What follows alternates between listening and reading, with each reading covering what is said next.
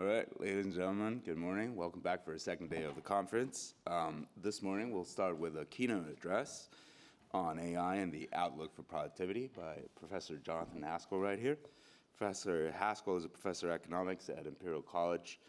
He's taught at a bunch of very prestigious universities, including the London Business School, Dartmouth, NYU, and Queen Mary University, where he was also department head. Professor Haskell's research interests focus on productivity, innovation, intangible investment, and growth. And as is reflected by his amazing publishing record and his two highly acclaimed books, he's particularly interested in the growing importance of intangible assets in the economy, how they've played a major role in economic developments in the last decades, and how economic policy needs to start to adapt to these technological changes in order to foster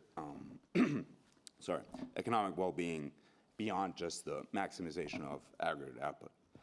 On that note, Professor Haskell has also served the UK government in various roles and institutions, including as an external member of the Monetary Policy Committee of the Bank of England. And Professor Haskell will also be taking questions after his talk today. So you know the drill. Please raise your hand, wait for the mic to come to you. Please stand up, introduce yourself, and then go ahead and pose your question. And with this, let's all welcome Professor Haskell.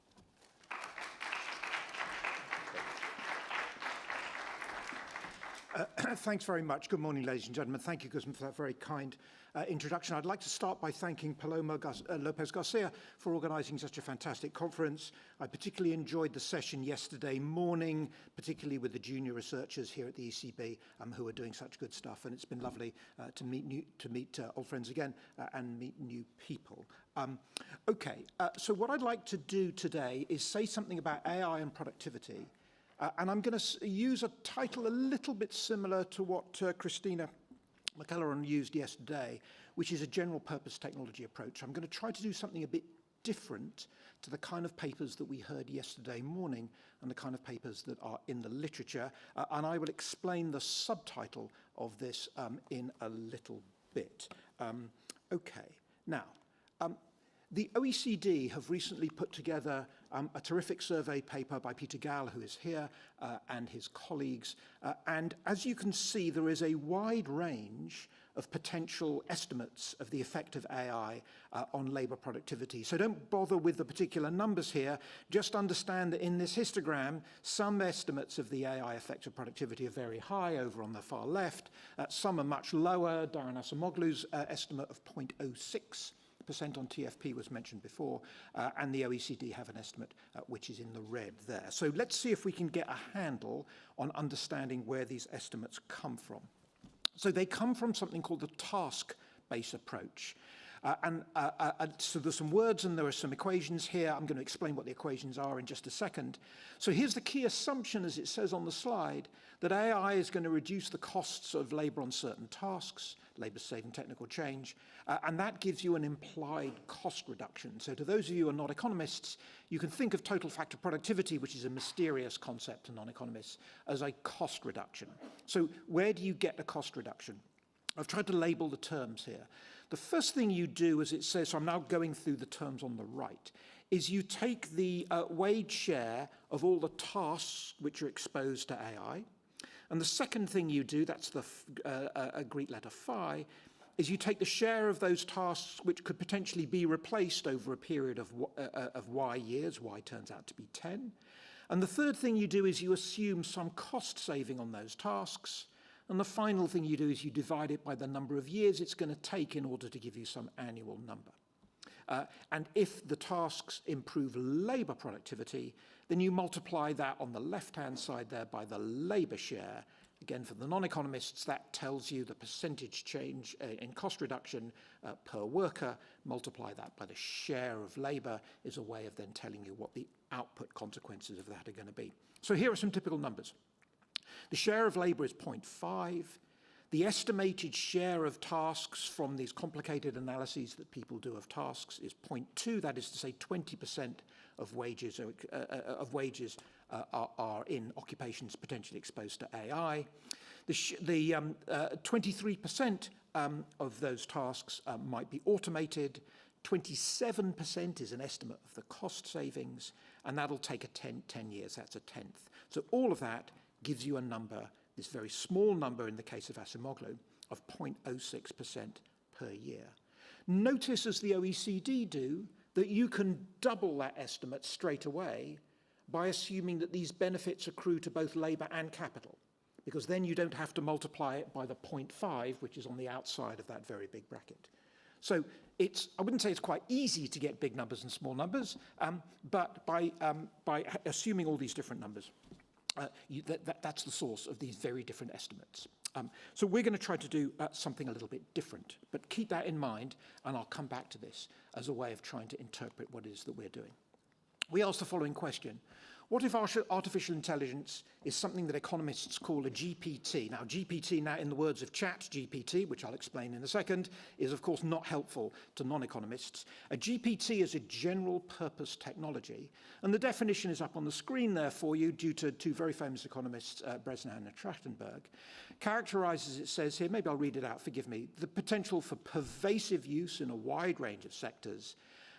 As it evolves and advances, it brings about and fosters generalized productivity gains. Let's go straight to an example, which is a famous example in economics by a very famous economist who's passed away a while ago called V. Grillikes, who talked about hybrid corn. And I must say, when I first did this, I thought, oh, hybrid corn, that's just a type of corn. And it isn't a type of corn. That's the important thing to understand. What hybrid corn is an amazing invention in kind of the 1920s, which is a way of blending together different strains of corn according to the local environment, if you're in a dry area or a windy area or whatever it might be. So it's an invention, as it says on the screen there, essentially of a method of inventing. Okay, that's what's clever about hybrid corn in that respect. And there are lots of examples, well, not lots of examples because they come rather rarely, but here are some general examples of what economists think of as general purpose technology: steam, electricity, semiconductors. So these are things which can be applied in lots of places and can help the process of invention. I should say Darren Acemoglu, in his very well-cited paper, which a lot of people have talked about, expressly rules this out. He says he's not going to discuss how AI has revolutionized effects by changing the process of science. I'm going to go exactly in the opposite direction and try to say what happens if AI improves science. Okay, so I hope everybody's with me on what we're doing. In order to do that, we need to go back 300 years and look at steam. Now, steam power was, of course, the artificial intelligence of its time. Here's James Watt's steam engine in the 1790s. Christina McElleron showed the Corliss steam engine in the 1840s, so half a century later. That was an even more efficient steam engine, 30% less fuel, 30% more power. Here's the first steam-powered flour mill in London in the 1790s. Here's a steam-powered ship which took you across the Atlantic. That was an amazing achievement. And Stephenson's rocket is the first railway line, as well. So steam was very much the AI of its time. And I'd like to spend a bit of time just trying to go through how it is that we think about steam, and then I'm going to apply that to AI. Now, how do we do this? So here's a picture of Nick Crafts, a very famous economic historian who sadly passed away a couple of years ago, but I know a great friend and colleague to many people in this room.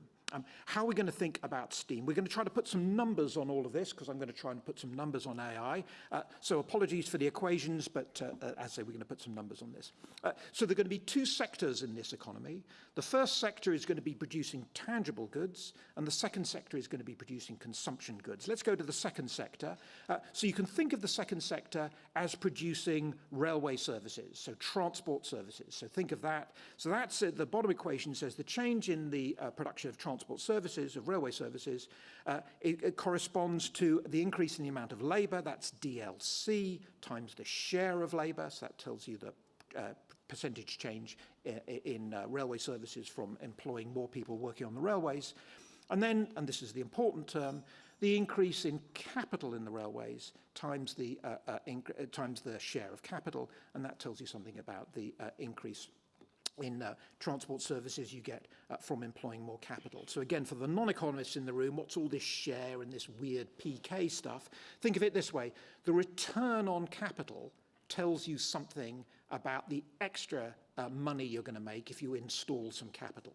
So think of that middle thing in the bottom there as essentially telling you if I install more railways at a certain rate of return on capital, I'm going to sell more passenger tickets and I'm going to make more money. So you can think of that middle term as essentially describing all of that. The upstream sector is, by contrast, the production of steam engines, and that tells you that the new steam engines you're going to get out are going to depend upon the extra labour you employ in steam engines, the extra capital you employ in steam engines. And here's the important term on the right, that DA, that tells you something about the productivity of steam engine production. And that's the thing that Watt and Bolton and Corliss and all these people improved enormously. They improved that technology. So think then of that upstream sector as being the production of steam engines. Think of the downstream sector as the use of steam engines, in particular railways. I've got coal mines there, as you might know, and this is important in Germany. Coal mines flood with water, and inventing a steam engine, you can pump the water out of a coal mine very efficiently, and that revolutionizes coal mining as well. All right, so labour productivity growth in the whole economy then is going to be this. The top equation tells you the change in labour productivity growth is going to come from two things. It's going to come from technical progress in the upstream sector and the downstream sector, and it's going to come from the amount of capital being used as a whole and the amount of labour that's being used as a whole as well. And that's all expressed in terms of the capital to labour ratio, both in the steam sector and in the consumption sector. So an application of that is on the very bottom. The very bottom tells you then the following. It says, how much extra productivity growth is the economy going to get from steam? And it's going to get it from two sources. The first source is that first equation there, which says if the economy is producing a load of steam engines and there's lots of technical progress and discovery in the production of steam engines, that's going to boost productivity growth. So it's going to be the productivity of steam engine production times the share PII of production of steam engines. So that tells you how important the production sector of steam engines is going to be. The bottom equation tells you about the use. If the economy is installing lots of steam engines in railways, in coal mines, then they're going to get extra productivity growth from the fact that now workers on railways and workers in coal mines can use all this steam engines. So the top bit is called TFP, total factor productivity, as it says in steam production, and the bottom bit is sort of steam capital deepening, as say the extra capital that workers have comprising of these fantastic new machines. Now, that then leads to the following question. Why is the impact of GPTs so small when they are so productive?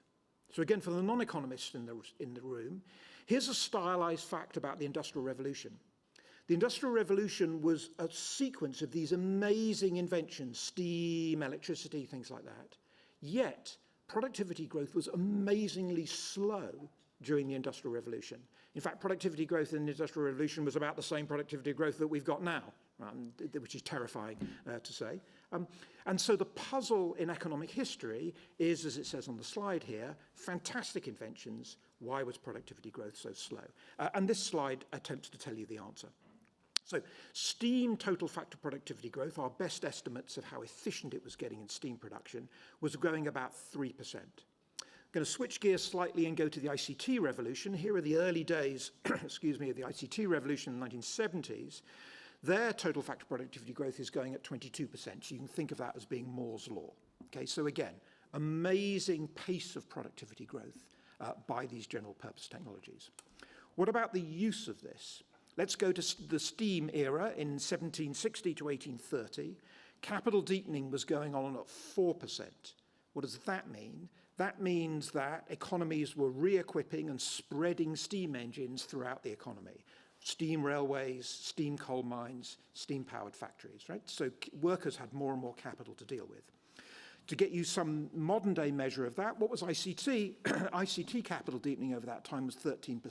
Okay? If you think back a long, long way, we never had a computer on our desks. We now have bazillions of computers on our desks. We throw away computers without worrying about it. Think of that as being capital deepening that way.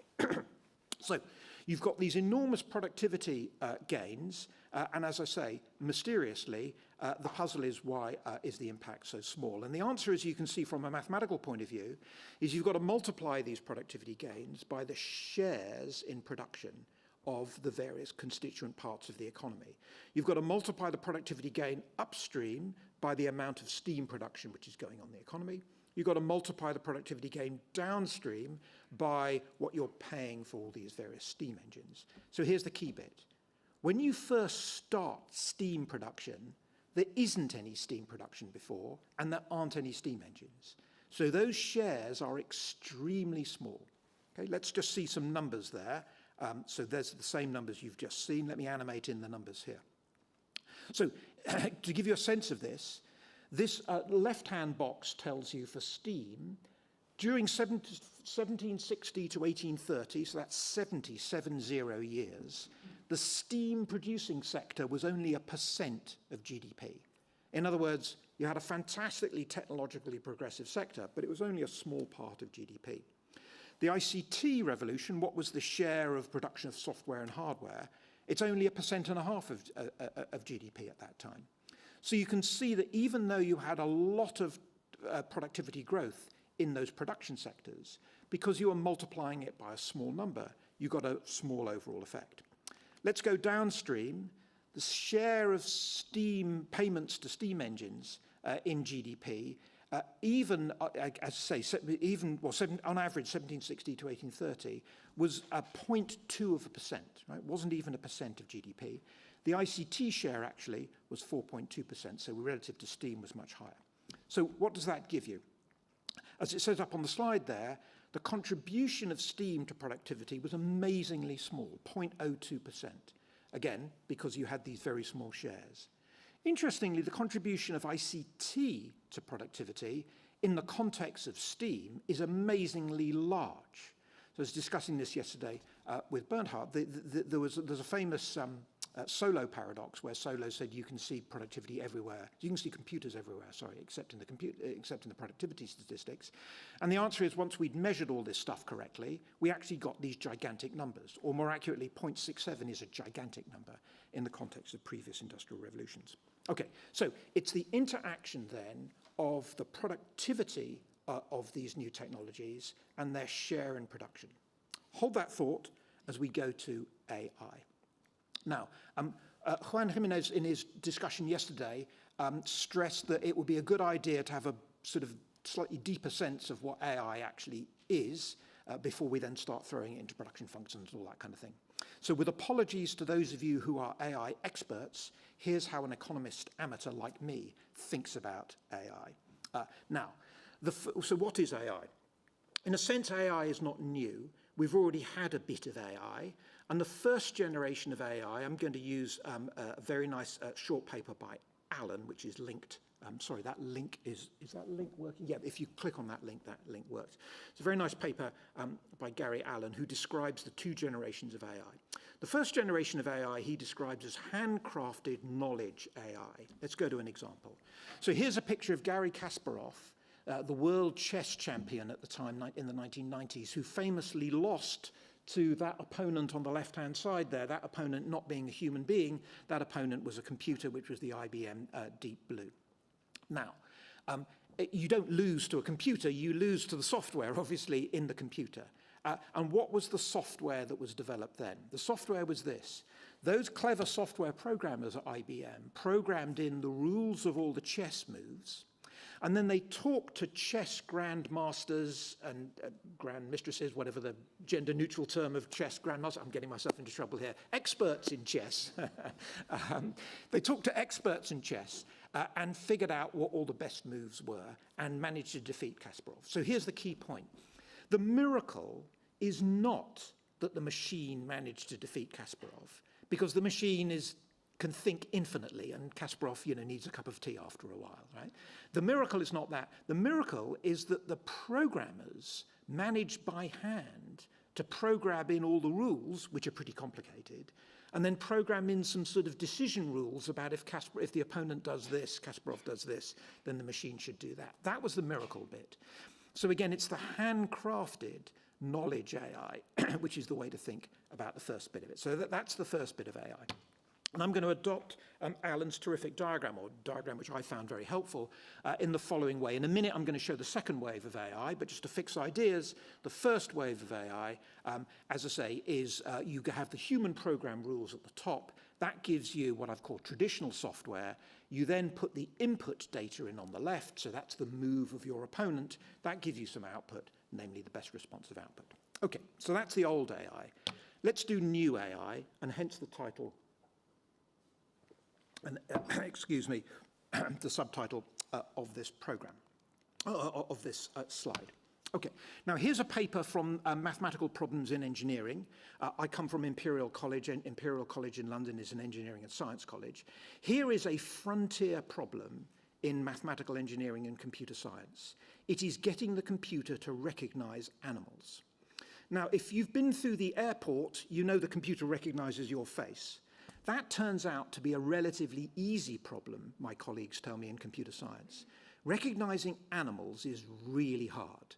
Why is it really hard? Well, animals look the same. They've got fur. The fur changes different colors, all that kind of thing. So here's a picture of a computer problem, namely trying to recognize all these different animals, and this is sheep, cows, and all of that. This turns out to be important in animal husbandry because the shepherds and the farmers want to identify the most sort of fertile sheep who are, giving birth to the best quality cows and sheep, and on all that kind of thing.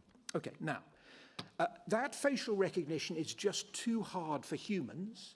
And it's too hard for handmade software.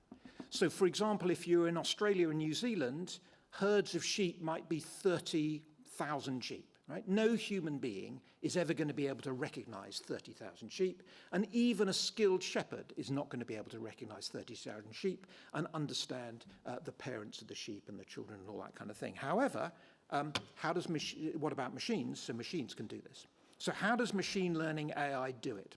So the first thing they do is you give the computer some pictures. So we've heard a little bit about that in the nice presentation we had yesterday about the environment. Pictures, of, which as I understand it is called unstructured data. And what machine learning is you train the software on this subset of pictures. So you don't give the pictures of all the sheep, you give a subset of pictures and you train the data. And what does the computer do? The computer works out shapes and distances between features and ears and all that kind of thing. And then the final step is it uses the trained software to recognize all the pictures. So so I hope that's summarized then in the second half of this Allen diagram. So again, the top bit of the Allen diagram is the handcrafted AI. This second bit is different. So let's have a look at the sort of dotted bit at the beginning. So again, you give the training data to the computer. You have an algorithm where it learns from the training data. Once it's trained it, so the trained AI model, that then gives you in red the AI software. Okay? Then you feed in the input data, in this case, pictures of your sheep, and you get an output. So again, to contrast, knowledge up at the top there in the first part of this is human experts, so that's the chess experts. Knowledge downstream is by a learning algorithm applied to a training data set. So that's the very different sort of type of software that, as I understand it, is being produced by AI. A quick digression. Lots of people say, what is this chat GPT? GPT, again, to economists, is general purpose technology. It's this. First of all, the G stands for generative AI. So generative AI generates new responses and new content. P stands for pre-trained. So as we've just seen, you've trained it on the data. You trained it on the data looking at sheep. And the T stands for transformer. Transformer is a type of neural network machine learning method. So again, it all refers to that sort of second part of it. Okay, so that's, as I say, my understanding of this translated into economic terms. And what you can see then from this diagram is that one way of thinking about machine learning and AI is it's a software revolution. Right? We've gone from the handcrafted software to much better software. So now we need to ask, where is software in GDP? How do we economists think about software? And thankfully, owing to lots of work by statistical agencies, we've got a reasonably, I think, satisfactory way of thinking about it. Let's remind ourselves what the investment types are when we measure GDP. Y equals C plus I plus G, so this is the I bit in all of that. The investment types are tangible: buildings, vehicles, computers, non-computer plant machinery, and intangible. What are the intangible investments? Little picture there for you on the right. They are software and databases, R&D, and artistic originals. So if we're going to think about AI as being a new piece of software or a new way of generating more software, we know how to fit this into the national accounts because we're measuring software as an investment in the national accounts. So again, hold that thought slightly, and let me go back to the task analysis that I was talking about earlier on. Now, not everybody uses these, and again, yesterday morning at the session that Paloma organized, there were a whole load of nice papers which use different techniques. But one technique which a lot of people do use is due to Elandru et al., and I've got the exact reference there. What measures do? They do this.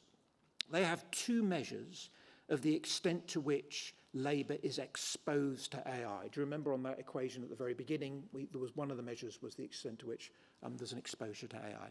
The first measure is a sort of narrow measure, which is using large language models. Could you decrease the time required to complete the activity by at least 50%? That turns out to be a very small number. That's saying literally right now, how many people can we replace?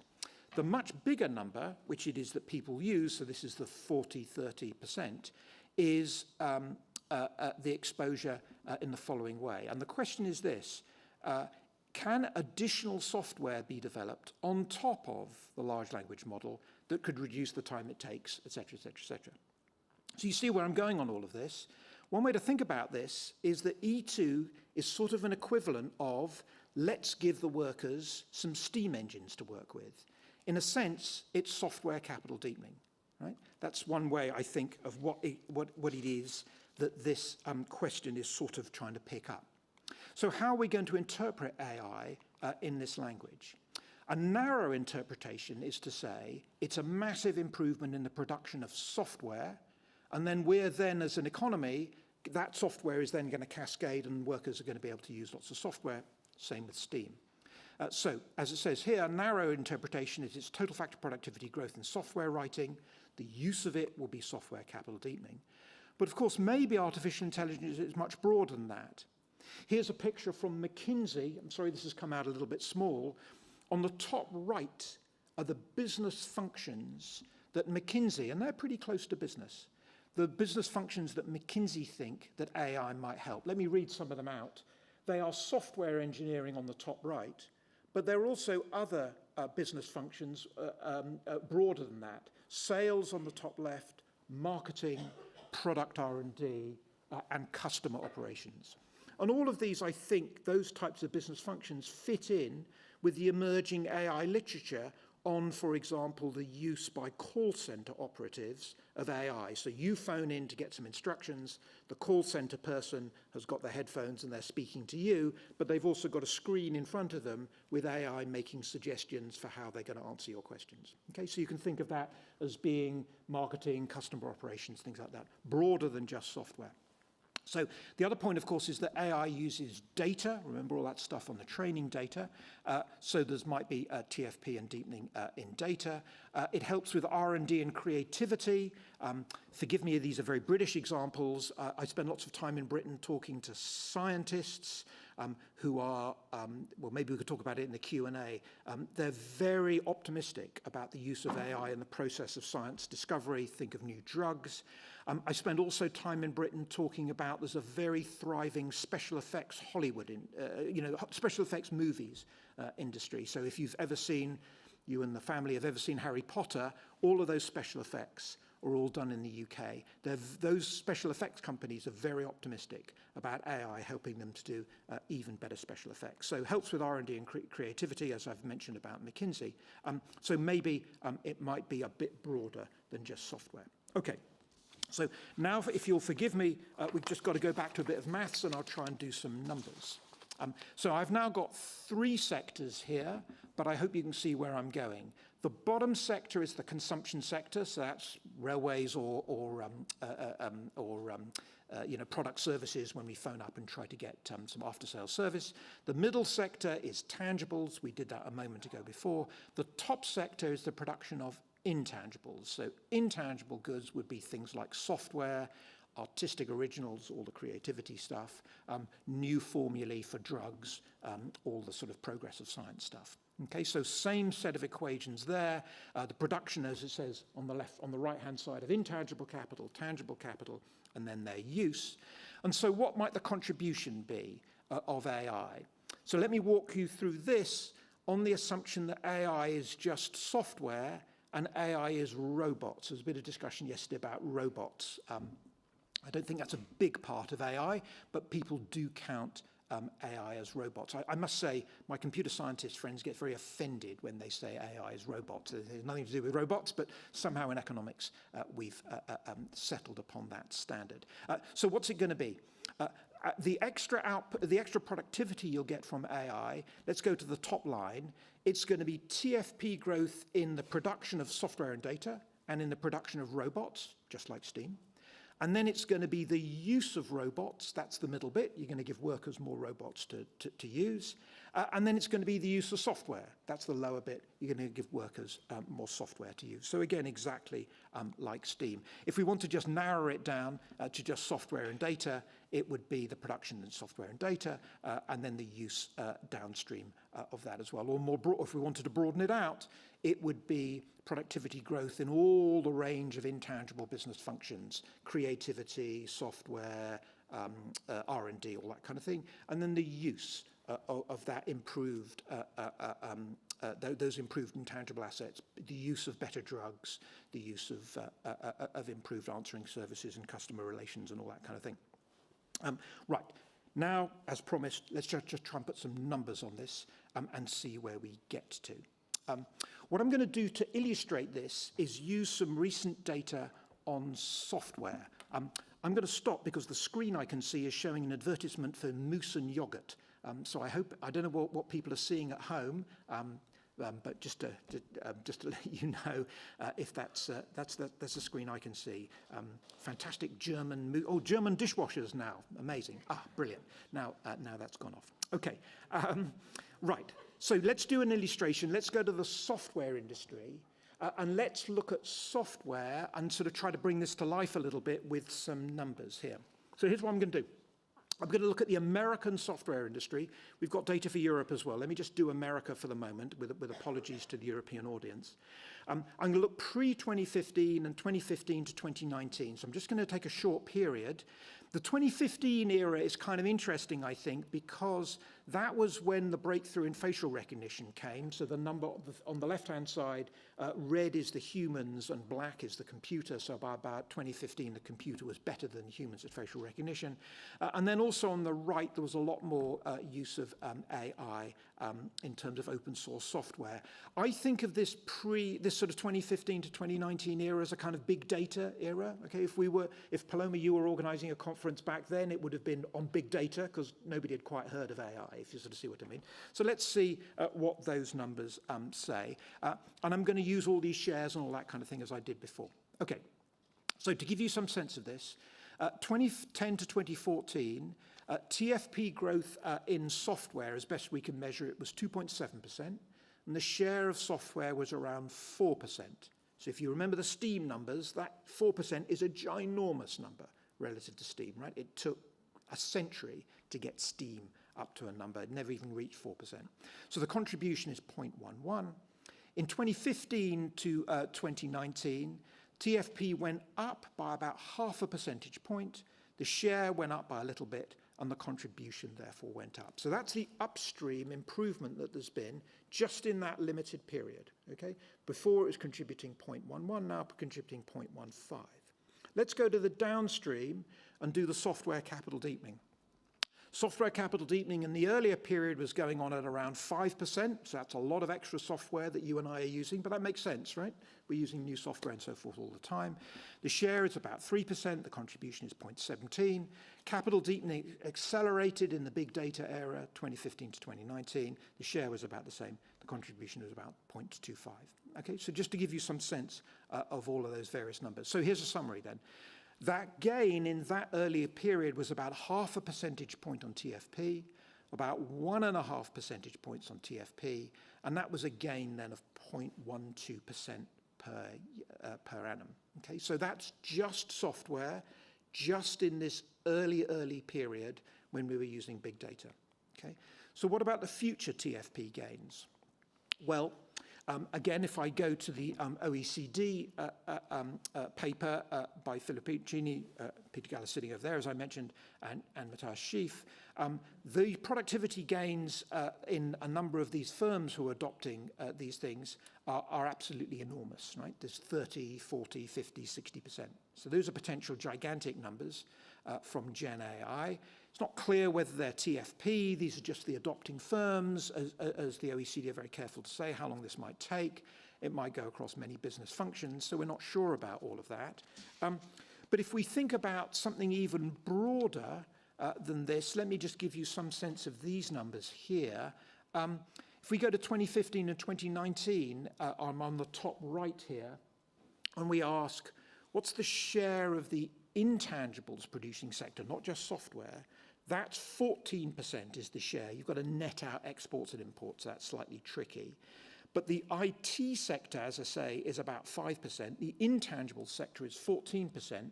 So do you remember I said you've got to multiply the share by the productivity? If AI affects all the intangibles, then we really are into some very big numbers, because we're going to be multiplying that by an already big sector. And again, let me repeat what I said before. The thing about steam is steam was brand new. Before we had horses and we had water. So the steam share was very small. Whereas we've already got a lot of software. You have it on your machines, and now you have AI on your machines as well when you're doing Google and this, that, and the other. So that we're not starting from a zero share. We're starting from a much bigger share. I think that's the sort of key point that I want to make. Similarly, with capital deepening, again, the share of intangibles is 25% intangibles. There's a lot of intangible capital around. The share just of software is 4%. So again, if it's a lot of capital deepening of all the intangibles, we could have some big numbers. Okay, let me then get to one more thing with apologies for a little bit too much algebra, which is we've also worked out a steady state model which says this. Suppose you've got all this productivity going on in the upstream, let's call it the software sector or the intangible sector. That's going to produce capital deepening, as I've just said. Work that through a steady state kind of model and work out the induced extra capital from that extra productivity. How much extra productivity growth do you get? And the answer is given by that formula there. For those of you who are familiar with all of this, this says following the extra productivity growth is what? It's the share of the intangible investment times the comparative speed of productivity growth in intangibles relative to other sectors of the economy. That's the first term, that's the production term. And then the extra productivity from the deepening in capital depends upon that premium times the share of intangibles divided by the labour share. So I'm sorry if that was very obscure to non-economists. Again, you can get some fairly big numbers there. So let me stop in that case by summarising. What we've tried to do then is to investigate AI as an innovation in innovation itself. So it's a total factor productivity gain in the production, in our language, of intangibles, narrow intangibles, like software, broad intangibles, like those other business functions. The gains in STEAM and ICT were very small at the start because the asset base was small.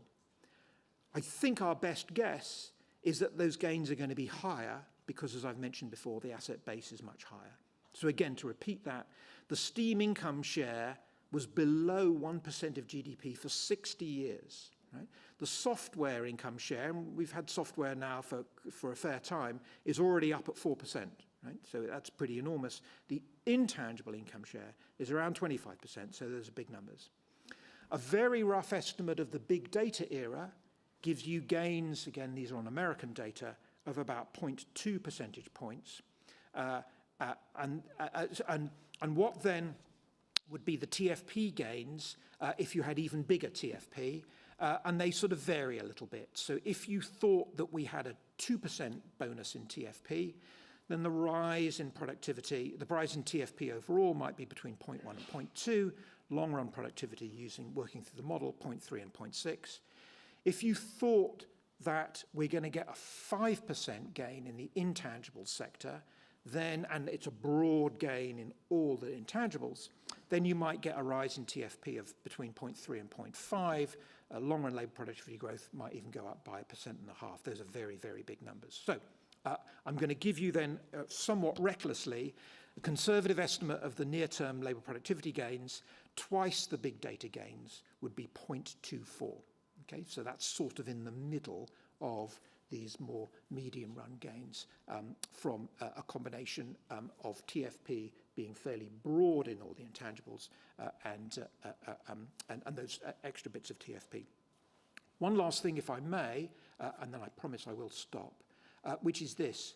Of course, as was raised yesterday at the ECB session, the statistical agencies have got to measure all of this lot. If we're producing more steam engines, the statistical agencies can measure steam engines because you can go and ask firms what the horsepower of their steam engines is. If we're producing improved telephone answering services, it's not quite clear how we measure all of that. If we're producing improved health services, not quite clear how we measure all of that as well. So I think my provisional conclusion is potentially we're sitting on top of big AI gains, but we may not notice them because they may not be measured very well owing to the concentration of those gains in the hard-to-measure areas. At that point, Paloma, Guzman, I'll stop. Thank you all very much indeed. Thanks.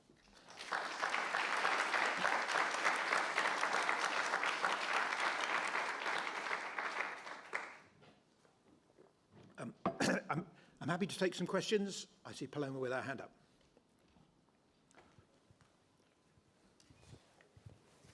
So thank you very, very much, Jonathan. I mean, this was a great start of the second day. So my question is the following. So all these, I think it was really interesting that you said that everything hinges really on the share of the economy that is really affected. And sometimes we're too narrow, no, in defining what is this share. But the point is, these calculations are assuming that all the parts of the economy that can be improved because of artificial intelligence are going to be improved. So in a best case scenario, in terms of adoption.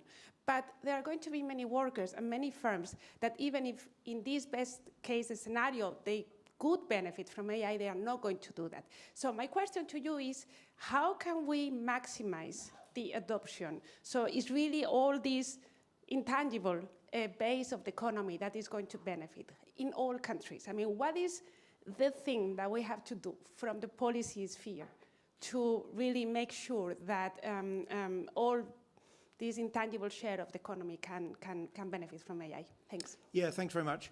Paloma, let me try just briefly to answer that. So to the extent that this is intangible capital deepening, you're quite right. Firms can choose to do it or they can choose not to do it. And indeed, across different countries, we see very different intangible capital deepening. So part of the reason I think why there's a feeling about US exceptionalism is forget about all the experimental numbers. If you just look at the national accounts numbers and ask how much is the US investing in intangible assets, software, artistic originals, books and movies, and R&D, the US economy is investing vastly more and has been doing since the pandemic. Europe is stuck, I'm afraid, at a rather low level. So I think, Paloma, the way I think about your question is, another way of asking that question is, why is it that there's different amounts of intangible investment invested across different countries? And those are the types of reasons that we heard yesterday from Christine Lagarde.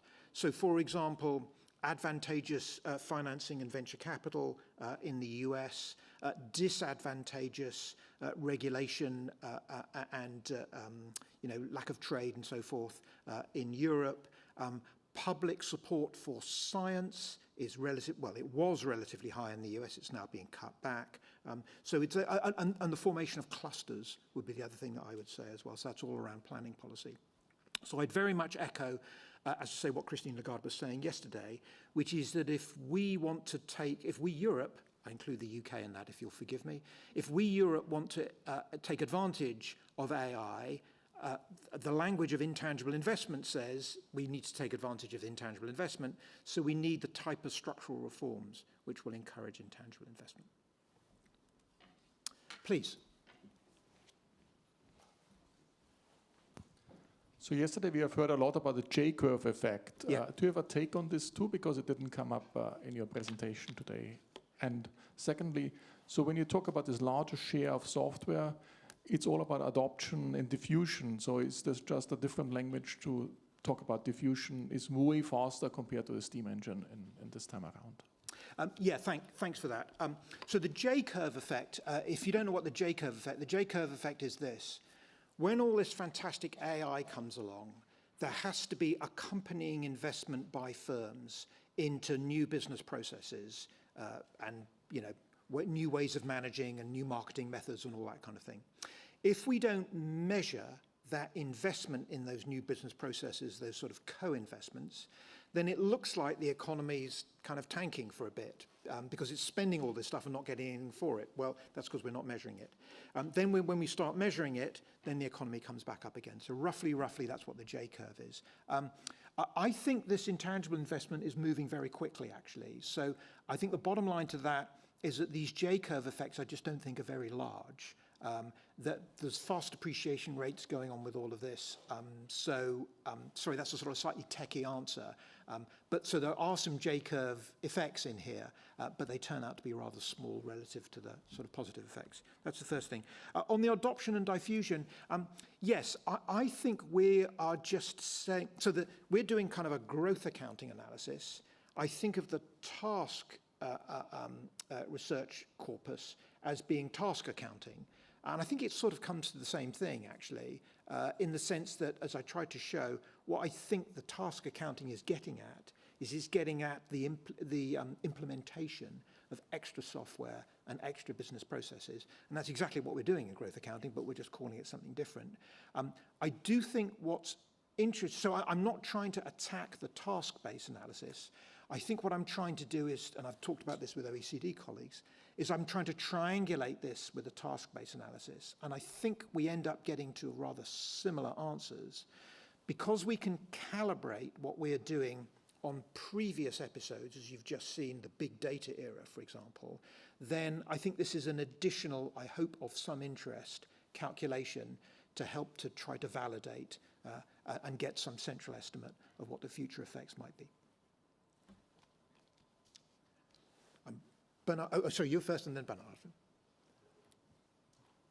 you so much for your enlightening speech, Professor. Is it turned off, Marco? No, it is. Thank you very much. Professor Askell, thank you very much for your enlightening speech. I'm monitoring questions from the online audience. Oh, great. And we have a question from Robert Farago.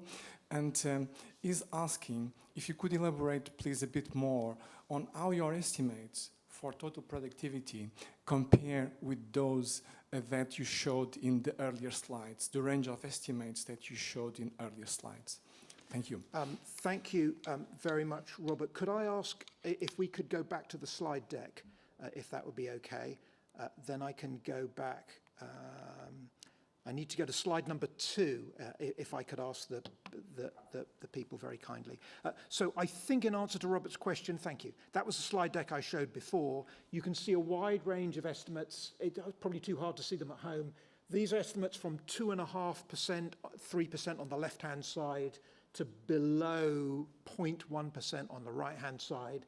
I think the bottom line is we are quite close to the estimates by the OECD, by Peter Galler, again mentioned, and his colleagues, which is the red bar there as well. Now we've got there, per the earlier discussion, we've got there in a slightly different route because we're doing the capital deepening and the upstream and the downstream and all of that.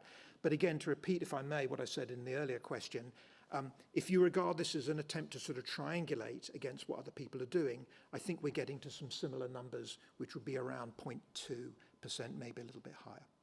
Thanks very much for the question. Bernard, I think you were next.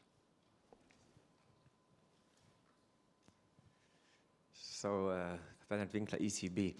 I go back to our coffee discussion. In trying to see whether Darren Acemoglu or you are right, or which approach, what is it that we should look at in our evidence?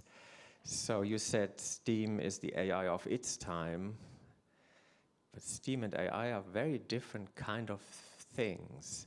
So what is the things which differentiate? And my question, so my line is, first, it's too early to tell in the national accounts, so it'll take probably decades and many revisions and measurement of intangibles to get that question right. And the other thing could be AI more in the virtual world than in the real world. I'm now thinking about the discussion we had before the Lehman crisis about productivity going up because of financial engineering, financial innovation, and all that.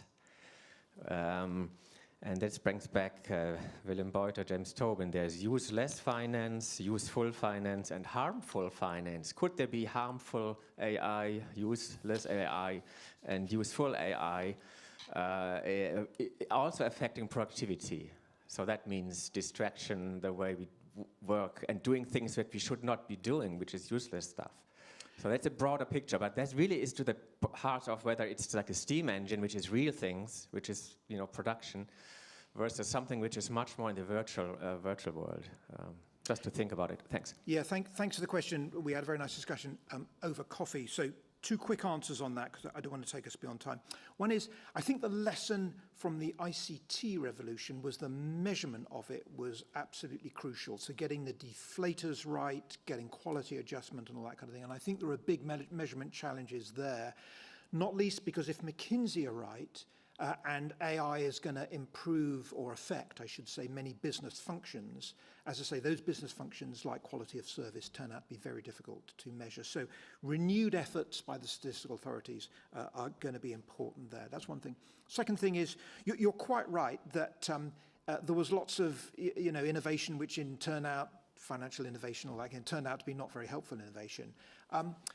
This is going to be an anecdote, so forgive me. I have to say that in conversations with my Imperial College scientist colleagues, they are very optimistic about AI and the progress of science, speeding the progress of science in a way that I hadn't seen before in conversations around big data and all of that. So, for example, the biologists have got AI generating new hypotheses which affect, which explain biological reasons. The pharmaceutical people are using AI to combine drugs in various ways so that, for example, you could combine already invented old drugs to treat new diseases, right? There are lots of different combinations you could do it. The nuclear fission people talk a lot about using AI to help with the engineering problems around improving nuclear energy. The robotic surgery, there's a large robotic surgery element at Imperial College. AI is really helping them with all of that. So when a camera goes inside you, when the robot's doing the surgery, the visual recognition, I was talking about the sheep, the visual recognition that the camera can now have when it goes inside you to look for abnormalities and all that kind of thing. AI is really powering those sort of things. So forgive me, maybe I'm talking my own Imperial College book, but I think we should take seriously, and I think this is the wedge between us and Darren Acemoglu, I think we should take seriously the possibility that AI will improve scientific discovery. And I think this methodology, which I've tried to explain, may be at least a first go at taking seriously that issue and trying to put some numbers on it. Please. Thank you. Elijah Lingorski, Bulgarian National Bank. Professor Haskell, thank you from me as well. I hope the slides are distributed after the conference because the algebraic summary would be extremely useful to many researchers in applying the approach.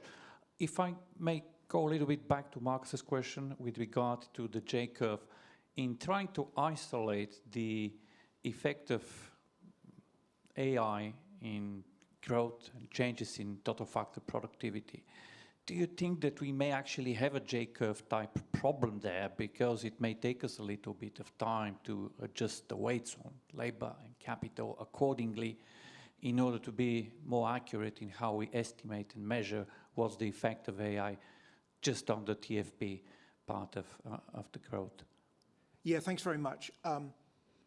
So I think there are at least two things going on here. One is, if we're going to get at the J-curve effects, if the J-curve effects require co-investment in broader business processes, which we don't normally measure as investment because we just measure a series of narrow intangible investments as investment, then we're going to miss all of that. So that's problem number one. Problem number two is, as I was saying earlier on, we need to get the deflators right to understand improvements in quality of service, improvements in the quality of medicine, all those kinds of things. And if we don't get those right, then we'll get some J-curve type problems as well. My instinct would be to get the deflators right first, and then do the broadening. That's more, I think, of a second order problem in terms of picking all this up. I think I've got time for one more question, if that's all right. Paloma, Guzman, just at the end. Yeah, Burton Martens in Bruegel. A follow-up to an earlier question, good and bad AI and the difference between STEAM and AI. We've seen in digital services, digital platforms, for example, that a lot of the productivity gains are actually turned into consumer surplus, non-monetized consumer surplus, and that's not captured by your productivity statistics. And we see probably the same in AI now. The consumer's internal production function becomes more efficient, and that's very hard to capture in statistics. At the same time, we see on the production side of AI that most of these foundational models are basically big loss-making accounts for these big tech firms. And so they are selling far below cost at the moment. So there's again, this loss is not captured in the productivity statistics. So how can we try to improve our measurements when we take this into account? Yeah, thank you. I'm very sympathetic to that question, but I don't want to go beyond time, so apologies for a very quick answer. Yeah, super sympathetic to that question. Big job for the statistical agencies to do. There's another element of that, which is, again, going back to the diagram I showed with the training data. Of course, a lot of that training data may well be proprietarial to firms as well. So if they're using that internally, then there might be less spillovers to other firms as well. And the value of that we find much more difficult as a statistical community to measure what firms are doing internally than when they're buying in stuff. So apologies for a short answer to a good question, but again, I think that highlights the measurement challenges here. This thing is flashing red at me, so I feel I should stop. And thank you all very much.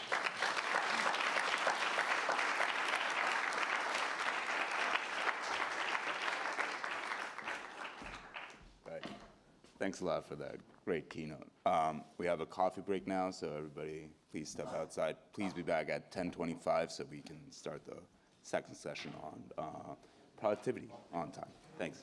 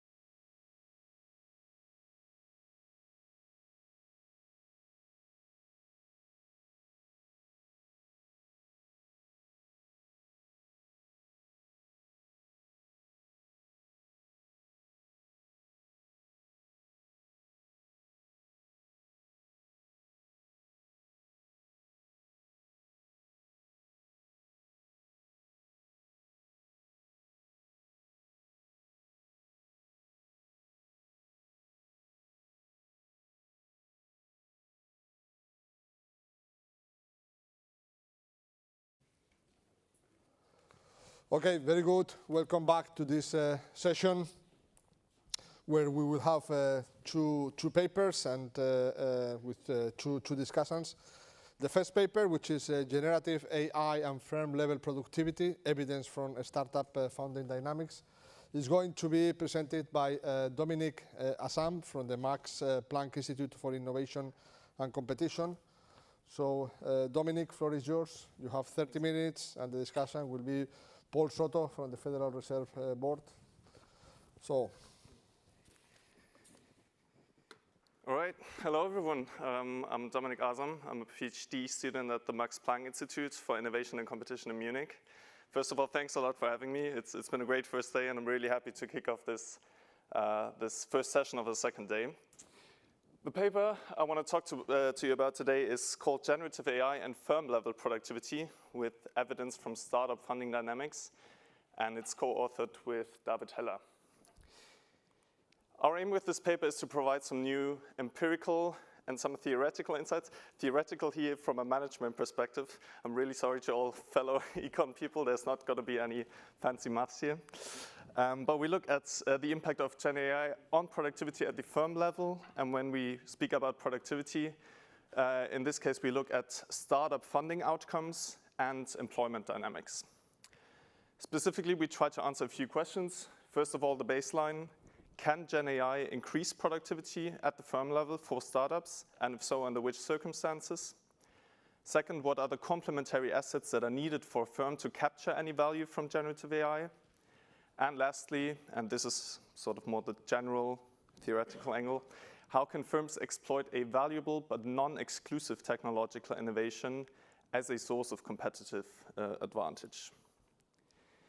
Now, as we have seen and heard throughout these first presentations, there have been some huge expectations out there to what Gen AI can do for productivity.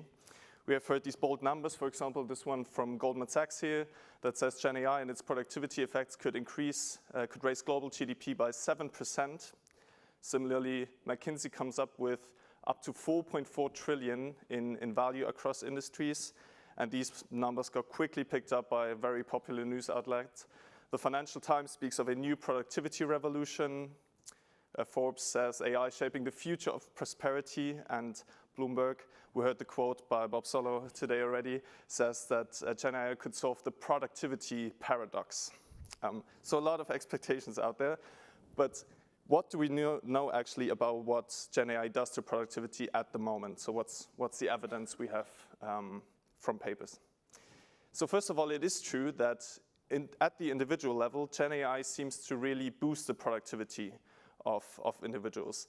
And there are some great experimental papers out there that look at tasks like programming, writing, consulting, customer service, and across the board, we see very significant productivity effects. However, and that we noticed also yesterday over the course of the first presentations, we know very little yet about its impact in these more complex organizational settings. There are some first studies on stock market values and some employment effects, but there's not that much out there. And in fact, there are even first signs of divergent individual versus organizational effects, especially regarding who benefits most from Gen AI. So this is sort of one of the motivations why we think it's really, really important to look at the firm level in this regard too. Then the second part is, if we take this angle from the resource-based view, this is very managerial, but if we do this for a second, it's not really clear what Gen AI does to the individual startup as well. So on the one hand, of course, we could think about Gen AI and these productivity effects at the individual level to help startups explore business ideas more efficiently, to do more experimentation, easier prototyping, and so on and so forth. But on the other hand, Gen AI solutions are neither unique nor imperfectly imitable, nor controlled by a specific firm, which, from the angle of the resource-based view, should limit its potential as a source of competitive advantage. Now, how do we want to shed light on this whole setting? We are trying to leverage a quasi-natural experiment where we look at the release of GitHub Copilot as a positive shock to the productivity of software developers. So GitHub Copilot is this coding assistant that helps you write code much more efficiently. And what's cool about this is that we can use the cross-sectional variation that comes from this, as not every startup should be affected equally by this new technology. And essentially what we do here is we compare software developing startups to other software and non-software startups. Important part, how do we measure productivity? So what we do is look primarily at funding dynamics, and most of all at the time it takes startups from incorporation to raising their initial or second and third funding round. And at the same time, we look at the employee inputs, at the employee counts that these startups use to achieve these funding outcomes. As a second step, we also look at differences in founding team characteristics, especially technological and entrepreneurial experience, to look at the role of human resources as a complementary asset to generative AI. Upfront, what do we find? So first of all, we see software developing startups secure their initial funding 20% faster after the release of GitHub Copilot and relative to our control groups, while deal sizes remain stable. And importantly, they achieve these funding outcomes with about 22% fewer software developers. And lastly, if we look at the heterogeneity, effects are driven by startups whose founders have more technological experience, such as a computer science degree, and more entrepreneurial experience, such as serial founders. And this we interpret in a way that we say bundling Gen AI with complementary human capital can actually provide startups a source of competitive advantage. Let's take a look at what's going on under the hood here, starting off with the data we use. So we have two main data sources. The first one is Crunchbase. There we get data on startup, investor, and funding characteristics. Most importantly, all the information on funding rounds. And second, we use Revalue, which uses large-scale LinkedIn data for getting highly granular employee-level data and their characteristics and employment histories. With this, we can sort of track the employee composition of startups, of our sample startups, over time. In the end, we arrive with startups that have raised an initial funding round between the first quarter of 2020 and the third quarter of 2023. And they are from all sectors and headquartered in the US, Canada, or Europe. Our final sample includes, after some final cleaning steps, 22,000 startups, about 42,000 investment rounds, and around 225,000 employees. One more word on how exactly we think about productivity in this setting. So one has to keep in mind that in these very early stages of startups, it's incredibly hard to get information about them because essentially every information is private and not directly shared structurally. So funding rounds provide really some of the first observable data points that we can use for all sorts of empirical analysis. And as I said, we are primarily looking at how long it takes startups from the date of incorporation to the first funding. And then later on, we also look at other funding rounds. And from our understanding, this time to funding measure captures how quickly startups achieve certain milestones, certain requirements for raising these funding rounds. You could think about you need to probably develop a prototype. You might need to acquire first customers to convince investors to fund your startup. So an acceleration in this time to funding can, from our view, reflect a productivity increase at the startup level. A few more words about the empirical setting about GitHub Copilot. So as I briefly mentioned, GitHub Copilot is this coding assistant. It's developed by OpenAI and GitHub. And what it essentially does is it completes single lines of code while you write them. It can create whole new blocks of code and debug code to help you finding errors and so on. And there's two important things about this. First of all, we see that it got adopted really, really quickly. So already in 2023, the share of code generated by GitHub Copilot ranged between 46 and 61% in popular coding languages, such as Python. And the second point, which is important, is that we have already experimental evidence on the individual productivity effects of GitHub Copilot. And these are already also pretty substantial. So in this one experiment, they found an a reduction of 56% in time to completion, that's what they measured, for certain software development tasks at the individual level. What makes this a great setting in our view is the timeliness. What you can see here, I hope it's big enough, is some Google search trends. In blue, you can see the Google search trends for GitHub Copilot, in red for generative AI, and the dotted green line is the search interest for ChatGPT, which only spikes at the very end.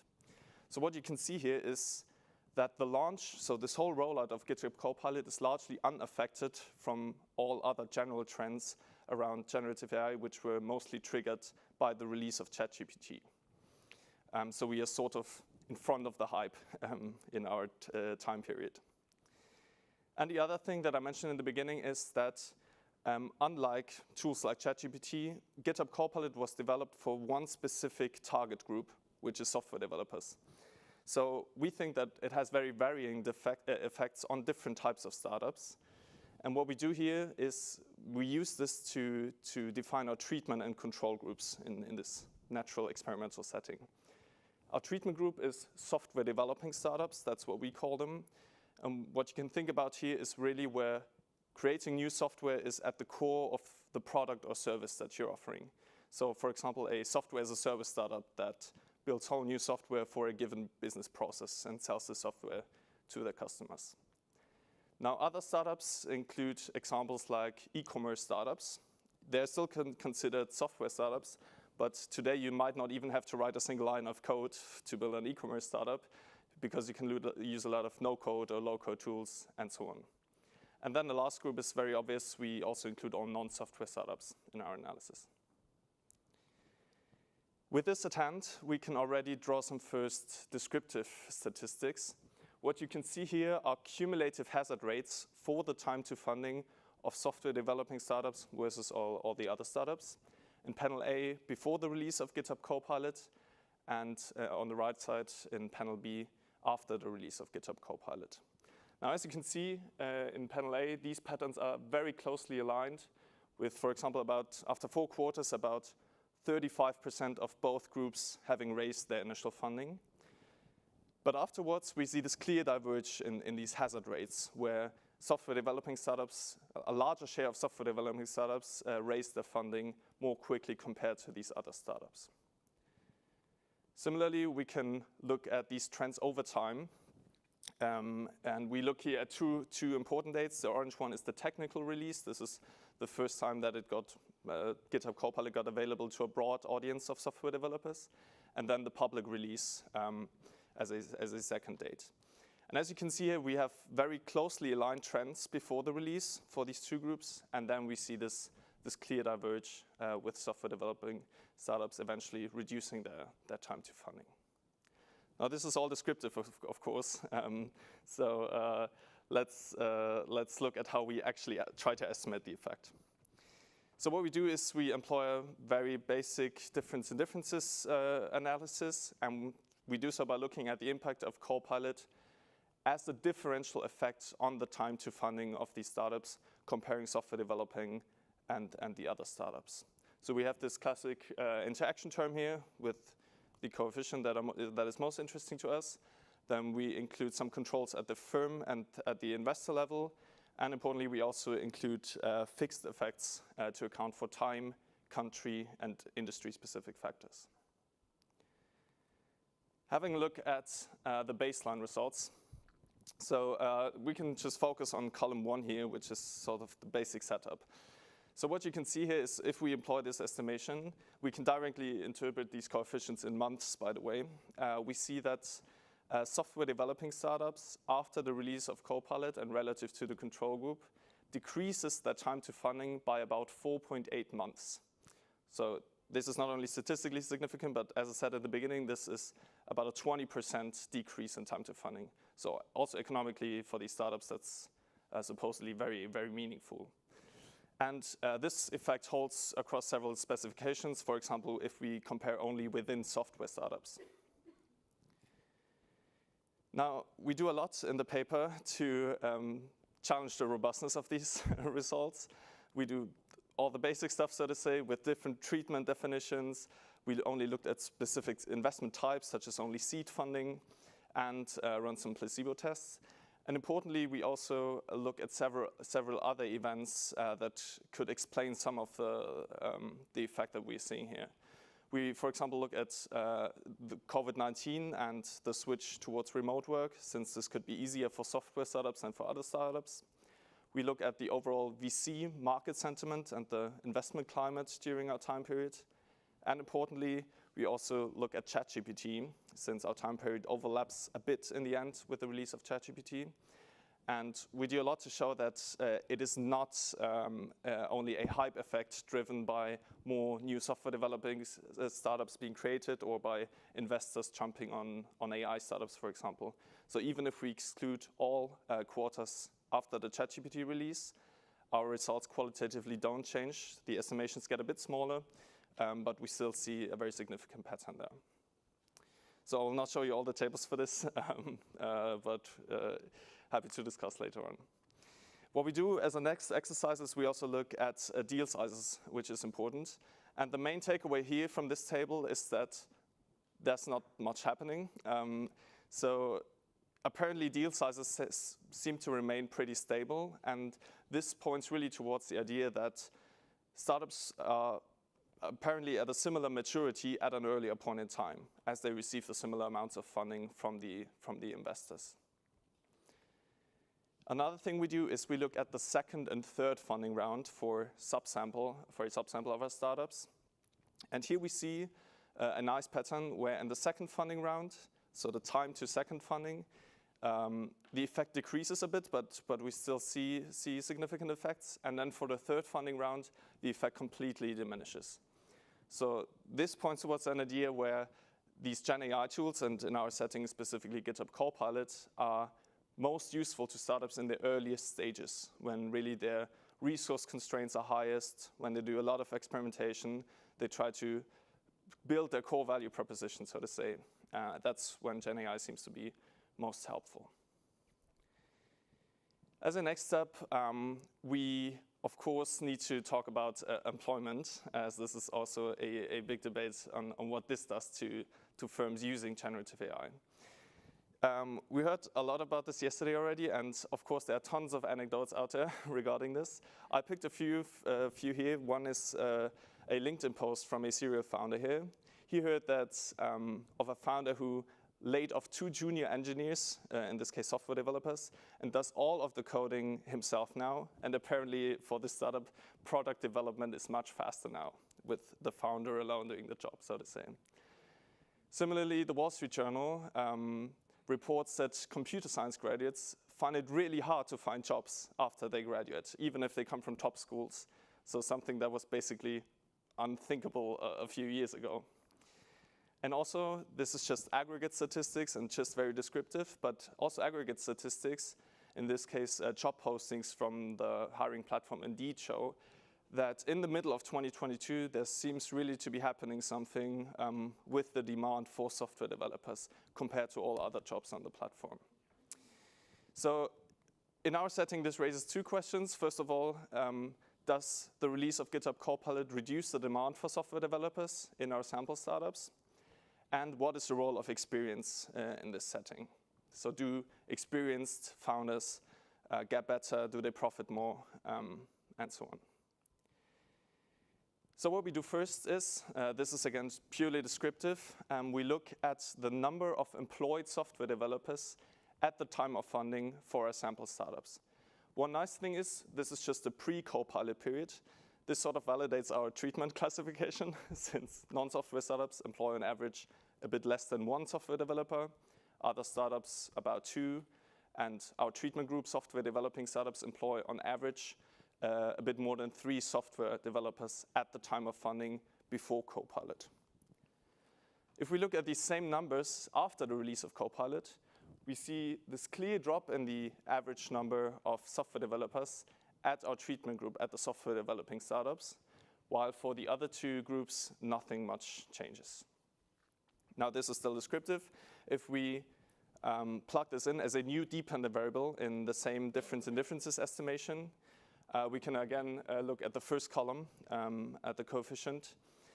We see that on average, software developing startups employ about 0.5, so half a software developer less after the release of GitHub Copilot and compared to the control groups.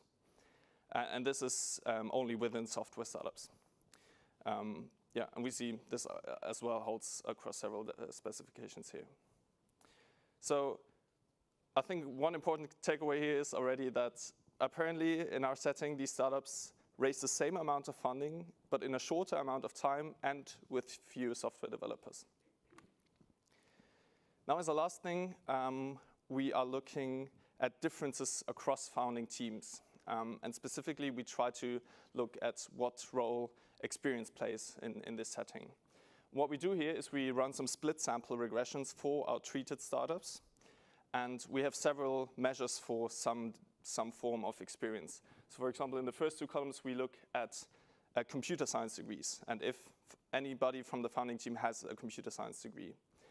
And as we can see by the coefficient in the first column, the effect is about triple the size, even a bit more for founding teams with a computer science degree compared to those without. Similarly, we can look at founder age at a Crunchbase rank, which is an internal ranking of the popularity of founders on this database.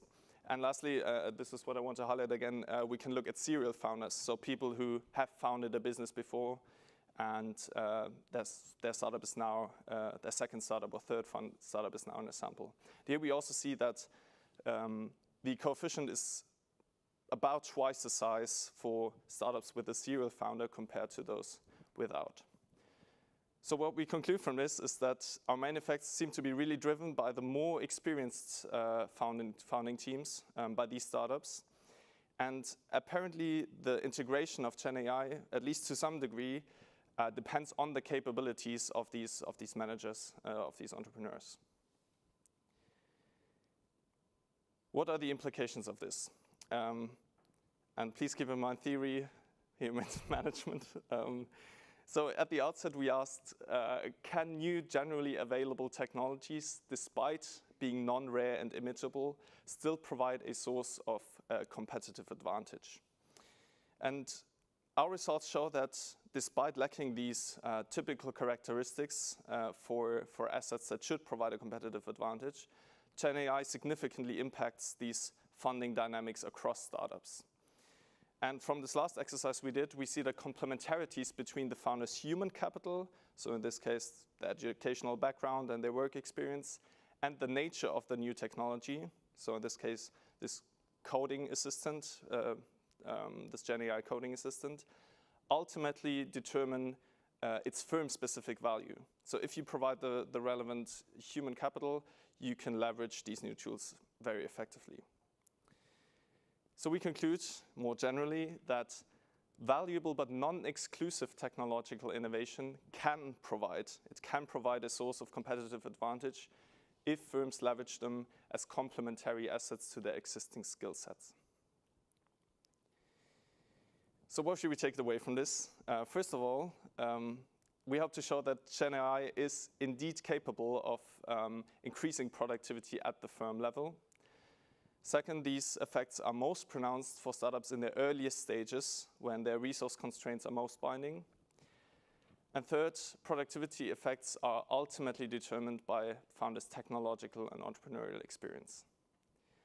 With this a bit ahead of time, I thank you very much, and I'm really, really looking forward to hear what you think of it. Thanks.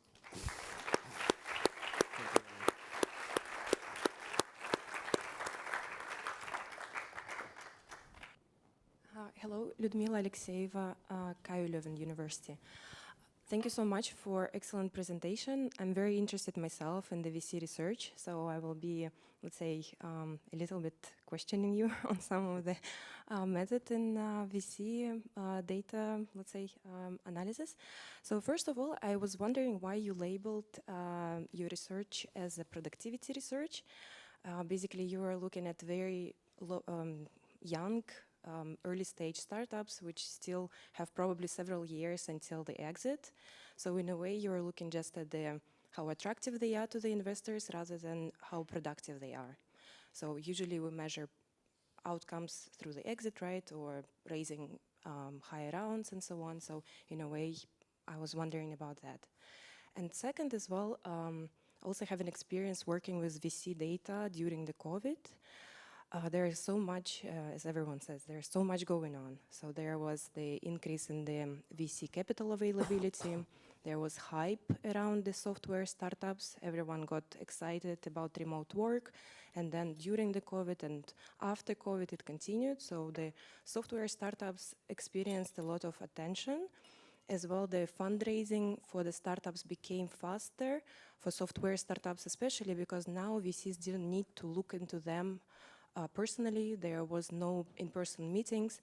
We saw in our results that they are investing very far away now, so they are not even meeting those founders. They're just having a Zoom call and investing. So, and interviews with VCs, they told us that the fundraising basically went from 1 month to several days.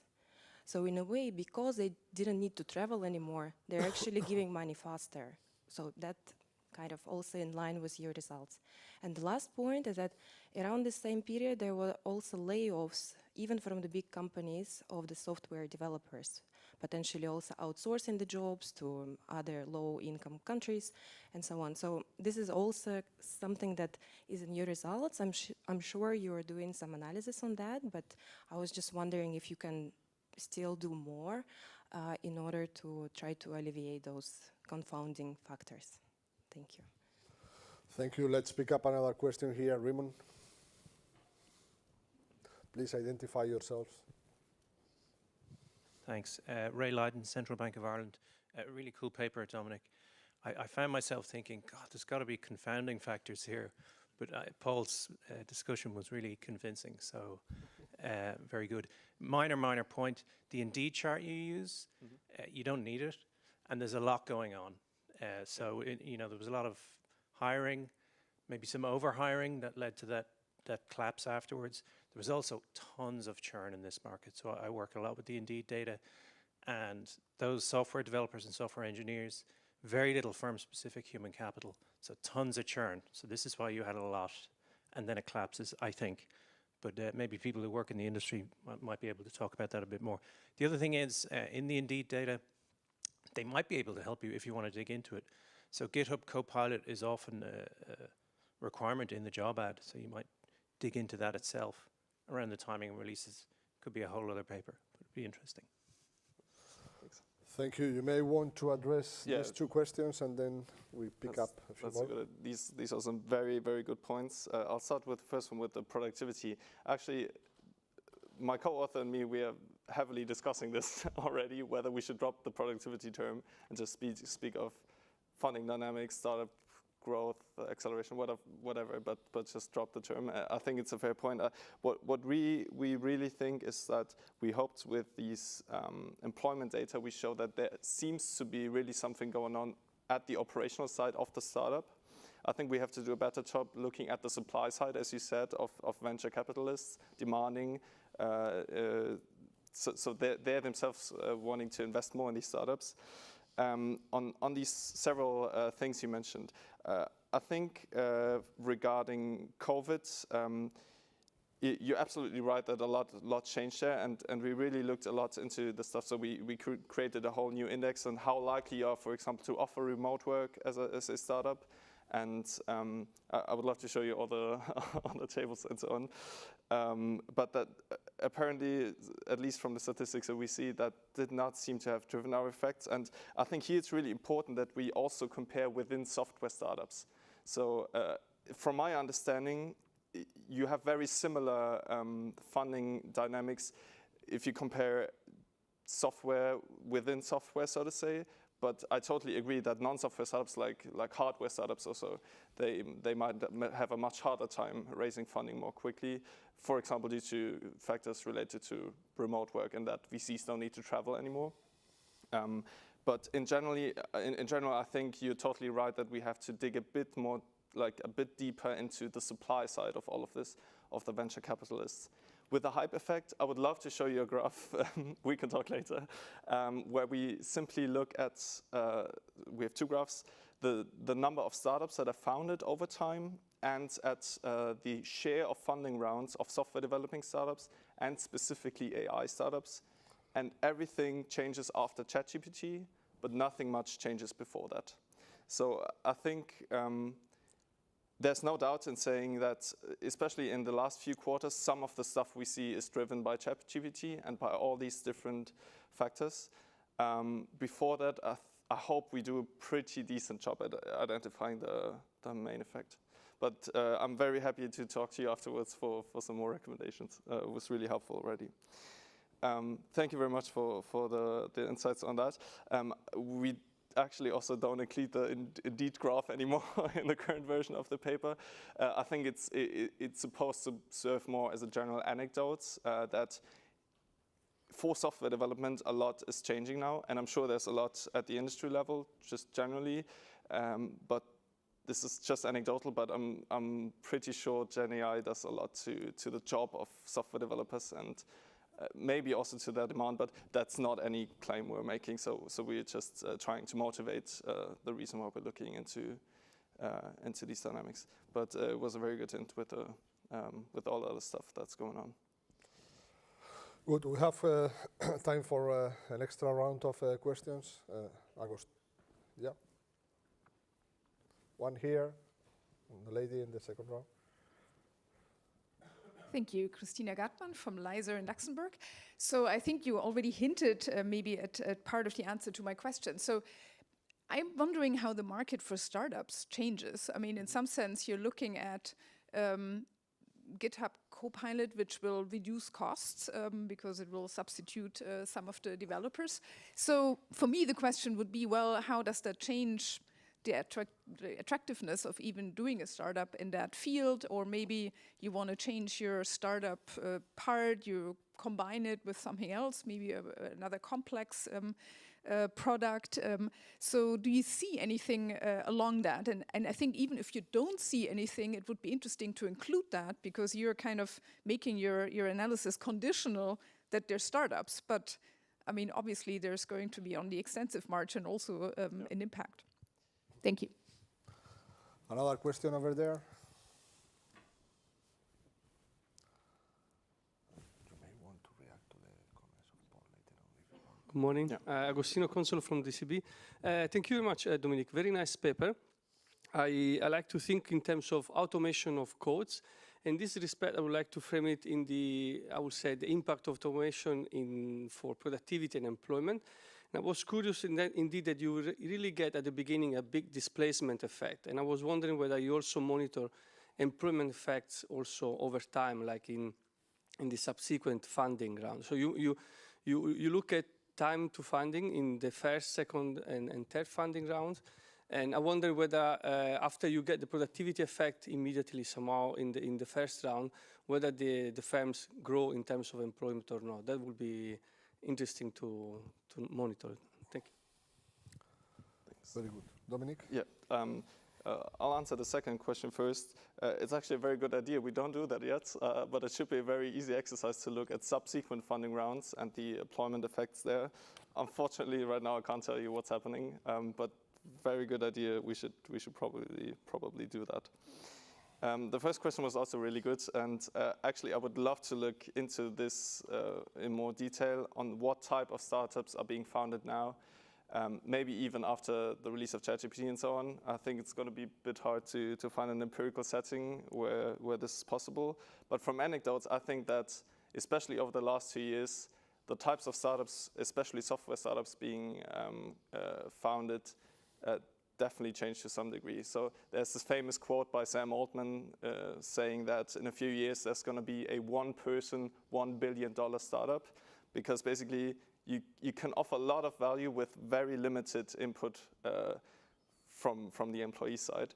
So I think especially these, and we heard this term also, AI native startups, they're incredibly efficient in what they need to create new products and services that are apparently valuable to their customers. So we see startups having 17 million euros of annual recurring revenue, for example, Lovable in Sweden, in 3 months. This was completely insane if you think about it. And these are 15 people. So especially, I think in the last year, there have been some anecdotes that these AI native startups are really, really changing in their characteristics. I'm not sure if this applies to all other startups as well, but yeah. Very good. Do you want to react to any of the points raised by Paul? I think it was a very, very nice discussion. Thanks for that. I think especially your idea with the anthropic data is amazing. I definitely want to talk to you about that. But I think we can do that over coffee later. So thanks a lot. Sure. Yeah. Thank you so much. So let's move to the second paper of the session, which is going to be presented by Manuel Hoffman from Harvard Business School. And the paper is Generative AI and the Nature of Work. So, Manuel, please, the floor is yours.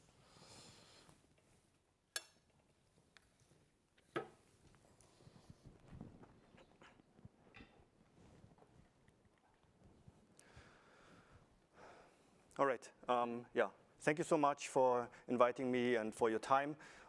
Yeah. So this is joint work together with Sam Boisel and Frank Nagel, also both from Harvard Business School, as well as Cedar Pang from Microsoft and Kevin Chu from GitHub.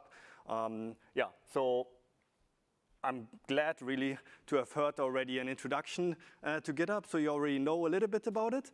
And yeah, so here what we are trying to do is we really want to think a little bit about, I guess, the future of work, if you like, in a sense of what happens when generative AI comes in natural experiment as well. And in particular, we want to ask, how does AI change the nature of work instead of focusing on productivity? So we are building on the whole productivity literature, if you like. And a little bit more narrowly, we look into how AI changes the task allocation for open source software production. So open source software, if it hasn't been mentioned before, that's basically software that is publicly available under some permissive license, and you can just usually use it, and a lot of companies do use it. So it's highly valuable, which we also show in another paper. But yeah, so we basically look at the weekly activity. We could do this more granularly. We look at the weekly activity for 2 years of open source software developers or maintainers. So those are particular developers that are maintaining a part of a project or software. And our natural experiment is going to be a discontinuity in GitHub's Copilot program to offer GenAI to top maintainers, to some and not others. So just to give you the brief takeaway here, when you get access to GenAI, what happens, software like coding GenAI, core work is increasing, and the project management, relative share of project management is dropping. We find very consistent with some of the literature that the impact is stronger for those with lower ability. We have two primary drivers. One is that independent work increases, collaborative work drops, and people experiment a little bit more. All right, so you have seen already previously a bunch of the literature. There's much more that I probably am missing here. But the basic idea is that we've seen for GenAI that it's, we've seen the productivity effects. We also seen for GitHub Copilot in particular, some at minimum one experimental study on productivity. So we think this is well established. So now we are going to go beyond that, try to look at the nature of work. We also look at GenAI and its impact on the private provision of a public good, which is open source software. We have long-term, relatively long-term causal evidence from coding GenAI in a real-world scenario. So now, how do we think about work in this kind of setting? Well, we like to think about work in the information economy, broadly speaking, as an individual engaging in co-work or kind of management work. Think about a maybe an assistant professor who just got tenure and researches the core work for which he got tenure, or she, and now project management suddenly becomes so much more important after getting tenure. So maybe the preference is more the core work relative to the managerial work. And this is kind of the same idea that is underlying the preference of developers. So developers' core work is arguably developing, coding, and they're doing a bunch of other things as well, which we call project management, which is really dealing with issues, troubleshooting, things that were mentioned also in the discussion, and interacting with others, assigning them to work. And what they say is, well, we do too little of our core work and too much of this kind of project management stuff based on some free open source software contributor surveys from my colleague Frank Nagel.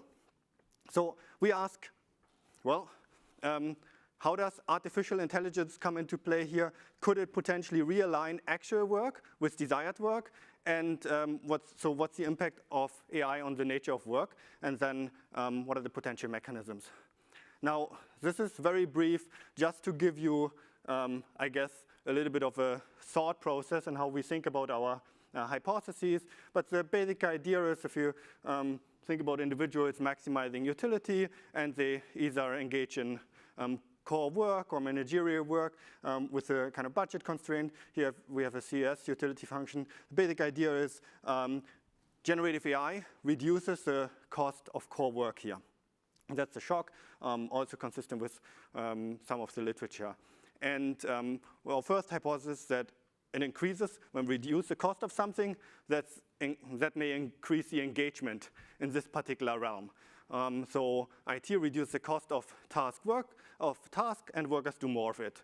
Now, for project management, that's a little bit more ambiguous, because management is not a routine task, so automation may not impact that always in the same way.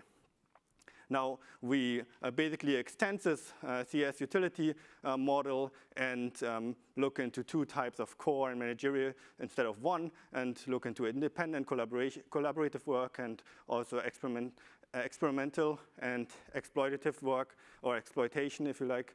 And the basic idea is tech streamlines communication and decision making and reduces collaboration here, collaboration overhead. So it reduces friction, and it frees workers to focus on their own work in isolation. So independent work goes up, collaborative work goes down for both core work and for kind of managerial work. Similarly, for exploration and exploitation, you can think of the cost of experimentation going down when Gen AI comes into play, and then individuals and organizations tend to shift focus towards those activities. You also have more rapid-fire feedback that you can get when IT investment is automating routine tasks, and that can again promote experimentation. Now, finally, we expected, based on our model, the lower ability individuals to benefit here a little bit more. One intuition could be also that, well, what's happening with Gen AI? It's trained on a bunch of data, bunch of code, and that code usually comes from high ability individuals, and so there could be some transfer of knowledge going on to those low ability individuals, and so from that perspective, one may expect them to benefit more. So the basic problem is we need to identify a setting where we can observe work, and we have an AI tool that's observable, and in our setting we have GitHub Copilot for key developers in open source software development. Now, to give you a little bit more of an idea about what open source software is, or what people do in this space, so individuals just write a piece of code, and then they upload it to an open source project or repository. So now you become a maintainer of that project, and now you can add or edit code to that project directly, and you can ask other individuals. Other individuals can report issues. They can provide suggestions for code, and you as a maintainer can address those problems or not, and you can accept the code from others as well, and you can assign other individuals. You can also add additional maintainers that are working with you jointly. All right, so this is just a little bit of an idea of what kind of environment we are in. This is all modern digital infrastructure, this huge machinery, and a project that some random person in Nebraska has been thanklessly maintaining since 2003. So you see this little piece there, right? Takes that out, and suddenly our whole machinery may collapse. And this is not just a joke. There are, there's a lot of evidence that this may happen every once in a while. But the main idea is that those individuals that are working on those projects that we're focusing on, they are critical individuals. They're already a little bit more at the higher ability spectrum, I would say. Now, GitHub is, we're looking at the platform GitHub, and it's a de facto hub for collaborative open source software development. Since 2013, the latest, it has gained a substantial momentum, and it allows, importantly, for the private provision of public good, of open source software, and also critically here, we can observe task allocation of coding and project management. And we have this GenAI tool to address our questions of interest. So now I want to show you a little bit more about this environment and the natural experiment. All right, so I don't know how easily visible that is, but the basic idea here is this is a project, a repository, and you can see a bunch of folders there, and those folders you would see as a developer, and if you're a maintainer, you may have likely created some of those. How did you do that? Well, to go into terminology here, you would engage in some commits, so you would upload code to the platform, and you can really trace when people are engaging in those commits, when they're uploading code to the platform on a very granular level. And so that's anything that's on those kind of coding tab on GitHub is what we are considering coding activity. Now, what we consider project management is the issue tab. It's basically a board where issues can be brought up, and it's around troubleshooting, but it's also, other people can bring things up. You as a developer can bring things up, and you can assign other individuals to engage in this type of work. That's why we think about it as kind of managerial work. And so we are bunching everything that is happening in this space together as roughly what we consider project management. Now, how does generative AI come into play? Well, GitHub Copilot is a large language model with the purpose to assist programmers to code faster, solve problems more quickly, and learn code they previously didn't know. And was, as already mentioned, right, built by OpenAI and Microsoft and GitHub. So Microsoft also owns nowadays GitHub, just so that you get an extent of this whole environment, get an idea about the whole environment.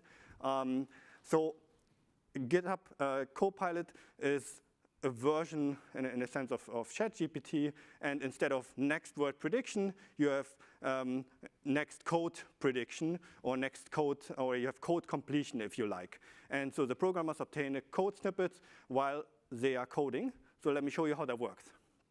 So this is a send tweet Python file. Well, the developer writes a function header, and Copilot is doing the rest. So this is what it may look like in practice. So you can see there could be productivity gains here. Efficiency increases that have been documented by others. So how Copilot, and so importantly, this is not just a chat, right? So this is a little bit different from the kind of ChatGPT environment. Now, in 2021, so-called technical preview was introduced. So this is a beta version that Dominic started with. And so people could already experience GitHub Copilot. But now in 2022, importantly, that's where we're going to start, is a general access version. You can get Copilot as a paid version. And there are a bunch of ways on how you can get it for free. One is the so-called top maintainer version for top developers. So now we're going to look at those individuals in particular, and we're tracing them first in our main sample over 1 year, extend in the dynamics over 2 years, and focus on our main outcomes of project management and coding. Now, the point of this top maintainer environment or eligibility channel really is from GitHub's side to reward open source software maintainers to provide benefits to the public good, and they wanted to provide them for free with this GenAI coding tool, and they did that by creating a ranking of eligible projects, and that ranking, we used it to transfer it from the project level to the individual level. So now we got individuals that have free access to generative AI when they were below a certain threshold that GitHub arbitrarily defined, and the ones that were just above the cutoff, quasi-randomly, they didn't get access through this particular channel. So you can see this is, on average, maintainers just above and just below the threshold should be roughly similar. Now, this lends itself very neatly to what you may expect here, a regression discontinuity design. And one first question that you may have is, well, can I get this stuff for free? I want to go and be maybe I'm a ranked individual that is too high ranked. I need a low rank that's better, and just cross the threshold. Perfect, I'll get it for free. Well, people were at least thinking about how the ranking system works. And one question was, as a developer, what kind of open source project can you continue to use Copilot for free? So that was during the kind of beta version before general access. Question was raised. Well, what was the answer? GitHub Copilot is available for free as of right now to verified students and popular open source software projects. What GitHub defines as a popular open source project is sadly not expressly stated. So yeah, that's sad for the individuals. It's great for us as researchers because it's very challenging to actually know where you stand, and you also have to check whether you are eligible or not. So that leads to us using a standard RDD, a linear one. We do a bunch of robustness check and look at other versions as well, where our main outcome is the one of the outcomes is Copilot usage that we have as well, and the activity of those individuals. And then we look at whether you're just below the threshold or above the threshold, controlling for the interaction of ranking and the cutoff. So the main idea is the outcomes at the threshold are only changing due to a change in GenAI. And GitHub Copilot was only assigned there, and nothing else happened at that threshold or at any of the rankings, actually. Was just created for this purpose. So we're quite confident that it's driven any kind of downstream outcomes by GenAI. Now, we observe maintainers over time, and we create a measure of cumulative activity of coding, of project management, over total cumulative activity. And then we have, that is the basically the open side of the data that you can get if you would just go on GitHub, and you could technically scrape that yourself. We have also proprietary data thanks to our collaboration on the AI usage, as well as the top maintainer ranking.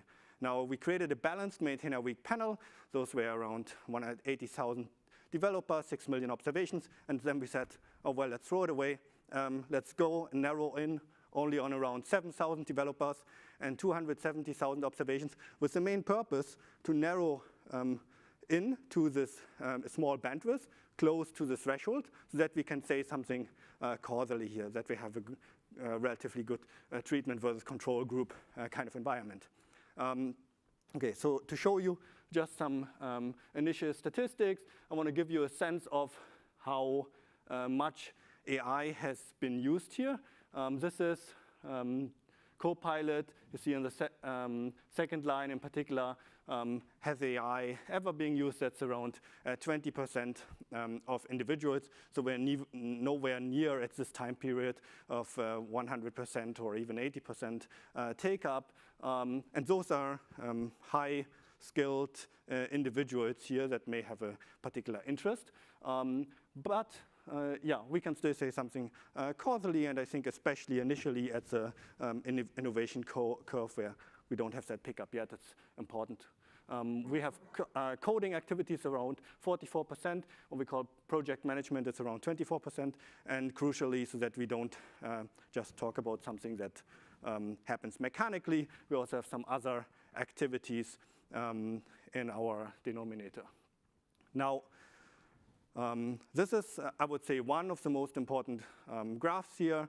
You can see Copilot AI usage in a bit across the developers' ranking on the x-axis. So think about roughly on the right side as the control group that doesn't get GenAI access through this particular channel as the top developer. Well, what happens in blue, those people are using the coding AI GitHub Copilot, and that's because there are other channels, a free trial in particular, that's what they're using. Interestingly, when you cross from the right to the left, right at the cutoff, you see a substantial increase in Copilot usage. That's around a tripling in usage from getting free Copilot access. So we're quite confident that their downstream effects are driven by this increase in usage.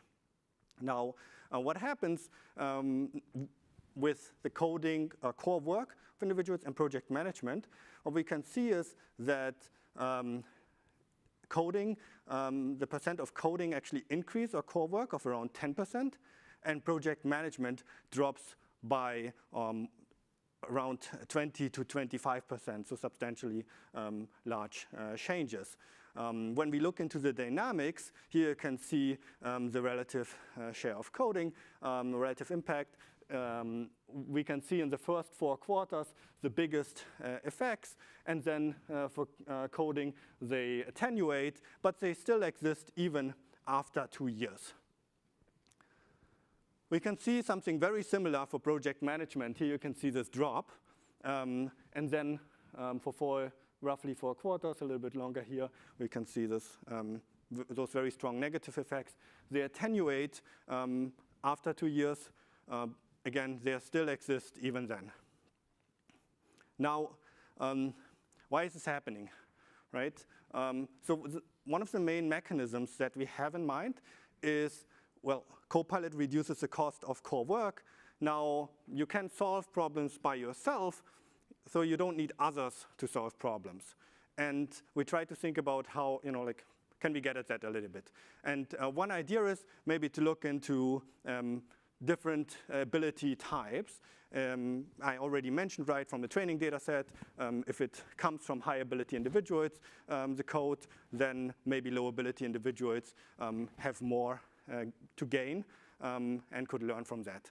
And so here you can see a bunch of ability proxies. Max centrality is kind of how central you are to a project in terms of coding activity. We have the number of achievements that are on the platforms, as well as the number of followers and tenure of individuals. And you can see in orange here that the high ability individuals, when they are just across the cutoff, receive free access to the coding AI, that they are increasing their share of coding.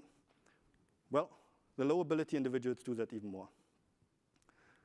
We see for the high ability individuals, they reduce the share of project management, and low ability individuals across the board do that even substantially more.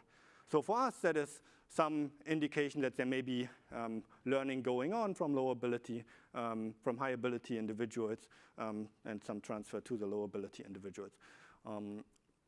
Another idea, here I'm just showing you the rough idea, then I'm going to go into details, is what happens with the work of individuals individual task. What you can see in blue is more independent work. For both coding and project management, we see an increase in independent work, while we actually can observe a drop in collaborative work. And work here is the tasks that we consider to be more independent or collaborative in nature.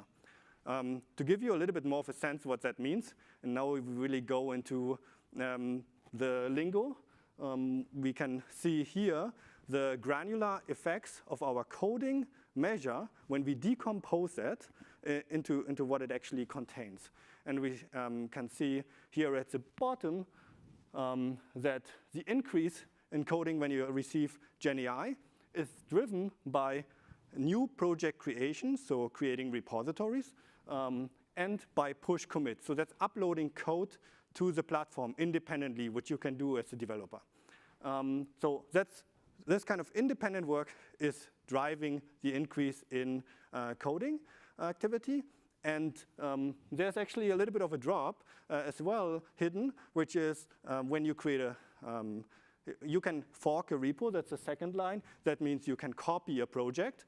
And usually that's done with the intention to contribute to somebody else's project, to collaborate. And this contribution to somebody else is called a pull request. And you can see both of those measures, they actually go down. Those are collaborative tasks in essence. Similarly, for project management, we can see that at the bottom here, problems or issues that can be, for example, closed, and those developers are engaging a little bit more in those independent activities of closing or merging issues, while something like, you can see, assigning an issue to other people or requesting a review by someone else for an issue, those collaborative measures go down, and they drive the drop in project management. Now, if you don't like this kind of task-based classification, we also looked into how many other individuals are you potentially interacting with when you're working on different types of projects and based on different types of tasks. So what we can see that the number of collaborators drop for any of the coding activity other than creating a new project, which for that, by nature, that doesn't necessarily work. But for everything else, you can see a drop in the number of collaborators.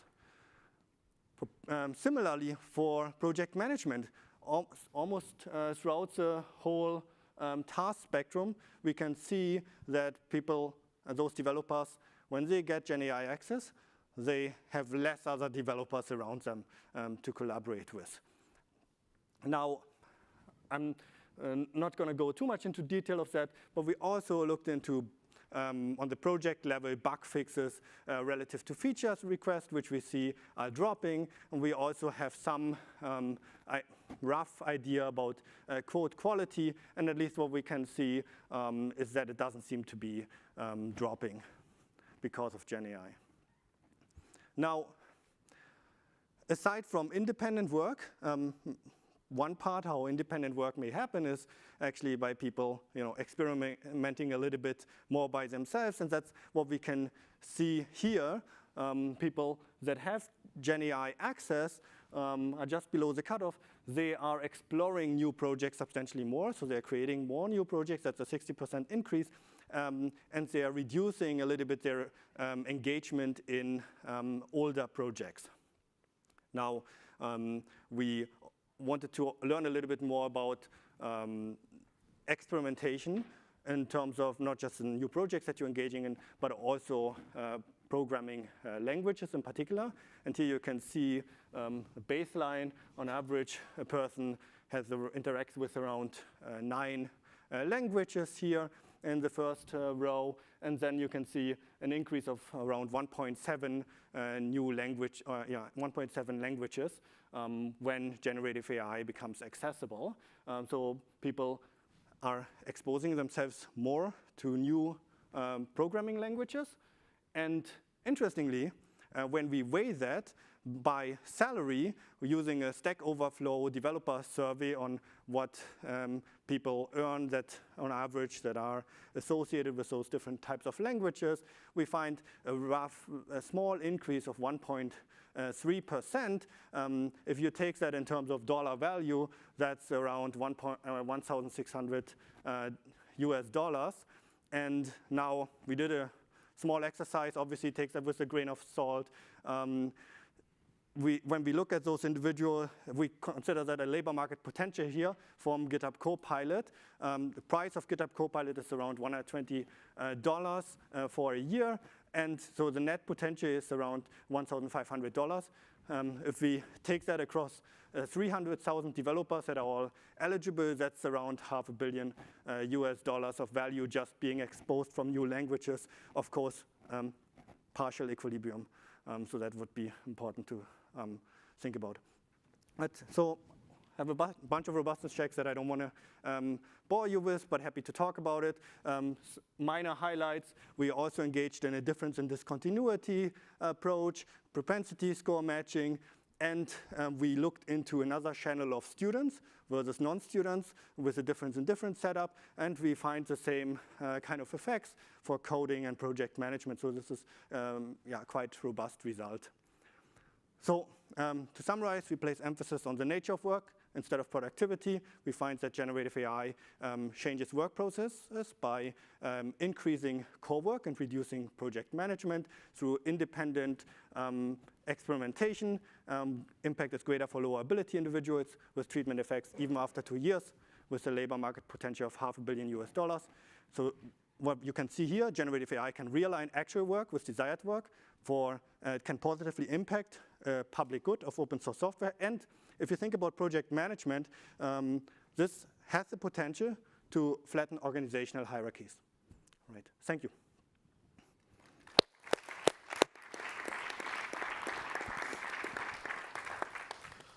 Thank you very much, Manuel. The paper is going to be discussed by Peter Gall from OECD. Peter, the floor is yours.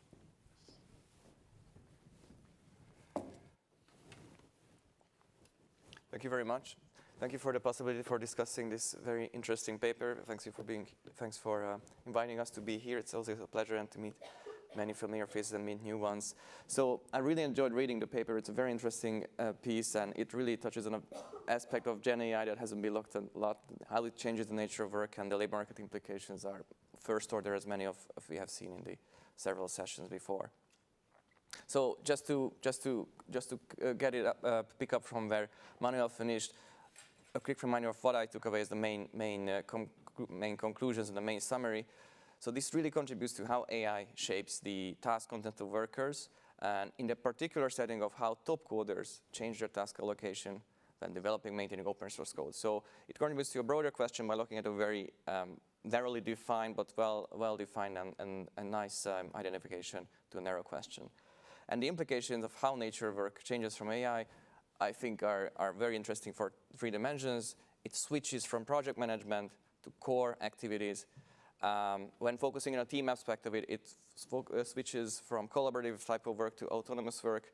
And it also expands the nature of work that people are doing, less on exploitation, less repetitive.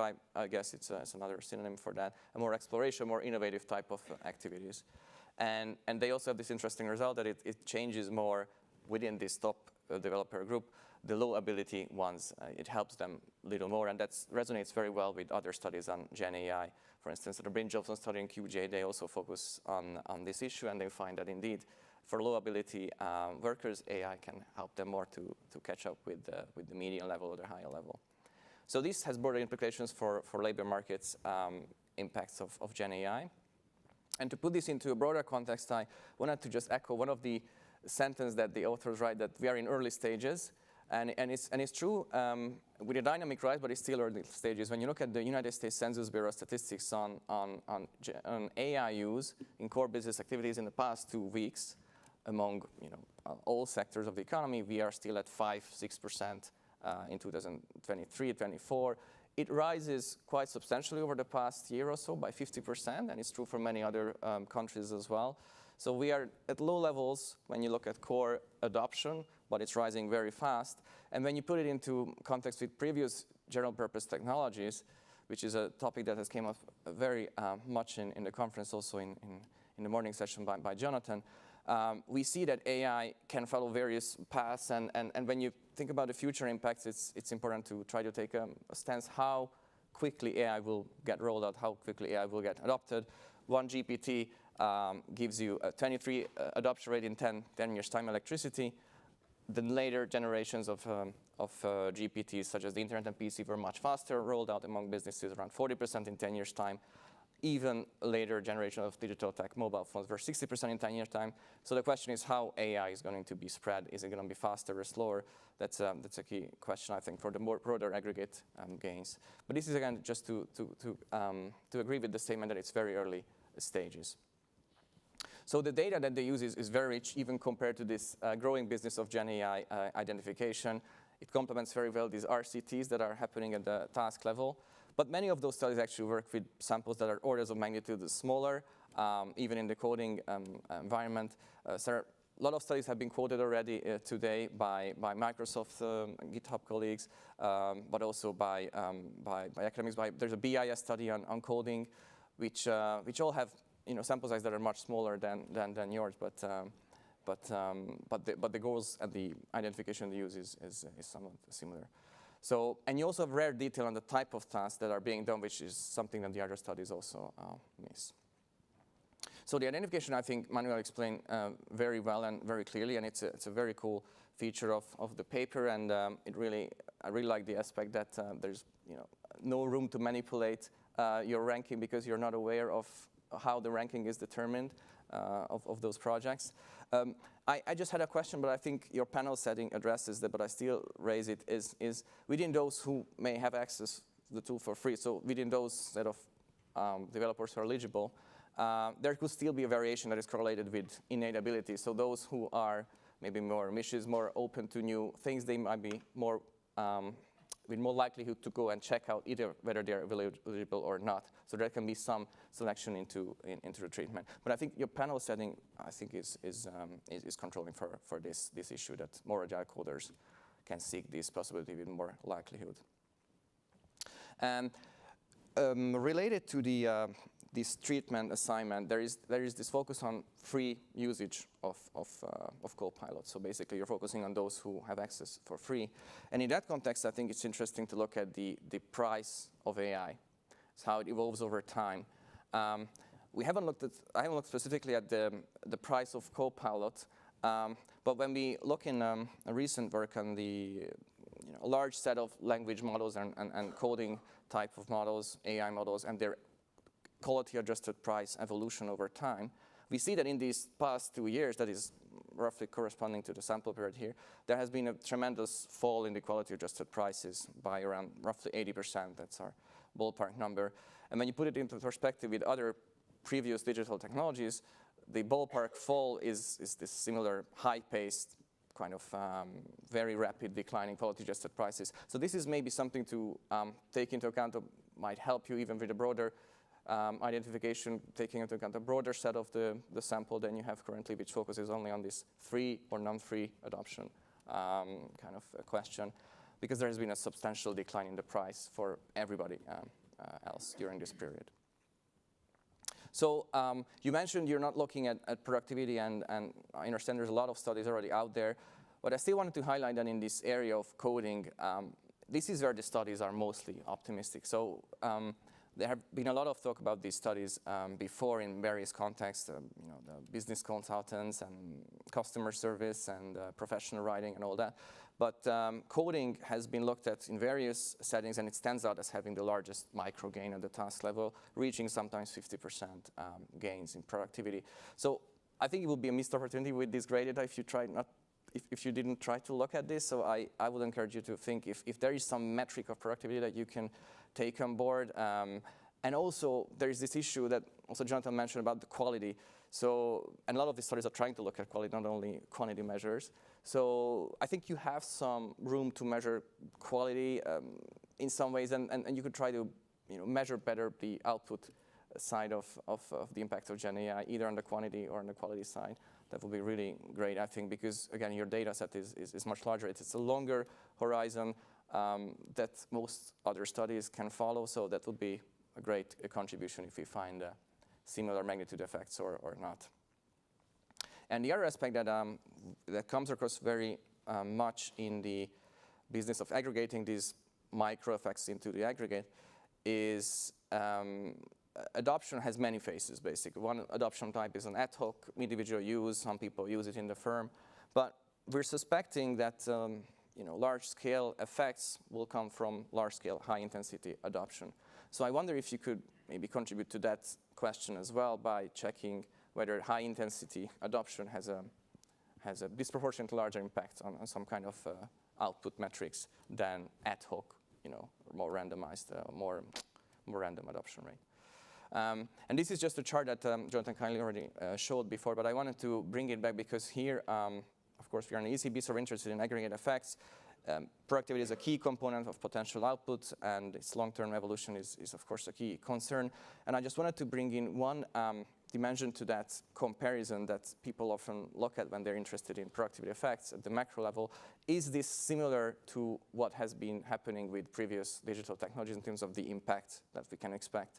So when you look at some macro studies on the associated effect of ICT with US productivity in the mid-90s, the ICT boom period, the range is between 1 to 1.5 percentage points annually to labor productivity. That's the ICT contribution, that was numbers in the literature.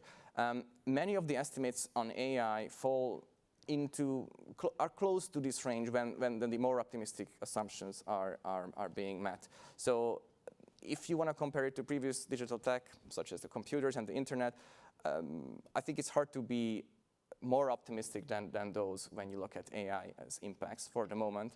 So it kind of rules out these super hypey optimistic scenarios in the current context, at least with the current AI capabilities. Let me give you some other more detailed comments on how you work with the framework and the variables and the theoretical setup that you had. So I think it's really useful how you define you define a bundle of activities and you postulate that individuals maximize their utility over these activities, the core and the project management one, and then AI's role is simply to reduce the price of the core activities, so it's going to be easier to carry out core activities. So my question is, can we think of AI in other contexts as something that helps project management type of activities, automate some of the project management type of things? I think we saw examples of that yesterday in another session where management was looked at very carefully and how AI can help management. So I wonder if in your framework you don't assume any improvement on the managerial type of activities, can we expect that the time of managerial activities decrease really? Because in many other contexts, you imagine management as a must-do thing. You can't really focus on something more if you don't do the management well, because it's a minimum that you have to do. So it's I was wondering if it's really you could move away from that approach when individuals can choose between core and managerial activities if you want to extend this to other contexts, to have an external validity of this. Because I think in many labor market contexts, managers just have a certain number of tasks that has to be done, and it's hard to reduce those type of tasks. The other one is you focused a lot about the I really like that aspect, the individual versus the collaborative nature of work, because I think AI is really shifting those kind of aspects a lot. It basically helps knowledge sharing in a different way than before, and I think that's what you identify as well. There's less interaction about debugging and kind of giving feedback to each other because people just use the software, the AI software, for doing that. So given that a lot of the results, the main results, are driven by these type of shifts in the activities, so in the core activities you have more of opening a new project and more push and pull requests, and this is more relevant, I guess, to your own development, your own progress with the project, whereas the other types of activities that are related more as benefits to others, more widespread benefits, they are the ones that you classify as project management.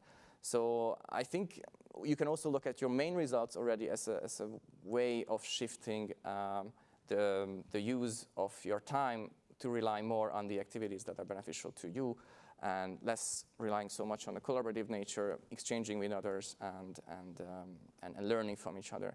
So I think the main result already has a lot of this flavor. One could reinterpret them even in that manner, that it's maybe not so much core and project management, but also, or rather this thing of, is it collaborative to autonomous? And that raises a whole lot of questions about what's the role of AI in transmitting knowledge? Is it actually killing some channels of human-type interactions? Is it going to be beneficial or harmful for knowledge sharing? So that's a question that you could look at. Some further comments I put here are smaller. We can talk about it in detail later. But it's really just the idea of you have a very nice, narrow setting of open source software, which is a key part, and it's growing and it's very important. But I wonder if you could bring more examples, if you can think about more examples that can have some similar settings where the findings could be relevant, so that external validity could be even more emphasized. And then you have a discussion about why less project management may be needed with Gen AI tools. So AI helps instead of the humans help each other. But that discussion, I think, focuses on the demand side of what you want to do on these platforms. So if you go to these platforms, maybe you're going to use less, there's less demand for human interactions because you can just use GitHub Copilot. So I wonder if your results focus more on the supply side, that the individual chooses, okay, how am I going to contribute to the platform? Because that's what your identification focuses on. So I wonder if the demand side behavior could also be looked at. Do you see some tendencies that indeed users, irrespective of where they stand in the ranking, when they start using Copilot, are they going to use less of this? Are they going to rely less on learning from others and interacting on the platform and more just carrying out their own activities? I think you have a lot of hypotheses. Maybe you could simplify those and put them into a summary table up front, perhaps, and relate more the regression table results to the regression equations. I wasn't sure I could have the right matching, but that's just smaller ones. Thank you very much for the great paper, and thanks again.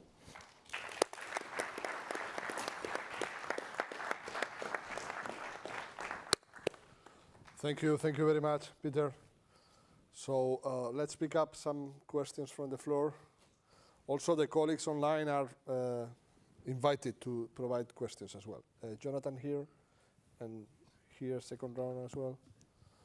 Thanks very much. Jonathan Haskell, Imperial College. Thanks to the presenter and thanks to Peter for very nice comments. Can I ask Manuel a little bit more about what you mean by management? Because this strikes me as being an interesting dimension of all of this. Of course, in economics, we don't really have a very good story about management because, as Milgrom and Roberts point out in their book, Economics, Organization and Management, when we do production functions, we just assume that capital and labor are deployed optimally. And so there's no room for the sort of coordination type of effects of management. So can you say a little bit about when you say that people are reallocating their time towards more managerial type activities, can you say more about what those managerial activities are, to the extent are they kind of coordination, are they things like that, or are they somewhat removed from those broader types of activities? Thanks. Thank you. Another question here. Hi, Stephen Batiste, Inferred Mind. I'm actually quite worried that code reviews decrease with the use of AI, especially with Copilot. And I'm just wondering why this is the case. Is it people trust the AI more, or is it some other side effect of this? Good. Manuel, do you want to address the questions? Also, take time if you wish to address some of the issues raised by Peter. Yeah, I'd like to address immediately. Thanks. So thank you very much for those questions. In terms of management, so we think about this as people are engaging in some projects, and on those projects they, they can engage in coding by themselves, but often they engage, especially for high, top projects, they do that with other people. And those other people are also top developers that have similar rights on the platform. And now, let's say another person comes in and asks, hey, this doesn't work the way I expect this project to work. Okay, so there's a problem that has been raised, maybe internally, externally, and now you can address that as a developer. Well, maybe you are not the specialist for this particular question, so you can refer to another individual, and you can assign another individual to then work on this question. Now, I think what's going on in this setup is that those questions are just not raised as much anymore because people already moved across the barrier using GenAI. Of course, I cannot show that. I can show the parts that are happening with the behavior of individuals. But yeah, so that's kind of what we are thinking about when it comes to project management. So you're engaging on issues where you have to interact very closely with other people to figure out how do I solve them. And now with GenAI, you don't need to do that anymore. Yeah. And in terms of reviews dropping, I think it's similar in a sense. We think about that very similar, that it's not people reviewing less because they just don't want to review anymore. I think you still need to engage in the same type of reviewing activity if a code, like if a pull request is coming in and you have some new code, you still need to look at it if you want to integrate it. But people don't do that as much anymore because there is less of a need for it, because they are, again, similar to the same idea, they already overcame this kind of barrier of while they were coding directly in their interface. Yeah. Thanks for the question. Good. More questions? Here, Paloma.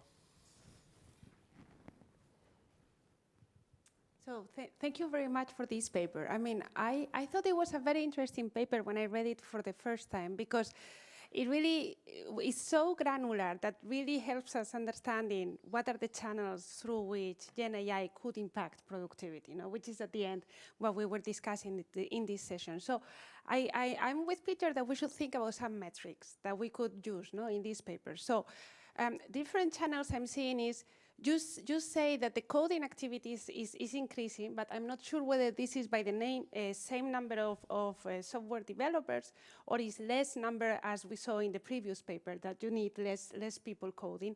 So that would be an interesting way to look at productivity. The other thing, so there is, we said there is less collaborative work, and this, as Peter said, might be detrimental for productivity because there is less brainstorming, there is less knowledge transfer also for newcomers. So this is something that we normally don't think about, but might be also interesting. And there was another channel, just a minute, the experimentation channel. I think this is also very, very important, because experimentation is the way to get new innovations and to improve the quality. And normally the cost of experimentation is what does that we don't do it enough, above all in established organizations. So I think this is an interesting channel that we should also take into account when we think about the productivity impact. So if you could extend somehow the analysis of this amazing data set to think about this type of metrics and what it means for productivity of this type of firms, and then we can aggregate using the shares that Jonathan was talking about this morning, I think that would be a great contribution. Thanks. Thank you, Paloma. Any other question here, over there, please? Thank you. Katarzyna Budnik, European Central Bank. Thank you for both papers, and it will be a general comments to both papers. So when I was listening to it, I find it a pretty intuitive what you find in the results, how the things work, how artificial intelligence can help us to craft the code more efficiently. One question though, and it's this is what was just silently missing in both papers. So whereas I believe that we can craft code that does a task more efficiently and we can achieve it faster, the question is, what's the quality of this code? So, I mean, simple metrics would be how many lines of code do we need to achieve the task? Another metrics is like how many references, how many basic operations are behind this code. And this is like something which does matter. Maybe it's like, you know, we have these cycles in IT, that once a software is a bottleneck, then a hardware is a bottleneck, and then the software is a bottleneck. Now we are obviously in the cycle, in a cycle where hardware is not a bottleneck. So we just can program however we want, whatever we want, it will execute. The question is like how long it will last, and then it's like when we will hit this already acknowledged bottleneck. So this is a very open question, and I'm fully aware that your contributions like expand on the different layer. But do you have any thoughts about this? How to measure this code quality? How this code quality can be hidden behind this AI progress? Thanks. Thank you, Manuel. Any other question? Okay, last question here. Thank you. Ivan Mikhailov, Capgemini Services for ECB. My question is quite simplistic. Could you please elaborate a bit more how you measure, define, distinguish between higher ability individuals and lower ability individuals? Thank you. Very good. Manuel? Yeah, maybe I'll address the last question first. So in terms of ability, you can think, I mean, this is very challenging to measure. And so really, we have a bunch of, that's why we looked at a bunch of ability proxies, really. I showed you achievements, the number of followers that you have, and maybe like how central are you to a particular project in terms of the code contributions that you make. But it's really the composition, I guess like the relative share of coding and project management jointly, and not just, let's say, coding that makes up for a high-skilled individual. And so we can also think about the ranking that was created as a potential measure of ability, which in this case is, you know, we narrow in very closely, and then we cannot use that particular measure anymore. But those 4 different proxies should give you a sense of their abilities. And what is kind of comforting for us is that when you look at the treatment effects, they're moving in similar directions across all of those measures. And I'm totally happy to think about more ability measures. And I think that goes jointly, and thanks, Peter, that goes jointly with some of the questions that were asked. Our ability is maybe, are people of different ability at different sides of the thresholds, or like is there some kind of sorting going on? And we have robustness checks in the paper where you can just see smoothness in the appendix of different kinds of ability measures, so that we can rule at least that out. Yeah, thank you so much. In terms of craft, I guess that is a challenging one. In terms of code quality, which has also been brought up a few times, or quality measures, I guess, in particular. We didn't have that in the draft that I was circulating, but we right now revised, and we at least tried to say a little bit about quality. We haven't looked at lines of codes. We could. How to think about that is also very challenging. Of course, we could think maybe a drop in lines of code is helpful, but on the other hand, often measures of, like the value of proxies for the value is actually an increase in the lines of code. So yeah, it's a very challenging problem. I'm happy to think about it. But what we did was we looked at severity of issues that were reported, so security vulnerabilities.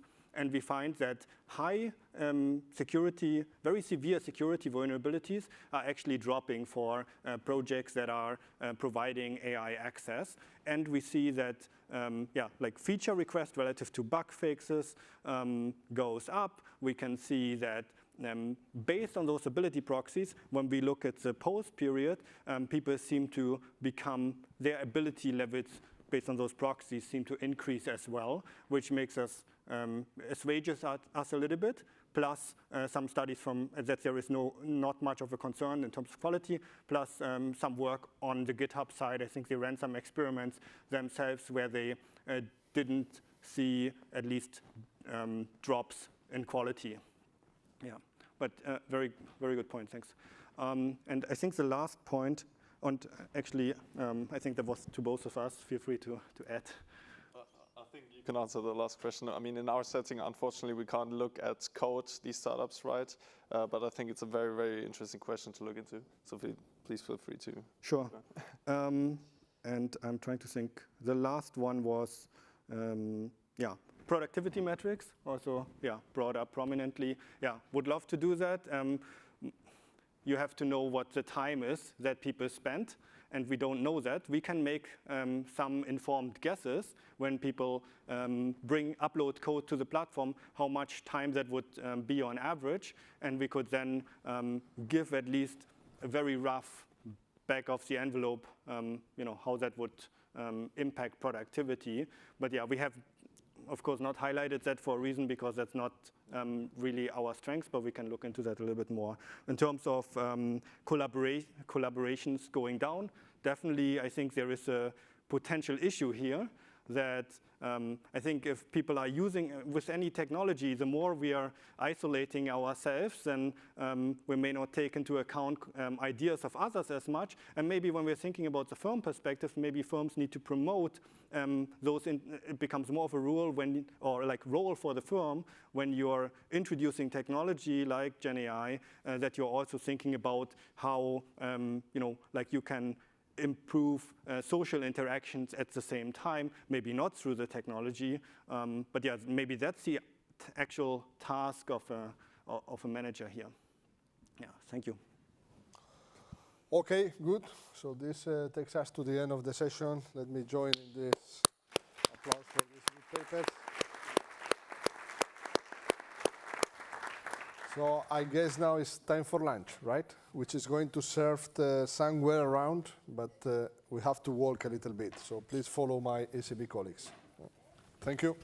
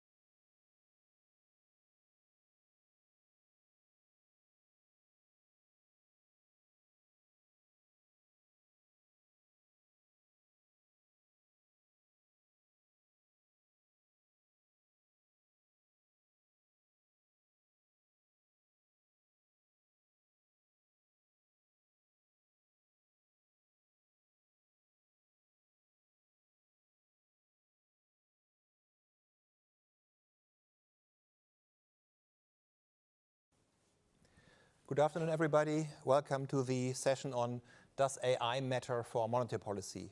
I hope you had a good lunch break. I am Wolfgang Lemke. I'm in the Monetary Policy Department of the ECB. I'm the head of the Capital Markets Division.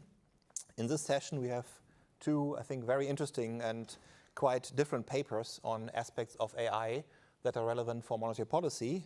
So the first is focusing on financial stability, where AI actually plays a double role. So as identifying certain funds, and then in turn, they use AI, these funds. And this is presented by Joe Wong from the Hong Kong Monetary Authority, and the discussant will be Shams Pathan from Newcastle University. And the second paper is AI will be asked to pretend as a panelist of the SPF panel. So that's also super interesting. This is Sophia Kazinik from the Stanford Institute for Human-Centered AI, and the discussant is Michael Ehrmann from the ECB. So as usually, as you saw in this conference, we have 30 minutes for the presentation, 15 minutes for discussion, and then 10 minutes for general Q&A. So the floor is yours. Please, Joe, go ahead.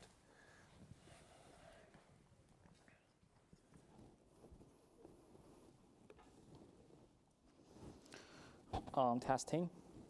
Hi, everyone. I'm Joe. I'm an economist at the Hong Kong Monetary Authority. Here, I would like to thank the ECB for inviting me to present our project on AI applications in the investment fund sector. This project is co-authored with my colleagues Victor Leung and Vera Liu. We have also benefited a lot from Eric Wong's comment. I hope that our finding will be both informative and valuable to today's discussion. Broadly speaking, AI refers to the simulations of human intelligence processed by machines. It covers a lot of technical areas like machine learning, deep learning, natural language processing, Gen AI, so on and so forth.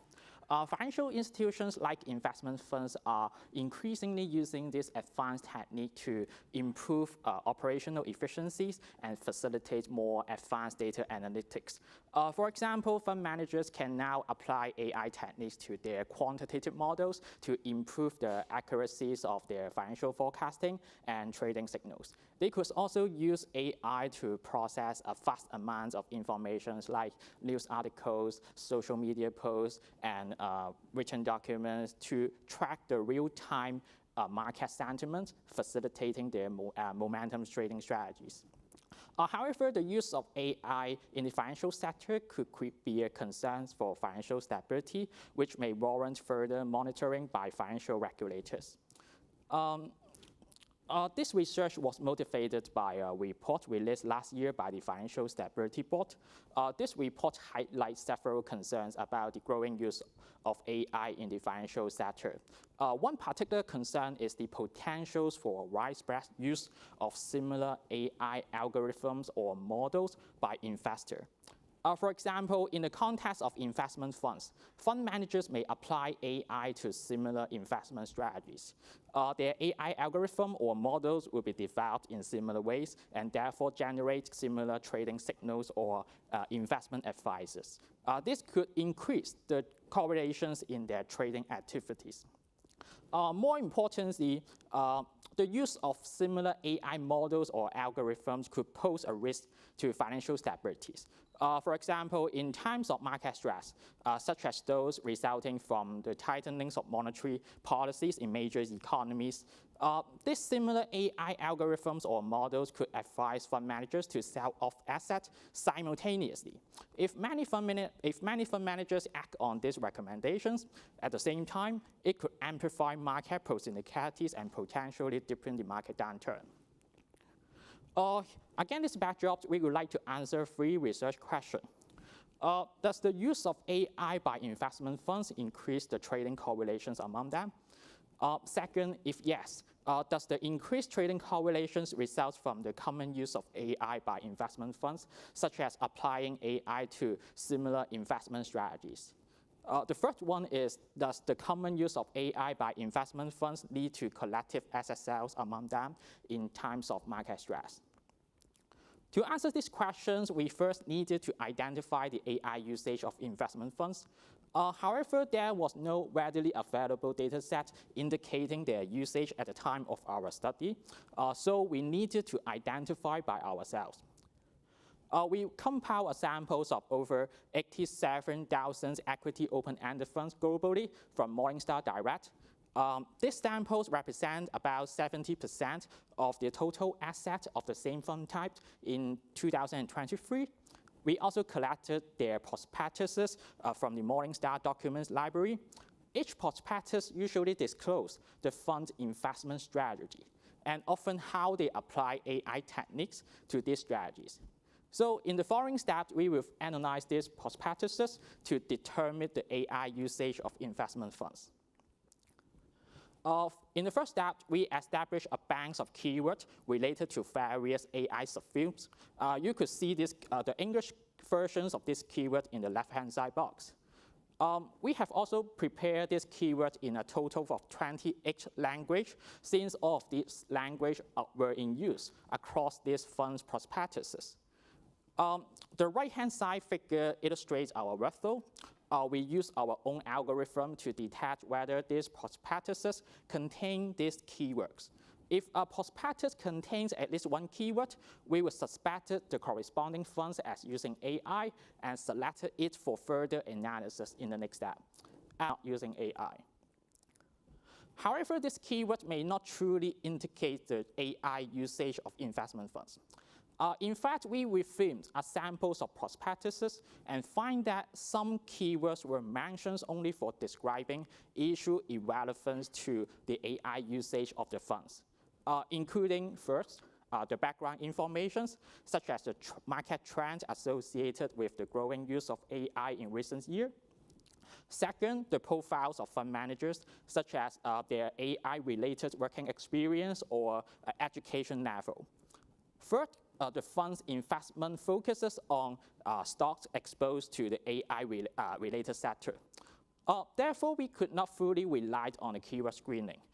Instead, we needed to analyze each prospectus to make sure a more accurate identification. However, we also encountered two technical issues in this matter.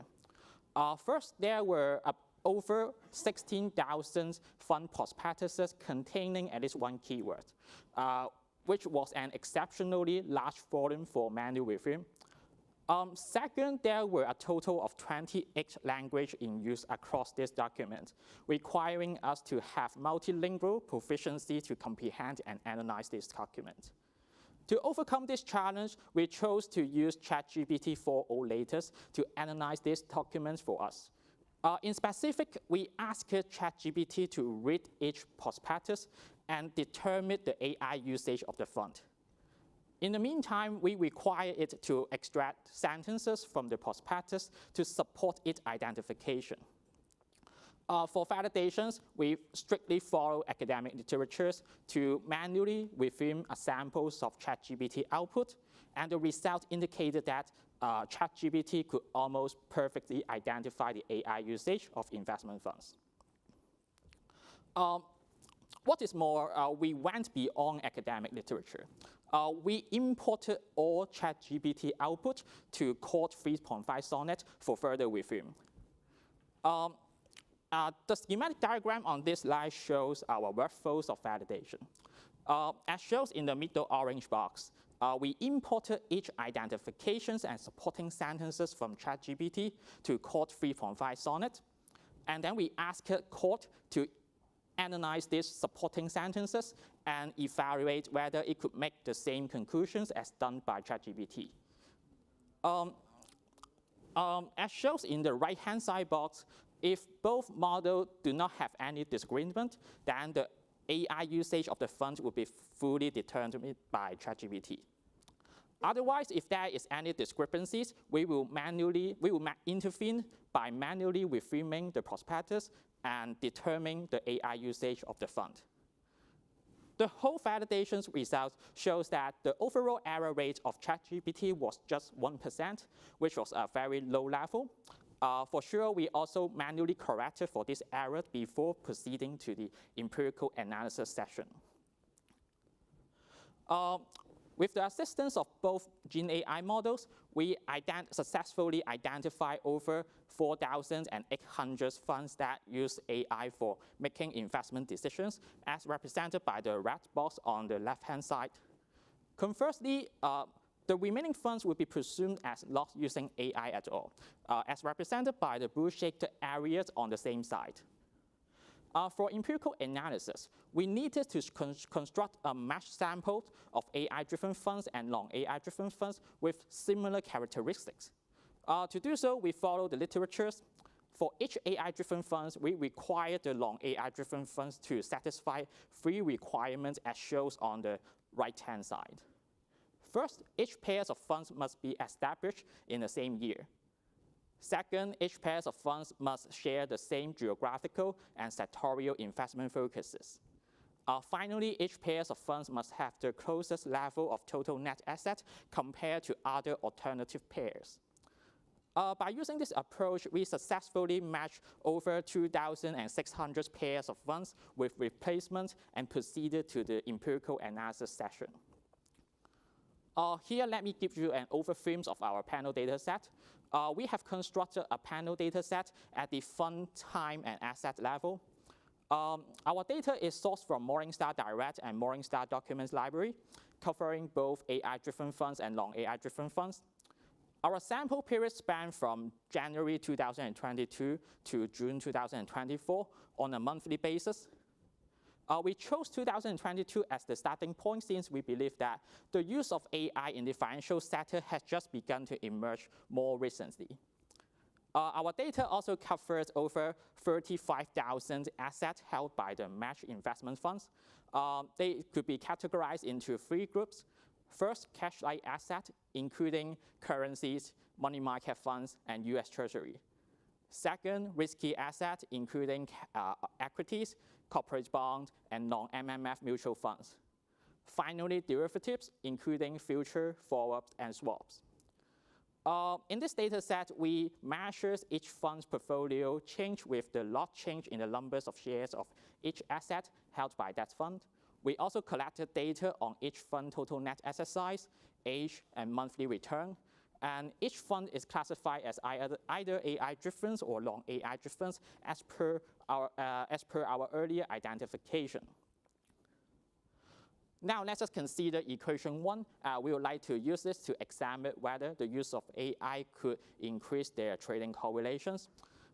In this analysis, I and J are the index of funds, K is the index of assets, and T is the index of month. In the equation 1, the dependence variable is the log change in the total numbers of shares of asset K held by fund I in month T. On the right-hand side, we have summation terms representing the log change in the total numbers of shares of asset K held by all funds J is not equal to I in month T. On the conditions that these funds J must be either AI-driven or non-AI-driven, as the same as fund I. This means that if fund I is AI-driven, then all funds J are also AI-driven, and vice versa. We also, and this summation terms is interactive with another dummy variable, AII, which is equal to 1 if fund I is AI-driven, or 0 otherwise. We also include some control variables and fixed effect in this equation. In this analysis, our coefficients of interest are beta 1 and beta 2. Beta 1 captures the trading correlations among non-AI-driven funds, while the sums of beta 1 and beta 2 capture the trading correlations among AI-driven funds. So under our first hypothesis, beta 2 should be positive if the use of AI by investment funds could increase their trading correlation. Here is our result. The leftmost columns are the results, contain the results based on the entire match samples, and the remaining columns contain the results based on the subsamples of different asset classes held by the matched investment funds. As you can see, both beta 1 and beta 2 are positive and statistically significant at the 1% level. This shows that AI-driven funds exhibit a higher trading correlations compared to non-AI-driven funds. Now we have already confirmed that the use of AI could increase the trading correlations among them, among the investment funds. However, the reasons behind these observations remain unclear.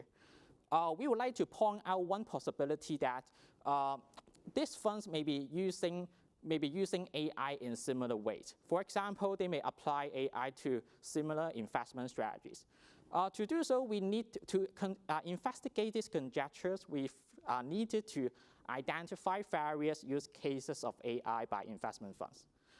We once again use ChatGPT to analyze all of the funds' prospectuses and determine their different usage of AI. And it summarized 4 investment strategies where AI is predominantly used. The first one is asset value predictions, where funds may use machine learning technique to predict the performance of a specific asset, often used to identify undervalued assets for investment. The second one is market sentiment analysis, where funds may use natural language processing to track the real-time market sentiment, often used to facilitate their momentum trading strategies. The third one is thematic screening, where funds use natural language processing to analyze relevant documents and identify assets under a specific investment themes. And these investment themes are usually diverse across funds. Finally, ESG risk analysis, where funds may use the same technique to analyze relevant documents and evaluate the ESG risks associated with a specific asset. And these ESG risk factors are also diverse across funds. Now we consider equation 2 to estimate the trading correlation between different groups of AI-driven funds to address the second question. In this analysis, we exclusively focus on the samples of AI-driven funds. The dependent variables remain the same. On the right-hand side, we introduce 3 dummy variables to represent different use cases of AI by investment funds.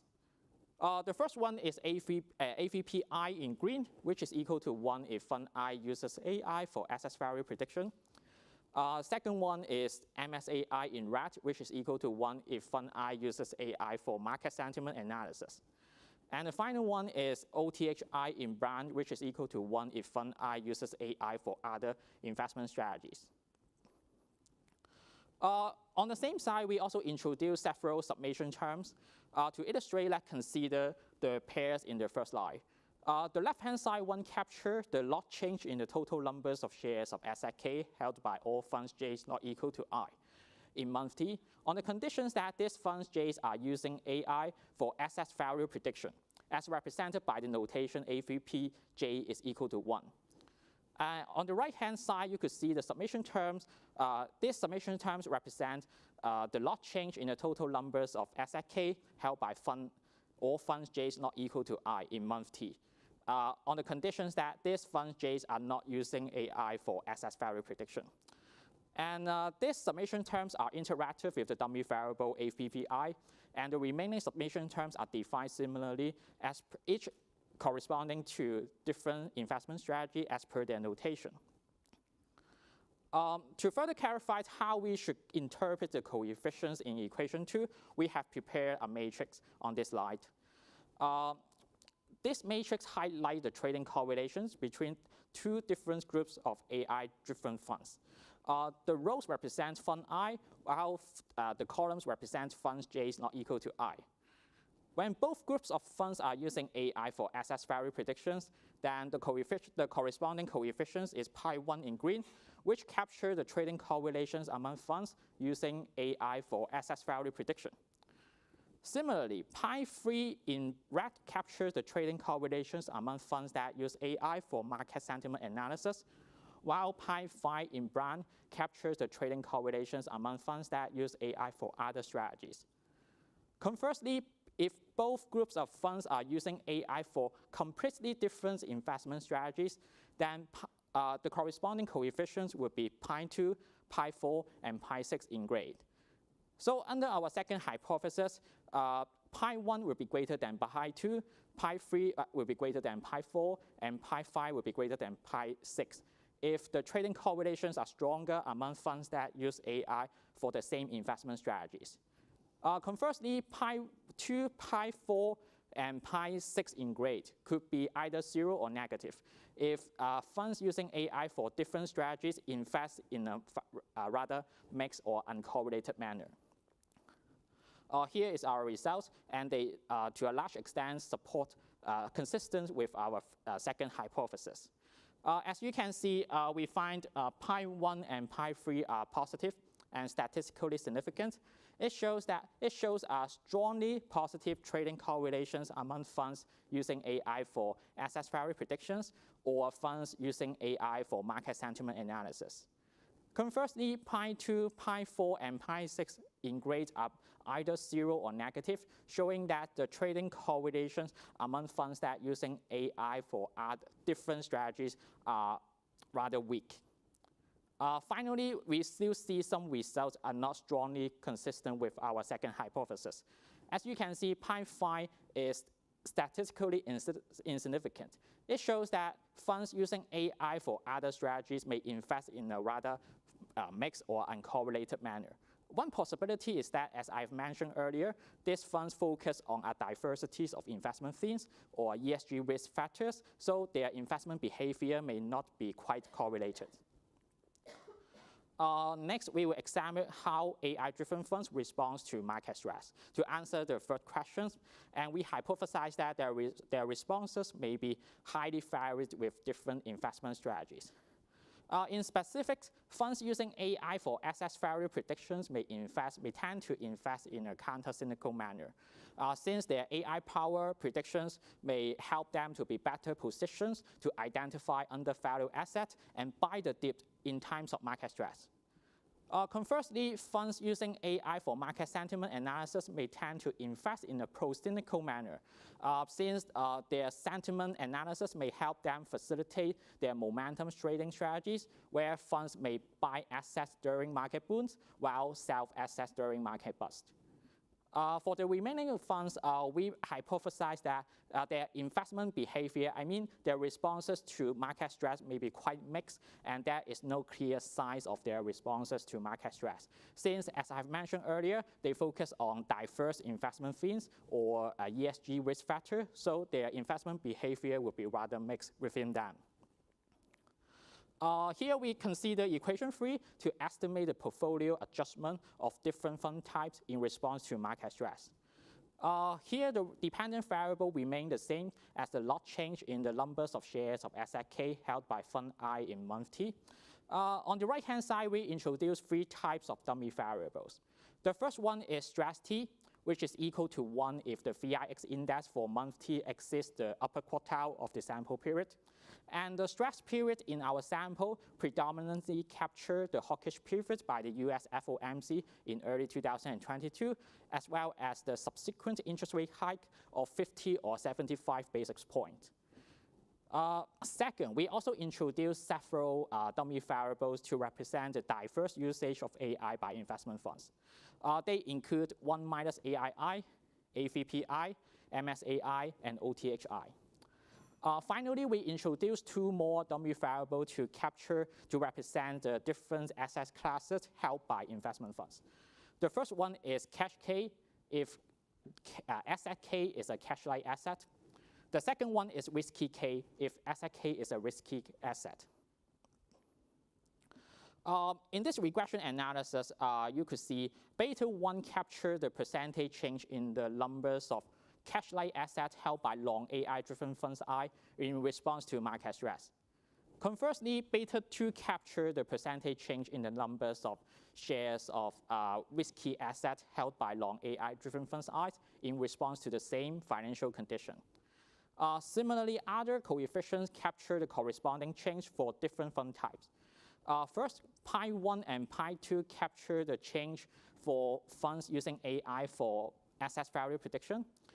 Second, pi 3 and pi 4 capture the corresponding change for funds using AI for market sentiment analysis. Finally, pi 5 and pi 6 capture the corresponding change for funds using AI for other strategies. Here we specifically distinguish cash-like assets from risky assets, since we believe that funds may adjust their holdings of different asset classes differently in response to market stress. If a fund's investment behavior is counter-cyclical, it would tend to reallocate from cash-like asset to risky asset to buy the dip in times of market stress. Conversely, if a fund's investment behavior is pro-cyclical, it would tend to reallocate from risky asset to cash-like asset to avoid market risk in times of market stress.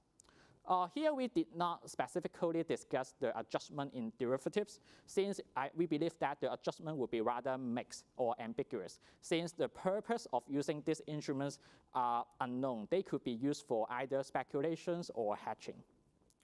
So under our first hypothesis, pi 1 would be negative and pi 2 would be positive if funds using AI for asset value prediction invest in a counter-cyclical manner.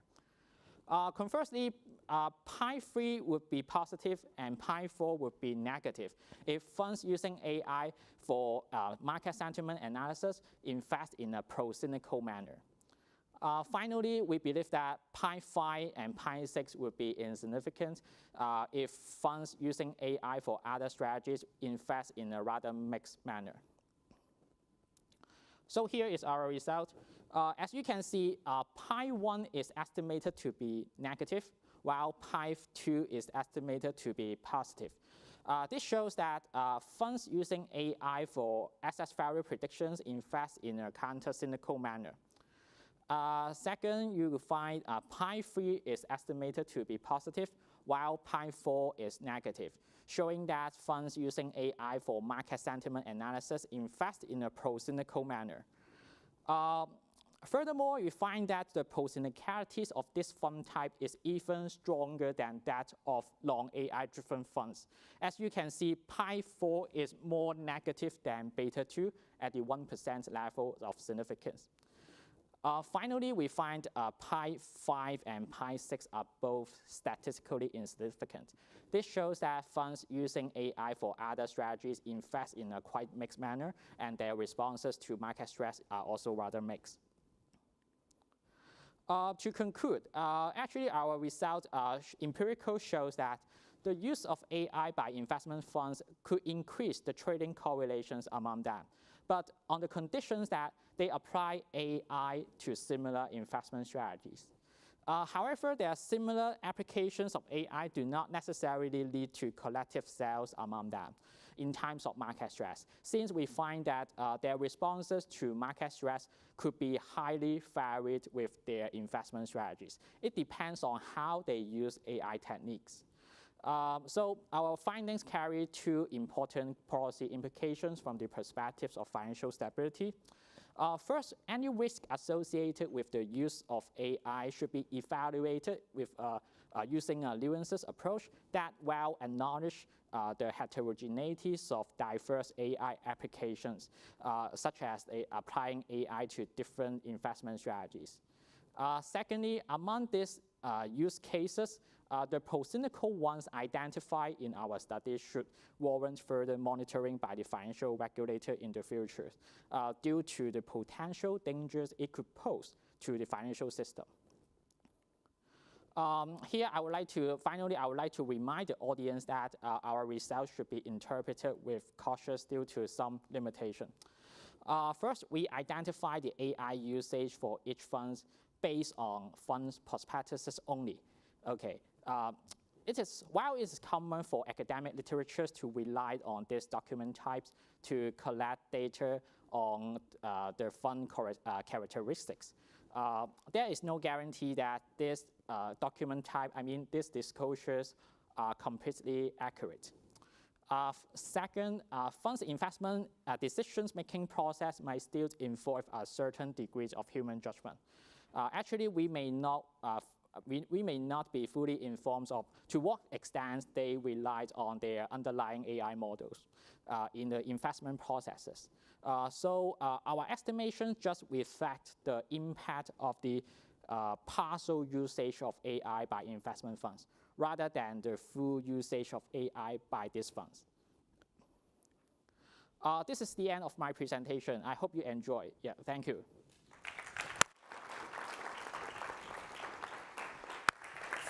Thanks a lot, Joe. And Shams, to please discuss the paper.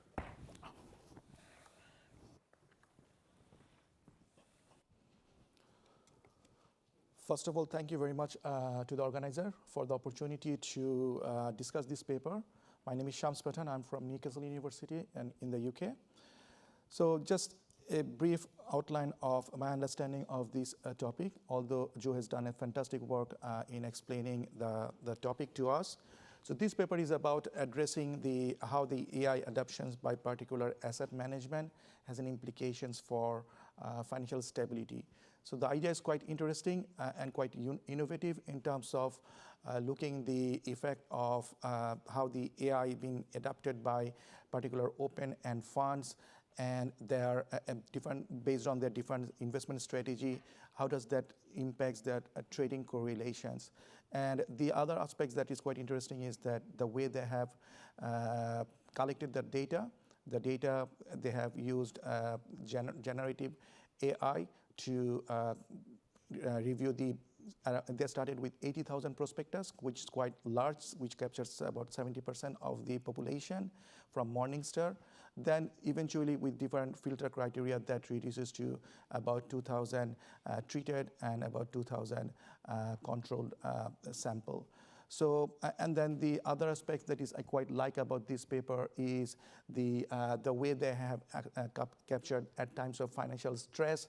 How does these mutual funds have an implications for financial stability in terms of their asset sales? And their results are quite useful particularly for the policymaker, where the policymakers are constantly trying to understand the impact of AI adoptions at the financial institutions and how does that impact the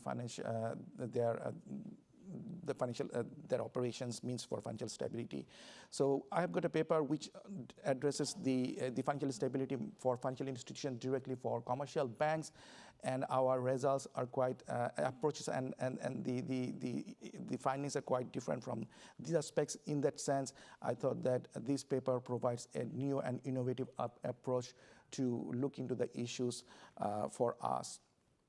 And what particular aspects that I liked, as I've already mentioned, that this is a timely topic from both from academics and both from the industry and the regulators' perspective, to have an improved understanding of the AI adoptions and their means for financial stability using the Nobel data set, and of course the thoughtfully categorizing the assets, investment strategy and asset sides to shed light on the effect of the financial, at times of the financial distress. How does that impact their decision-making process? So having said that one, so I have got 6 or 7 different comments on this paper. As this paper is still building, I was talking to Joe, so he was mentioning that he's still building the topic with his co-authors. So the comments maybe he already aware of, but I just wanted to highlight those comments just to see that if that makes sense or not.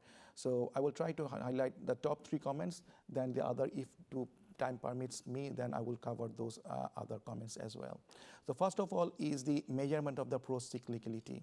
So the way that Joe's measure has procyclicality is based on net assets flow. So which is good, but there are a few other ways that we can do that. That is the price impact measures. That is how much price moves after AI-driven funds reduces its holdings. And also the other one is amplification factors. So which is, do AI funds sell at a faster rate compared to the non-AI driven asset manager? So that covering that aspects will strengthen their conclusions. The conclusions they wanted to draw that AI-driven funds is basically poses a strong trading correlations compared to the non-AI driven funds, and that will then provide a core message to the policymakers. So in this case, my suggestion will be consider adding additional robustness checks with these complementary measures if it found that that is feasible. Okay. The second one is about the matching process. So in your paper, you have mentioned 3 to 5 different measures, the way that literature has covered to match the treated and non-treated firms. So one was the Jean et al., which has been published at Review of Financial Studies, and the other one is Jeffers. So out of these 4 or 5, this stands quite strong because they're already been attested by publications in top-tier finance journals. So out of these 2, you have approached the Jeffers one, which is great, but I thought that Jean et al., their approach is quite innovative and quite vast. So if your matching can be alternatively tested with that approach, that will be again quite substantially. You can provide confidence on your results. So consider at least Jean et al. Matching's approach, which appears to be more rigor, at least to me. Okay.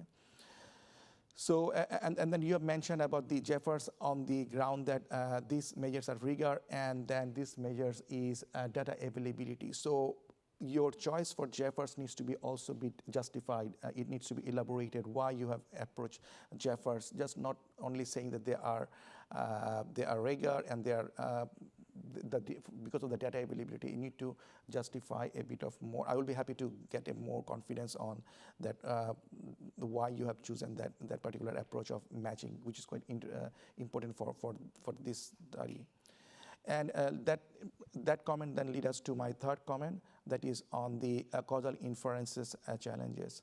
So your paper employs a matching strategy, of course, that is great, which appears to address the observational differences between AI-driven open-end funds and non-AI-driven open-end funds. But how about the unobservable factors, such as like the managerial skill, risk appetite, or fund clientele? Could still drive the difference between AI and non-AI driven adoptions, and then also the procyclical behavior which you have presented in your paper. So I will suggest you that consider discussing this omitted variable bias more explicitly, if feasible. Test for placebo effects, that is not only during the stressful time period, but also non-stressful time period. How does that impact difference between different type of asset classes, the way that you have tried to show that asset sales are not uniquely observed at times of crisis period. And then the fourth one is about the transparency on your generative AI classification process. So you have taken some time to explain your different filtering process from 80,000 prospectus to 16,000, then also to the 2,000, and then also cross-checking, validating with the Claudia one. And then where you have seen some discrepancies, then you have manually checked all those things. But it will be good to provide a bit more information about that process, merely saying about that the filters being used that way. So it will be good to see that what exact prompts that you're using, and then where the ambiguous cases are dealt with, and also the what was the intermodal generational comparison rate. Okay, so consider including a short-term methodological appendix with examples of actual prompts, sample fund disclosures, and how decisions were made in borderline cases. That will be great to get a complete picture and better understanding of your way to build your sample. And then the external validity. As I mentioned, that your paper considers the open-end funds, and which is 80,000 considers 70%, right? But the actual sample includes around 4,000, and which is only teeny bit of the market segments. So in this case, how does that can be generalized for the other financial institutions?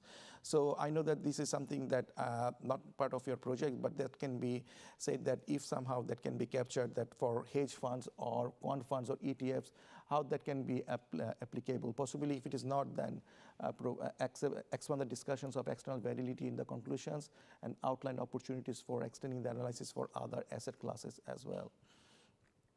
So the other aspects is, this is not that much of an important compared to the other comments that I provided. This is more of the, to find out that if more is better, right? So your literature review is the way that you have explained it, 4 different types of literature review, but it doesn't get into the insights on the literature. So for example, from this morning sessions from Professor Jonathan, we get to know different way of looking into that AI adoptions in the economic implications, right? From the productivity perspective. So from finance background, so we don't get to see those, use those lenses. So see that if that lens is useful to enrich your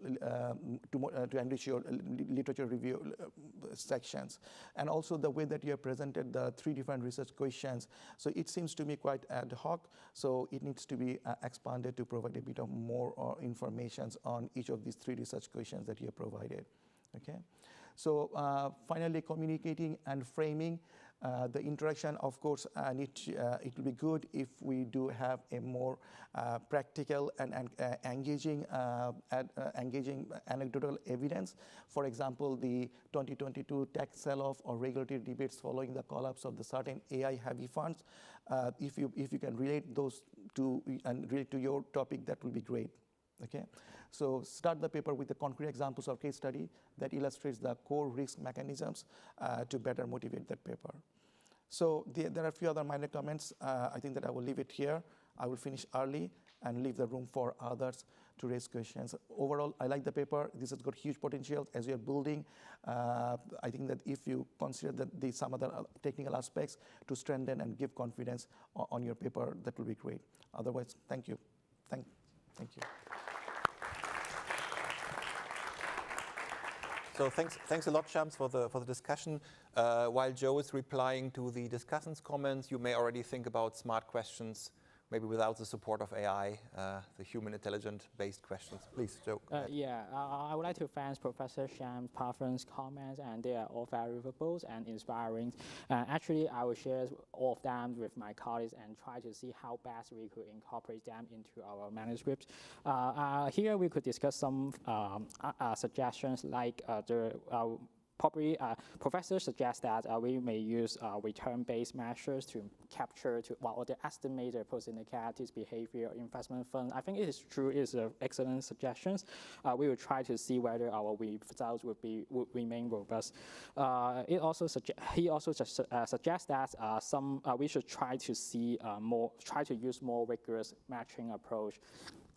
We would do so, but actually we have already considered these possibilities, like genes matching approach. Actually, we did not use this approach due to data limitations, as some data variable used in the matching criteria are not available from our data set. But we will try to see whether our results will remain robust for alternative matching criteria in the future to see whether our results will remain robust. We will also add more details about our Gene AI classifications approach. I think this is very useful and let the audience or reader well informed of our classifications methods, and it's very important. Finally, we should also specify that our results may not reflect the situations for other fund types, let's say hedge fund, quant fund, or ETF. Here I would like to share with you that actually we have conducted the same exercise for ETF, and we find that the results are very consistent with what I have presented. So maybe we could also add these discussions in our study. Yeah, that's all. So thank you very much. Thank you very much. Yeah. Thank you for the rejoinder. I think, Michael, you have a question? Thanks a lot. I think this was super interesting. You asked for smart questions. I'm not sure it's smart, but it's not AI generated. So at least it qualifies in that sense. The variables you had on AI usage of the funds, they only had an I subscript and not a T subscript. So I was wondering, is there no time variation in the AI usage of these funds? Because maybe that you could also use to think about this possibility of endogenous AI adoption, right? You could compare what were the correlation characteristics of these funds before they were adopting AI relative to all the others, and afterwards, sort of looking at how that changes over time, if there is time variation in your data. Actually, this variable is time invariant, and we collected this data from fund prospectuses, and the fund prospectuses are those issues at the time when the funds were launched. And in our sample, actually, many of the AI-driven funds were launched in just recent 5 years. So here we will see that these funds are very new and very emerging. And probably, you are right. Actually, there may be some endogeneity issues. Probably we should try to see how best we could address this concern. Yeah. Thanks. Maybe I pressured you too hard with, so any question is welcome. Please, Guzman. Thanks a lot. We're already talked about the economics yesterday over lunch, so I'm going to have an AI-related question, not generated. I like the way you asked ChatGPT to give you an extract of what it used in order to say where there was or wasn't an AI-related fund. Now, the thing is that ChatGPT sometimes hallucinates, right? And so you do have a sample that you manually check, but I'm wondering whether you also mechanically checked whether those extracts were actually in the documents. And that's something that you don't need to do by hand, right? You can just write a Python script and do that and get out with 100% precision. So did you do that? Yeah, I think it's a very excellent question. And actually, I did not explicitly mention what we have done behind the scenes during my presentations in the times of interest, as well as we did not explicitly mention in the manuscript circulated to Professor Sham's Parvin. But here, I could also share our experience in our model selection. Actually, to avoid hallucinations errors, actually, we need to take some measures. And in my humble fields, I think there are two possible reasons for hallucinations. First, probably we choose an incapable model to handle the task. I mean, the capacities of the model is not matched with the complexity of the task. There are lots of academic literatures recommend us to use more advanced models to handle the task to make sure that we could avoid any possible hallucinations. So behind the scene, at the beginnings of our study, actually we took a very cautious approach in selecting our Gen AI model. In the evaluations, I would say we evaluated numerous Gen AI models available at the time of our study. In our evaluations, we exclusively focus on their language skills and comprehension abilities, since both abilities are very essential for us to handle the identification task. The selected model needed to read a vast amount of complicated and lengthy prospectuses, where a total of 20 each language were in use. So we needed to find out the best model to handle the task. In terms of language skills, actually we drew samples of prospectuses per language in our analysis, and we asked different models to give us a summaries of the documents. Through this approach, we evaluated their understandings of different language. And in terms of comprehension skills, we also arranged a lot of prospectuses. All of these prospectuses contain at least one AI keywords, but only some of them truly indicated the AI usage of the funds. So we asked different models to try to analyze this document and identify the AI usage. Through these two evaluations, we find that ChatGPT 4.0 latest was the best performer at the time of our study. So we used it. I could also share some experience that at the beginning, we have used less advanced model, let's say ChatGPT 3.5, possibly due to cost considerations. But we turns out find that it very often committed hallucinations. And we find that if we use a more advanced model like ChatGPT 4.0 latest, it could significantly minimize the errors. We also take another step to make sure the accuracies of the identifications. Actually, hallucination error may arise from ambiguous or unclear command given to the Gen AI model. So that's why we need to make sure that our command is clear enough and free from ambiguity.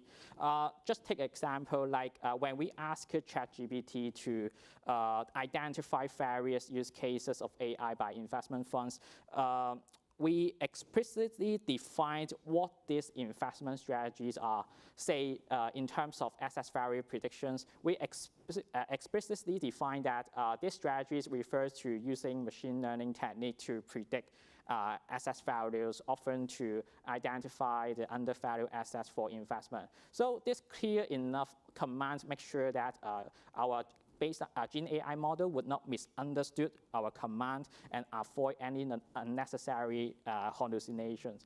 For sure, we also conducted 2 rounds of validations.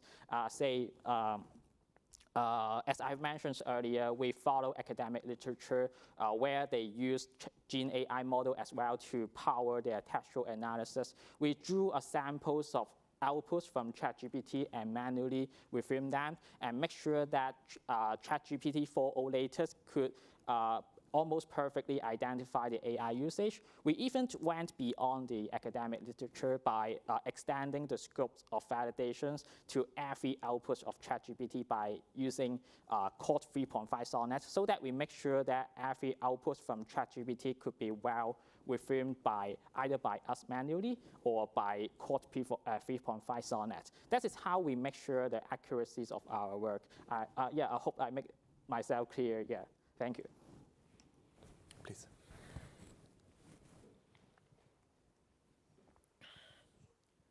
Thank you, Ivan Mikhailov, Capgemini Services for ECB. This is AI-generated question disguised as a human one.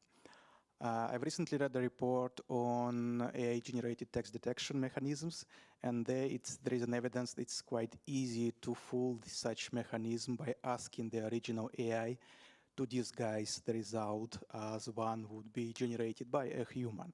This is commonly known as adversarial attack. By certain manipulation, like hidden spelling mistakes, burstness of the text, and so on. My question is, have you considered adding this additional dimension of analyzing intentionally manipulated data to check the robustness of your AI detection mechanism? Sorry, I may not fully understand your questions. You mean? Have you added to your data? Have you considered to add into your data set intentionally manipulated data to compare how well your AI detection mechanism can work? You mean whether I have tried another Gen AI model to see whether?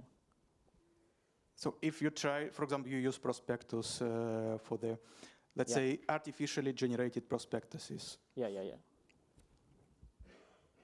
So have I tried any other documents types? You mean you add fake prospectuses, right? Okay.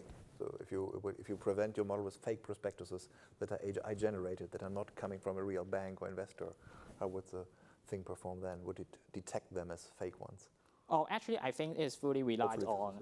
Actually, I would say a very short answer is we just fully relied on our manual reframes of the outputs of ChatGPT and try to see whether it is correct or not. And actually, we try to do about 10% of the outputs from ChatGPT to see whether there exists any errors. And if there is any errors, for sure, we manually correct it for them.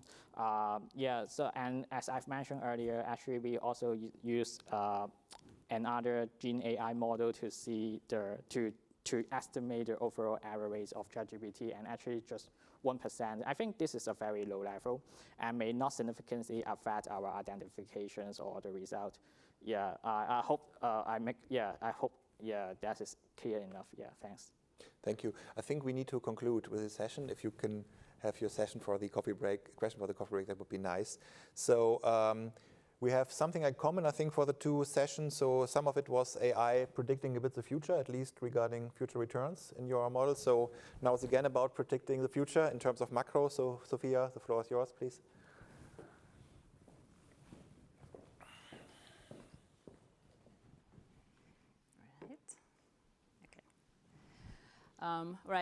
Hi, everyone. First of all, huge thank you to the organizers.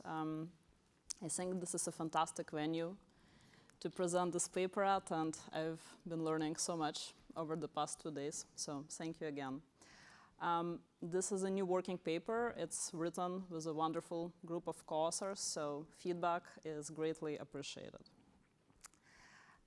In this paper, we're simulating the survey of professional forecasters, and we're doing that with a set of large language models.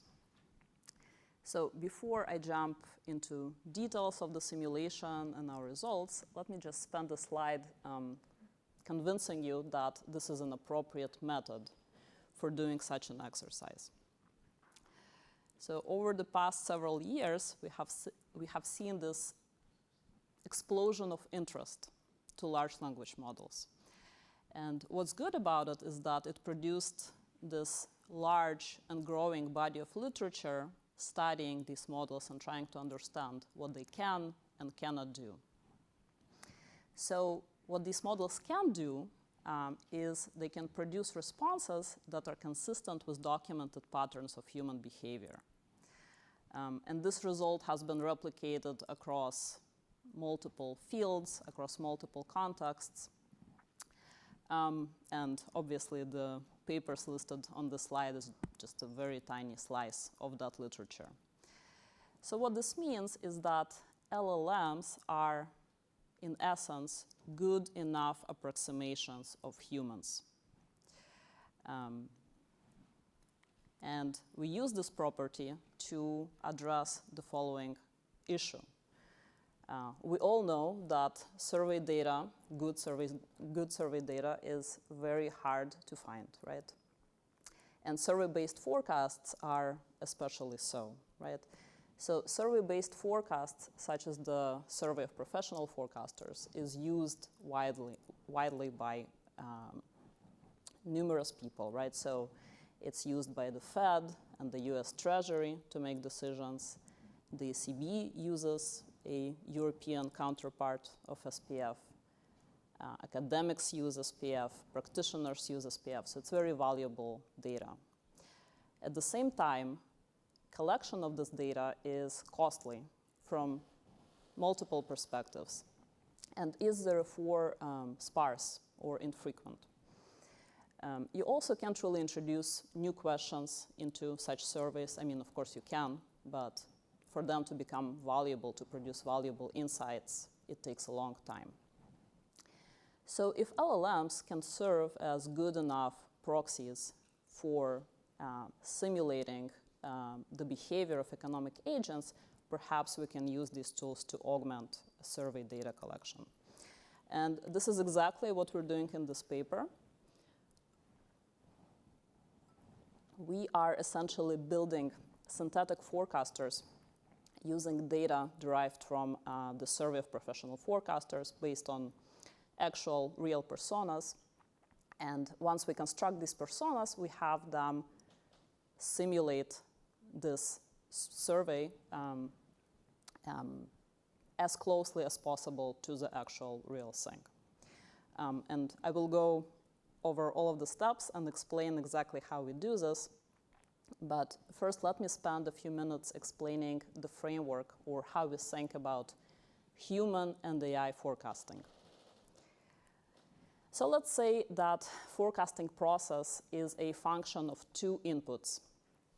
A set of observable predictors, X, and a set of unobservable predictors, Z, plus some error. So observable predictors is anything that could contribute to predicting Y, right? And also anything that could be easily or fairly easily quantified and included in the model. Now, unobservable predictors, Z, is anything that provides additional information that could help predict Y, but is either very hard or virtually impossible to quantify. So things such as intuition, vibes, private insights, domain knowledge, internalized rules that are very hard to express, things like that. So humans can access both X and Z, right? We are, we can sort of read signals that are not necessarily quantifiable, not in the hard data. We have intuition and so on, and we can also process X. But due to our physical limits, we process both types of data imperfectly, right? If you give me 2 variables to consider, I can handle this task. But if you give me 100 variables to consider, my head will explode. Same with that. Some people ignore their intuition. Some people put too much or too little weight on it. So there is this human bias when it comes to processing this information. Now, traditional algorithms cannot access that, but they are really, really good at processing X, right? They're really good at this direct mapping of X to Y. That's what they're built for, right? Think typical linear regression or traditional machine learning models. LLMs are similar to traditional algorithms in that they cannot access that. They can only access X, right? They cannot access that. But their expectations are formed differently, right? They're not just looking at these multiple X, Y pairs. They are relying on this massive text-based probability distribution to make their prediction. So there is already some hint of that in that text data, right? That was human-generated. But even if not, in our framework, we're saying that if we want LLMs to act, to predict as humans, we essentially need to minimize the distance between human bias and LLM bias. So how can we do this? Well, we can provide LLM with certain additional inputs. For example, we can give the LLM forecaster characteristics. So that would take care of the systematic patterns in the human bias. We're all different, we all process information slightly differently, so including that information takes care of that. We could also give the LLM past forecasts made by humans.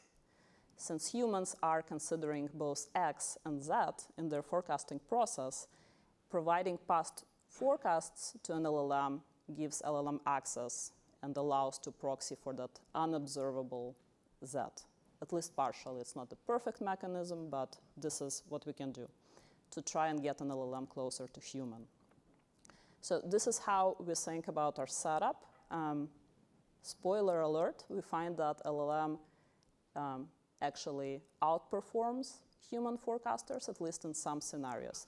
And we think that this is because we both give the model access to that, and LLMs being powerful neural net deep learning models can process X more efficiently. So that combination really is what helps LLMs make these predictions well.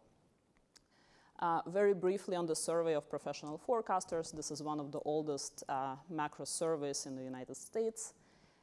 It's been launched in 1968 and has been at the hands of Philadelphia Fed since 1990. It's a very large survey.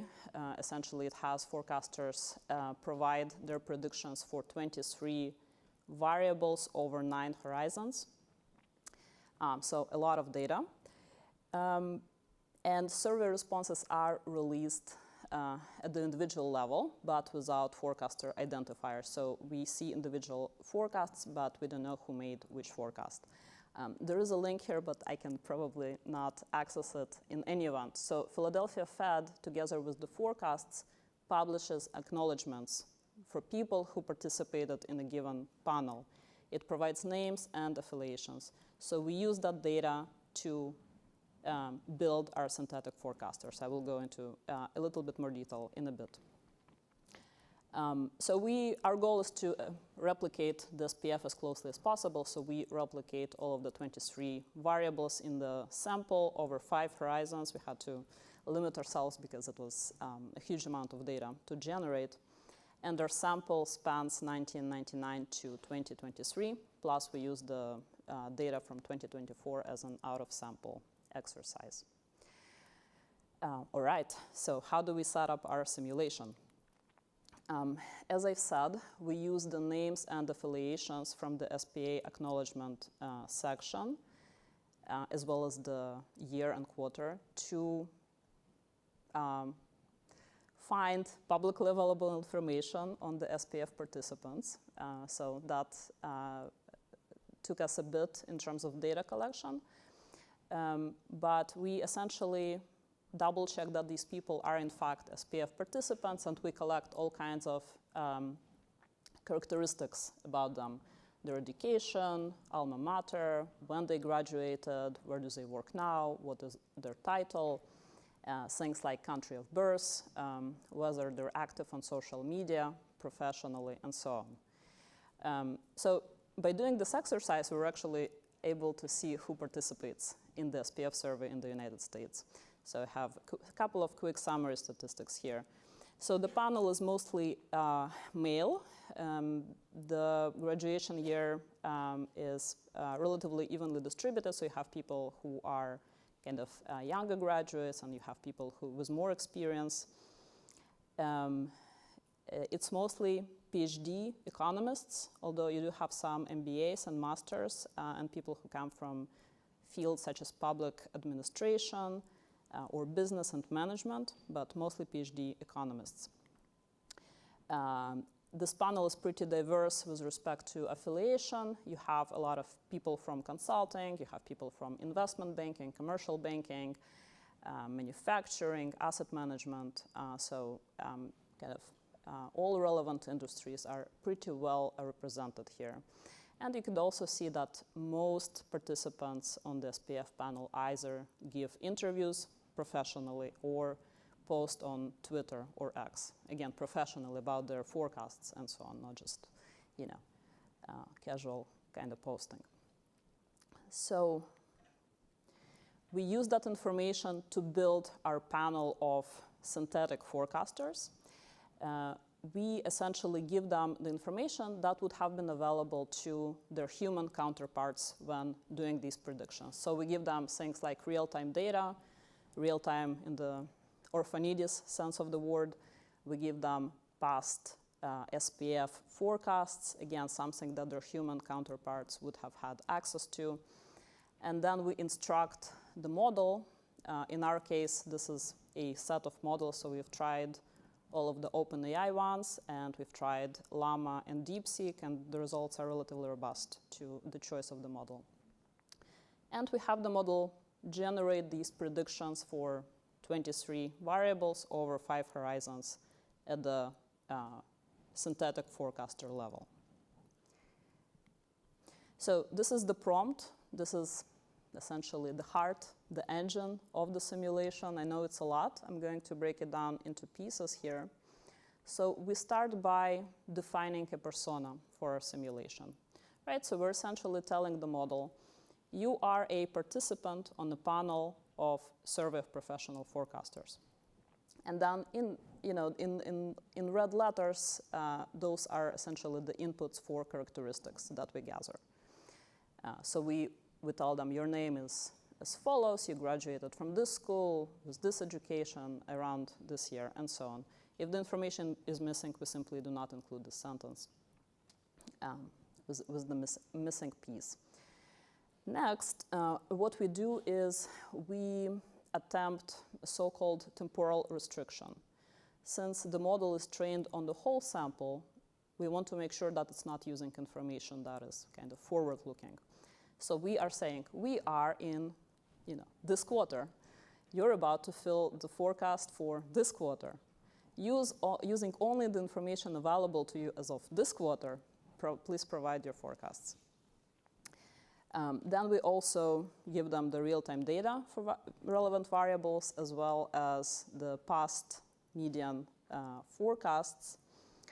And again, another temporal restriction, basically saying do not incorporate any data that was not available to you beyond this date. Consider all relevant information, but make sure to only consider it up to a certain date. And we give some additional instructions about the survey, essentially asking the model to return the predictions in a certain format, and so on. So this is it. This is the setup. The simulation, we then run the simulation at the forecaster quarter level. And there are about 40-ish participants each quarter. Okay. All right, let's look at the results.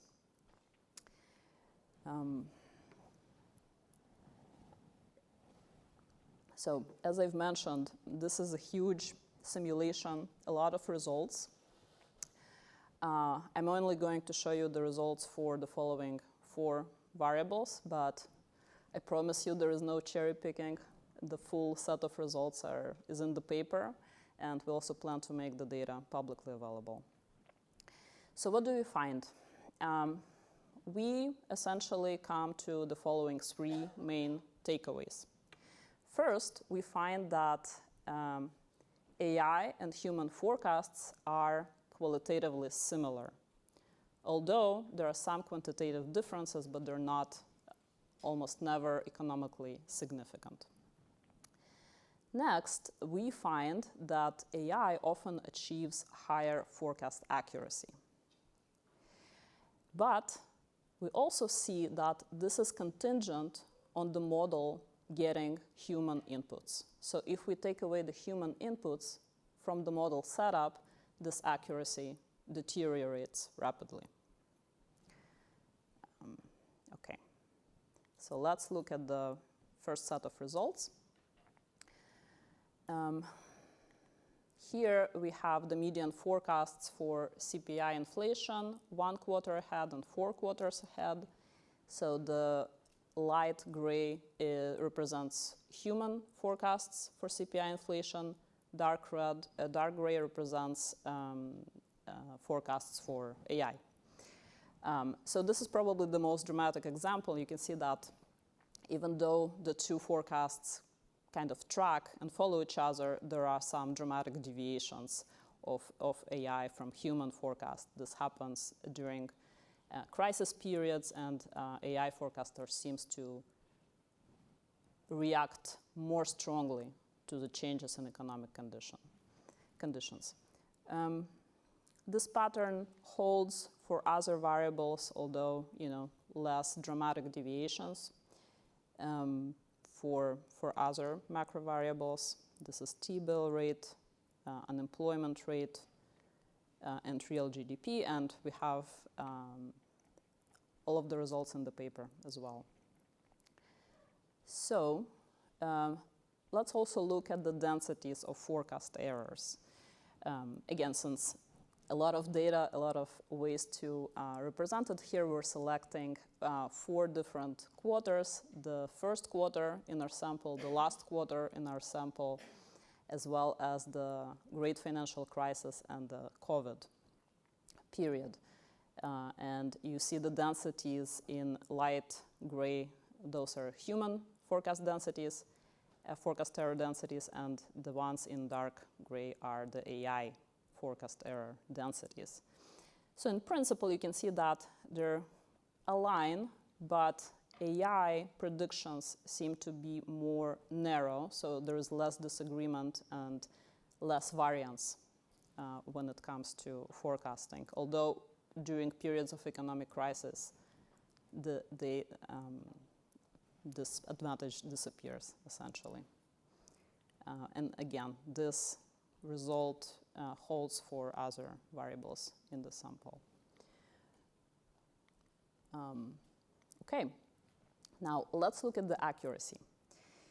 So what we're finding essentially is that AI forecasts often outperform human forecasts, especially at longer horizons. It doesn't hold for all of the variables in our sample, but it holds for variables such as GDP and unemployment rate, which we think is quite promising from the policy perspective.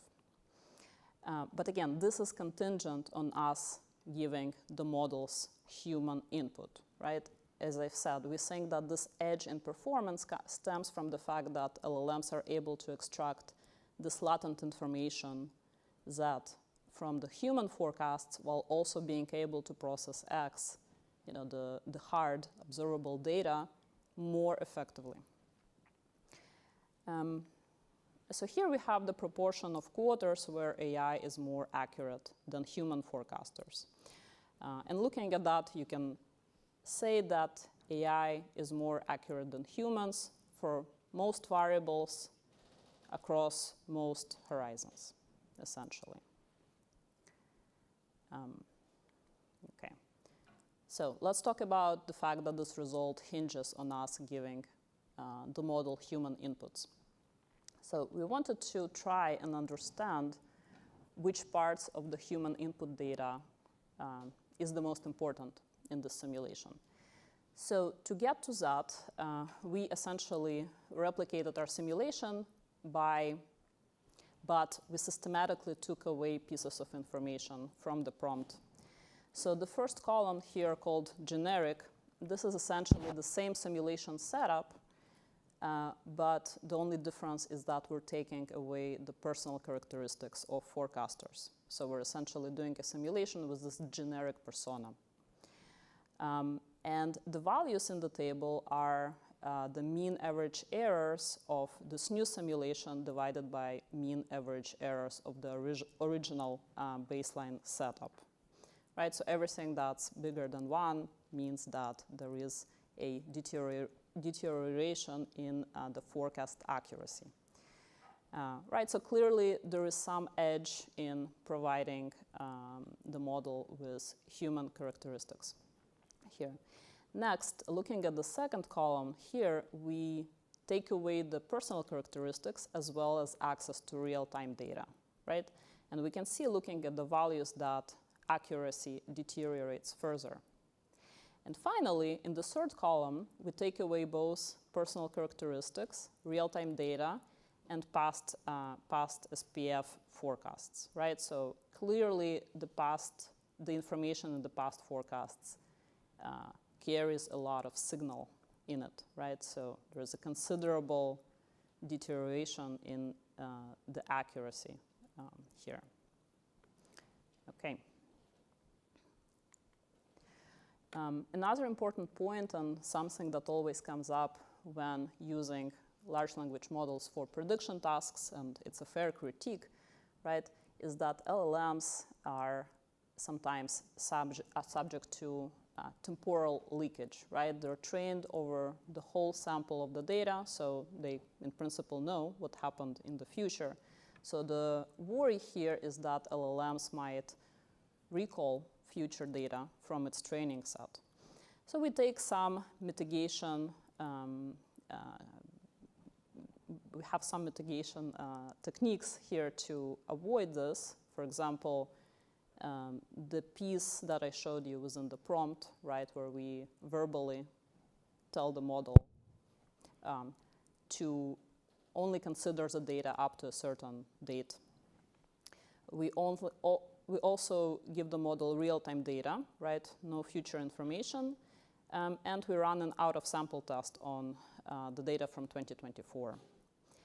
Which was outside the model's training window. So several mitigation techniques that kind of give us some peace of mind when it comes to using LLMs for forecasting. But another thing that we do is called the recall test, right? If the assumption is that the model simply recalls relevant values from its training set, it should be able to give me the value of GDP in the second quarter of 2005. If I ask it. So this is precisely what we do. We run the simulation, but instead of asking the model to forecast, we ask the model to recall specific values, right, for specific variables in our sample. So what we find is that when we do that, the errors are about 16 times larger than when we run our baseline forecasting framework. So it's clearly not working as if it's fishing into this huge bag of data and pulling relevant values. Something more complex is going on behind the scenes. Right. So what is this paper about? I think on a very high level, this paper is about the fact that humans have a certain edge in forecasting, right? We're able to process signals that are not necessarily quantifiable, let's say, and machines have an edge in forecasting. So the goal is not to substitute humans with machines or for humans to ignore machines, but to come up with a framework of augmentation, right? A hybrid approach where we can blend the advantages coming both from humans and AI. On a more practical level, we believe that this framework is promising, a promising tool for policy or research, and can be thought of as this virtual forecasting lab of sorts, and we plan to set up a dashboard or a tool where you can access these types of forecasts, or maybe even run your own. With respect to tools, we have used several things, but one of the packages that I would recommend to people who are interested in trying these types of simulations is called Expected Parrot. So this is a set of tools that allows you to run experiments with multiple agents and models at once. And a little early, but I will stop here. Thank you very much.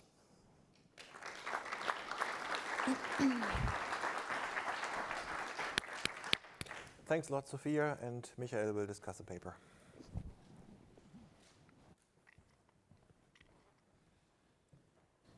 Thank you. Thanks a lot for having me and for giving me this paper to read and to discuss. And this was really a lot of fun, I have to say. Obviously, given that I'm here at the ECB, everything I'm going to say are my own personal views, not those of this institution here.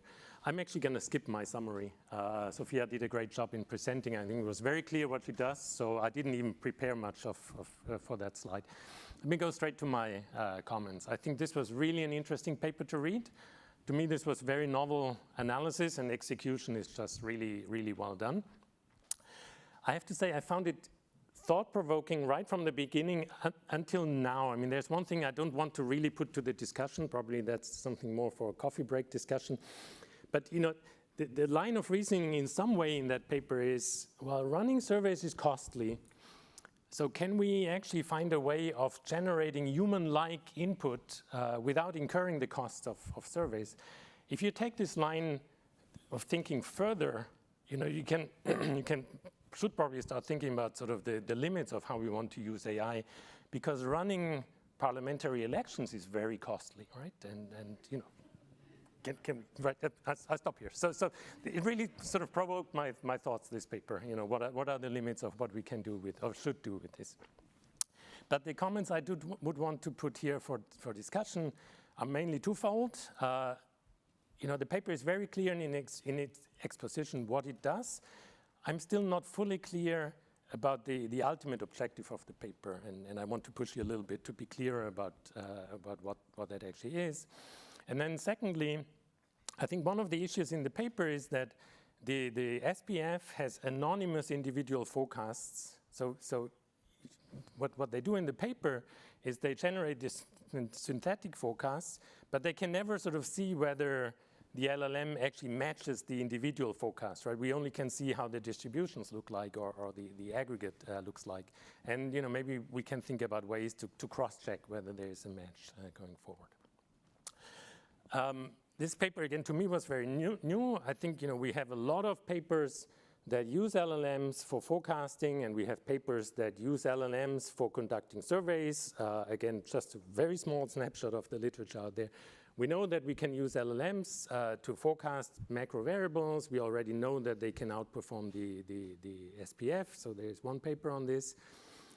Colleagues here in-house have used LLMs to include textual data to do inflation forecasting. So they're using text from the ECB's press releases, and they show that using LLMs helps to improve inflation forecasts.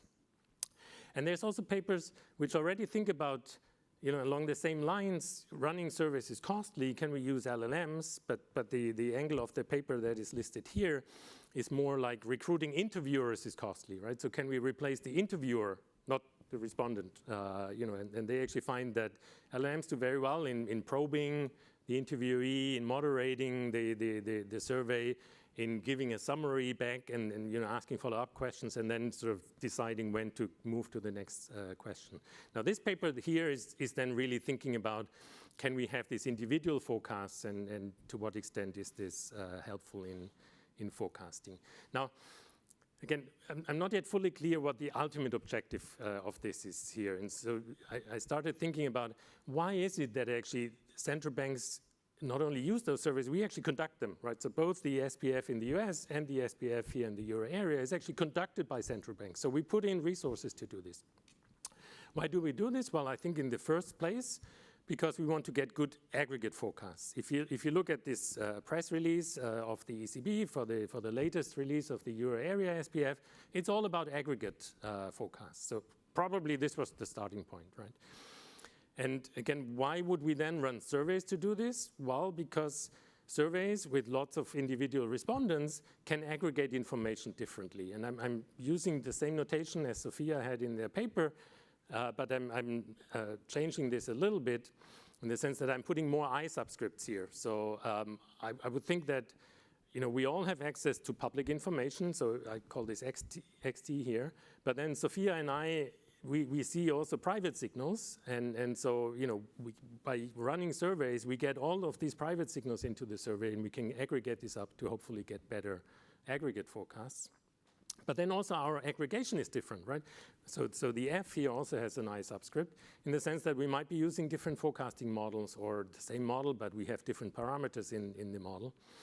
And then lastly, there's this term which they call the bias in the forecast, which again, we all might have different biases here. Now, I do think that all of these three parts can be a function of personal characteristics, not only the bias, right? And I think the first part is very important for us. We want to aggregate different information, and we want to have people who actually see different private signals and have different forecasting models to get sort of a better aggregate forecast. So I think we want to differentiate these two things here in the analysis. The second reason why central banks conduct surveys, and I presume this, we started realizing this a little bit later, is it's actually very helpful to also look at the distributions, right? It helps us understand disagreement. There's a big literature to what extent disagreement is a good proxy for uncertainty or not, but we also ask for uncertainty directly in the SPF, in both variants actually. And so, in our SPF reports, we also plot the distributions, of course, that we're gonna get from the individual forecasters. So that's helpful. And then probably it's also good for us to understand really what are people's actual expectations, because we know people act on their behavior. And there's now a lot of models that include heterogeneity, like Hank models, where we know, people might have different marginal propensities to consume. And so it's important to understand to what extent actual expectations differ, because that might have macroeconomic implications. Now, against this background, what is the objective of the paper? I can see various reasons why we would want to do this. So again, is it that we want to just have an improved aggregate forecast by going via personas? Then I think the paper needs to have a little bit more discussion why that actually is helpful. Why can I not just go to the LLM and sort of say, try to come up with a median forecast? Why do I need to go via the individual personas? Where is actually the improvement coming from? The second possible objective could be, again, let's think about this cost-saving motive. Can we just generate more survey responses and cheaply so? But then I think what the paper should do is, it should also show, like, if we increase the number of survey responses that we generate, can we actually improve the aggregate forecast? Right now, you just stick to the actual population, or you're trying to mimic the actual population of the SPF. You're not trying to expand that. Third thing could be, do we want to get a good estimate of the human bias here? And again, let me go back to this equation, right? Can we sort of get rid of the delta IT and just sort of see to what extent is it actually useful to aggregate individual forecasts by eliminating the human bias? And again, some more discussion on that, if this is the objective in the paper, would be useful. Or is it that we actually want to have this data and we want to send them to our policymakers and say, here's actually a good, maybe a better assessment of the disagreement that is currently out there in the economy? Well, if this is the objective, then probably we should not be so happy that the LLM actually improves on the individual forecasts, right? These distributions actually look different, and they are smaller. And again, if we want to understand the proper disagreement that is out there because people behave according to that disagreement, then not so sure this is actually a helpful avenue. Or another objective could be that we want to go to our colleagues in-house and advise them, how can we actually change the forecasted population to get better aggregates? Like, for example, would it be helpful to increase the share of females in the sample, right? Do we get sort of better output here? So lots of different things one could do with this, and I think the paper, to me at least, wasn't fully clear where you want to go, and depending on the objective, I think some more follow-up would be actually helpful. Second comment on benchmarking these synthetic forecasts. Again, the SPF is anonymous, so you can never know whether the LLM actually sort of really mimics the individual or just happens to sort of roughly sort of mimic the distribution. I think it would be good to actually get at this. And so I was thinking, is there other ways of doing this? Can we, for example, use other surveys beyond the SPF? So the blue chip or consensus economics provides the company name. So we don't have the individual within the company, but at least we know which company provided the forecast. And that can be helpful information to understand, again, what is the background of this company. Similarly, the Livingston survey provides 11 different categories. So you don't know the company name, but is this from an academic institution or a commercial bank or a non-financial business? Again, that can be very helpful, and there you can actually match the forecasts to possibly synthetic forecasts. Or you could go to the Bloomberg survey. There is a survey that is run by Bloomberg where people sort of nowcast. They basically give a forecast of next week's macroeconomic announcements and next week's monetary policy decisions. That's not your forecasting horizon that you have in mind. It's a nowcast. But there you actually know the individual. You know everything about that person because the forecast is done in the name of the individual. And we looked at this a couple of years, well, many years ago by now, to sort of see who is actually a good forecaster of FOMC decisions. And we found that forecasters are better if they are located in financial centers. Individual characteristics matter, right? So it matters whether you're, for example, in an investment bank, then you're a better forecaster. Economists do better forecasts than the executives, for example. Or people who have a background who have worked at the board of governors actually are better forecasters of FOMC decisions. And maybe of interest to the group here in the audience, among the education types, the PhDs actually are the worst forecasters in that sample. But this allows you to actually now match these forecasts to individual characteristics. So maybe going down that route could be helpful. Then one more thought. Why does ChatGPT actually give you different forecasts? So I was running something very simple. I asked, I also sort of generated personas. I asked ChatGPT to give me a forecast for 2027 CPI inflation in the US. So one persona is a Yale PhD in economics, an economist at an investment fund based in Houston, Texas, and that gives me 2.2%. The other persona is a University of Maryland master in finance who's working as a CEO at a commercial bank based in New York City, and I get 2.3%. And then I asked ChatGPT, why did you give me different forecasts? Turns out that ChatGPT completely disregarded the education, completely disregarded the location. It only focused on one guy is an economist at an investment fund, the other guy is a CEO at a commercial bank. And so I think it would be good to understand really where these forecasts are coming from. And related to this, then also my question to you, how did you decide on the characteristics for your personas? So you were including some of these characteristics, but not others that you have. Like, for example, gender is not included there, right? And we know that in consumer surveys, this actually matters, right? We know that females have higher inflation expectations. So why did you actually include some of the characteristics that you have and others not? And then again, the question would be, which of these are actually of relevance to ChatGPT and why? Now, if you want to stick with the SPF, I think you can still try to understand a little bit better to what extent the synthetic forecasts match the individual forecast by also looking at across variables. Again, there's a large literature you can relate to sort of see, are these just random forecasts or is there some economic intuition behind the simultaneous forecasts of different variables like output and inflation, for example, and interest rates.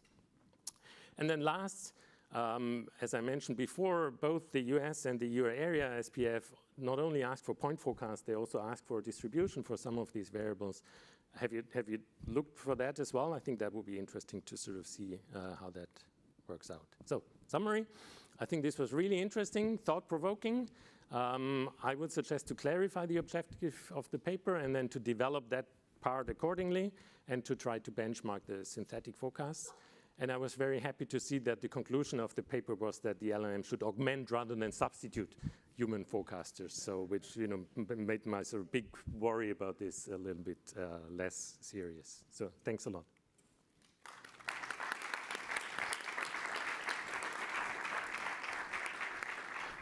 So maybe you want to respond first, Sophia. Yeah, absolutely, Michael. First of all, thank you for such a useful discussion. I do agree with you that we need to work on kind of sharpening the objective, at least in the paper. I think initially it was a proof of concept type of exercise. We really wanted to see whether LLMs are able to do this task. So we didn't have a prior necessarily. We're thinking maybe LLMs could match human forecasters perfectly, right?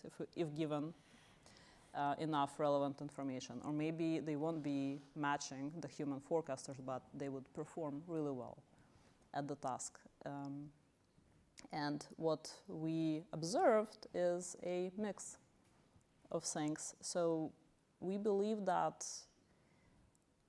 this could be used, again, it's a proof of concept, but this framework could be used in other contexts. If LLMs are properly anchored to human data in an appropriate way, we could augment other data series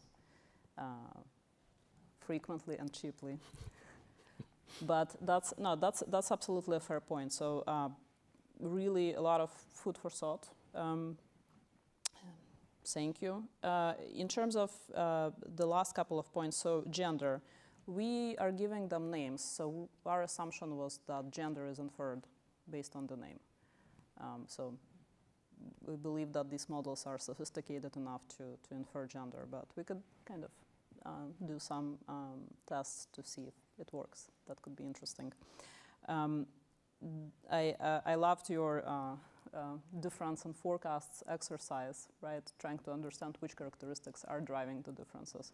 So we did something in that spirit. I don't think we're including it in the recent version of the paper, but maybe we should. So we did also find that affiliation made a huge difference there. Yeah, otherwise, thank you so much. Great suggestions. Really appreciate it. Thank you. Actually, Michael summarized these AI can augment the SPF. So I asked ChatGPT before, just bluntly, will AI eventually make economic service like the SPF redundant? And guess what the answer is? Yes, I will win in 2 years. No, the answer was no. Exactly as you wrote the paper without confronting with your paper. It said like, has the potential to significantly enhance economic forecasting. It is unlikely to completely make traditional service like SPF redundant, and instead AI can complement each other, and they can in several ways. So very wise statement already. So we have the first question, please. Microphone is coming from the left. Thank you. Jonathan Haskell, Imperial College. Thank you, Sophia, for an exceptionally clear and interesting presentation, and to Michael for the discussion as well. I should declare an interest. I've just finished working on the Bank of England's Monetary Policy Committee, so the idea that a machine could have done a better job than the 6 years that I did on the committee terrifies me. So let me say, let me try and talk for humans in support and raise 4 issues, if I may. The first question is, some of your graphs showed very dramatic spikes up and down. So one of the big things about monetary policy, of course, is the idea to try to detect turning points. So would I be right in thinking that the model is bad at turning points or good at turning points? Could you just amplify that a little bit? Yeah. Sorry. So if I could just say, sorry. The second thing is, at least at the Bank of England, one of the things that we had to spend a lot of time doing was communicating what we were doing to non-economists. And I have to say, if we had gone in front of Parliament and said, well, we just gave it to a large language model and that told us what to do, even if it had the imprimatur of Stanford economists and all that kind of thing, I think we would have looked silly. So again, some sense of how that fits in with the communication. The third thing is, of course, the outcomes are in some sense deeply endogenous to what it is that policymakers announce. So during the Liz Truss financial crisis, where we had a big panic in the long bond market, if we'd run a forecast of that enormous panic, we would have forecasted that the British banking system would collapse and the entire British economy would fall to pieces. So we deliberately did not announce that forecast, although that was the correct forecast. Instead, we said we're going to try to rescue the market and all of that kind of thing. So that was an example where it was optimal, it seems to me, not to say what the forecast is. Final thing, if I may, I'm sorry for this long question, is in some sense, there's a much deeper question, I think, about what we mean by human biases, the big delta, I think, Michael, in your discussion. I just don't think there's a sort of true model out there somehow or other which humans are just incapable of processing because we have limited processing power. I just think there's radical or Knightian uncertainty. There are things which we just simply cannot predict. If you'd asked us 30 years ago to predict what an Apple iPad is, nobody would have any idea what it is. So I just wonder if you're talking about human artificial intelligence. Is there work done in Stanford or elsewhere in thinking about how we think about what a bias might be in a world where there just isn't a true model? It's not that we're trying somehow or other to get to some true model. It's just that there's this irresolvable uncertainty. Apologies for the long question, but again, enjoyed the presentation very much. Thanks. A concise answer to this quartet of questions, because we have some of interest. Please. Thank you so much. Really great questions. So to start from the beginning, the turning points, there are indeed large spikes, at least for some variables. So we think that this dramatic overreaction comes from the fact that the model cannot access Z. So when there's a lot of change on the ground, you do need information beyond just the hard data. So human forecasters have access to that, and the model doesn't. Again, perhaps this is possible to kind of address with more data, but that's a good point, yes. The use of LLMs, I absolutely see your point, and I think for central banks especially currently, this is a reputational risk, right? The message to the public needs to be very carefully drafted when it comes to use of AI, right? At the same time, things are changing. So perhaps in 5 years' time, this would be a standard method, right? And people would be comfortable with that. So time will tell in that regard. So selective announcements of forecasts, right? When things are really bad. That's a fair point, but at the same time, you do need to know what people are thinking and expecting.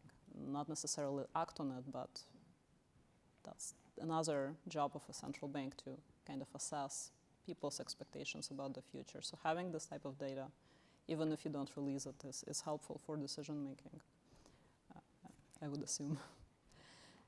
And the last question, that's, again, so some people yesterday said that they forgot their crystal ball at home. Same. It is an important question, though, so something to think about. Thank you. Thank you. I think we have a mic already up here. Hi, Stephen Batiste from Inferred Mind in Menlo Park, just down the road from Stanford. You're predicting future events based on past events. And then you're asking the LLM not to cheat in a nice way. And then you're also using the LLM to see whether it's actually cheating or not. But my biggest concern is that the LLM, you don't know, it's a black box. You don't know what it's been trained on data-wise. So it actually may be trained on data that is assisting it in ways that you don't know.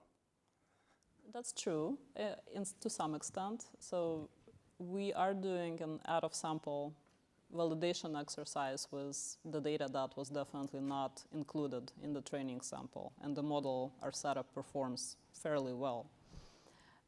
But yeah, I mean, it is a concern. There are some ways to overcome it. There are some large language models with kind of consistent training cutoffs. I think Asaf Manella has a recent working paper on that. So perhaps we will try using that. Peter McAdam here in the front row. Thanks. Great paper, of course.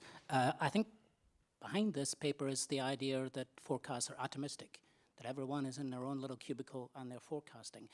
But forecast cluster, for example, if unemployment right now is 3% and my model tells me it's going to jump up to 7%, I would never put that down because I don't want to look an idiot. So I wonder whether that is somehow in this machinery, whether there is the fact that people don't, it's a beauty contest. You don't kind of forecast, you forecast with a view to what other people are forecasting. Peter, it's a great point. I mean, I think what gives us a bit of peace of mind here is that SPF is anonymous. So in principle, that should be able to protect you from going with your forecast, going with what your models say, and not worrying too much about, you know, the huge gap between you and what other people are saying. Yeah, I mean, something to think about. You might worry you won't get re-invited by the central bank next time around, no? Maybe, perhaps, perhaps. Yeah. Katarzyna Budnik had a question. So thanks for introducing me, Wolfgang, ECB. So here are like two questions. One is friction stolen by Peter, but let me give you a narrative. So my first job was at a commercial bank with investment profile. I didn't have a PhD, that's why I was allowed to provide this type of forecast, and I give you a narrative how it looks like. So there's no one survey. There's a survey each week or even bi-weekly, depending on the announcement time for different data points. And the way it works, let's say we predict inflation, it's like we get a survey 3 months ahead, 2 months ahead, 1 month ahead from different providers of the aggregated forecasts. And of course, we do look at the outcome. And we do cluster, and I tell you why we cluster, because especially in this investment profile companies, if we deviate too much upside or too much downside, it means taking a stance on our trading position, and it can hurt. Like back that time, it still could hurt you personally by your bonus at the end of the year. So what I want to say here is that like one of the very important information, and this to give a bit of a flash to what Peter said and how it can be operationalized in this model, is to feed the machinery, feed the artificial forecaster with the outcomes of the surveys about the same data points, different surveys, be it Bloomberg survey, whatever surveys are there released, as one of the data points the forecasters take into account. Because I think at least partially that might explain the spikes in the forecast by the machine versus lack of spikes in the forecast by professional forecasters, because people do cluster. I mean, there is an element, I don't want to be an idiot, but there is also the element of I know the data, I know what the other people say, and essentially I don't want to deviate too much.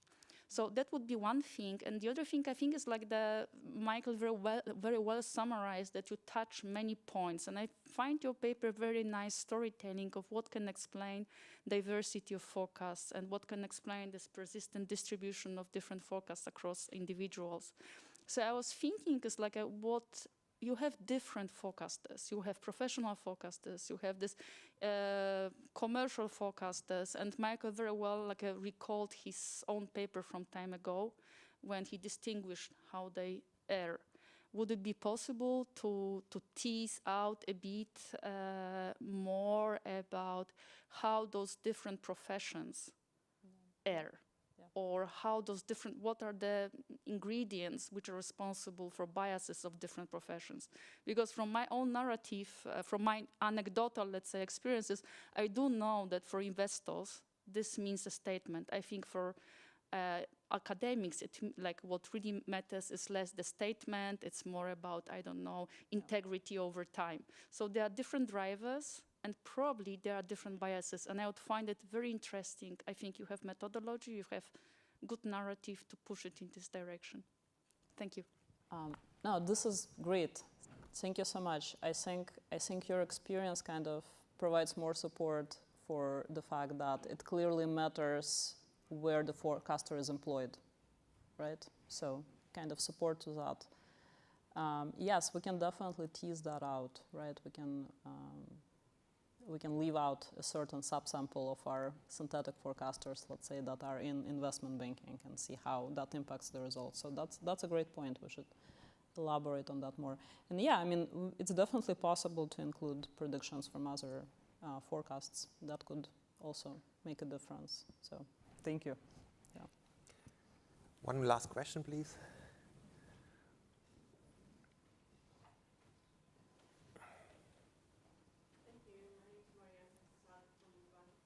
I'm working in forecasting as well, so I'm really scared a bit by your results.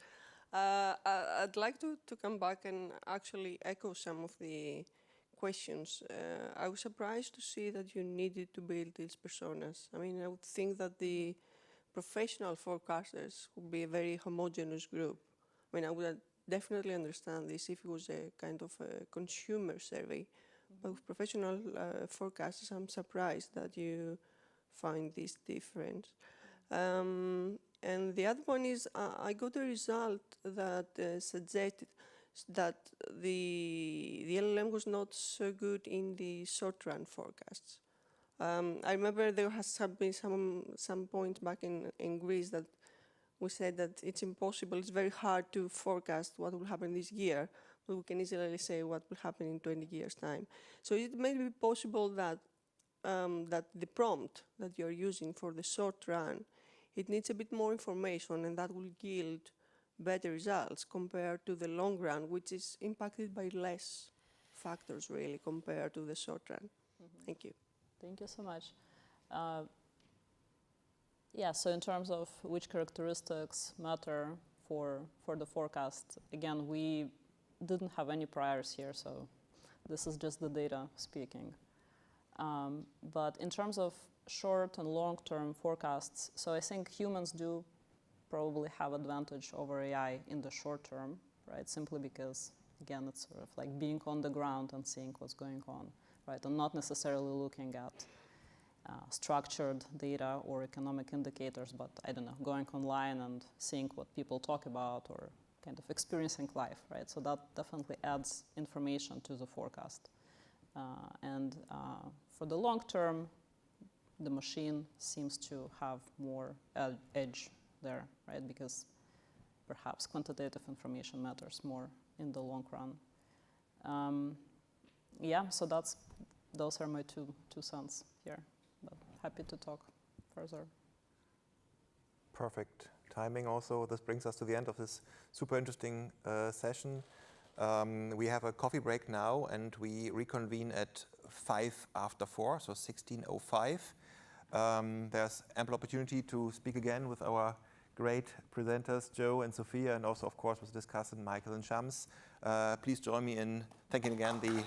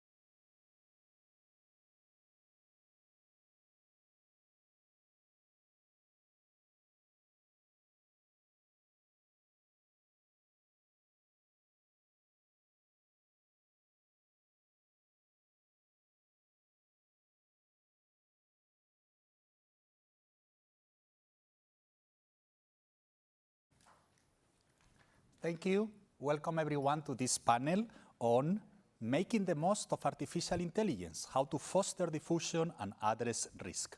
So let me first introduce the different members of our panel. I will start from the back. We have OECD.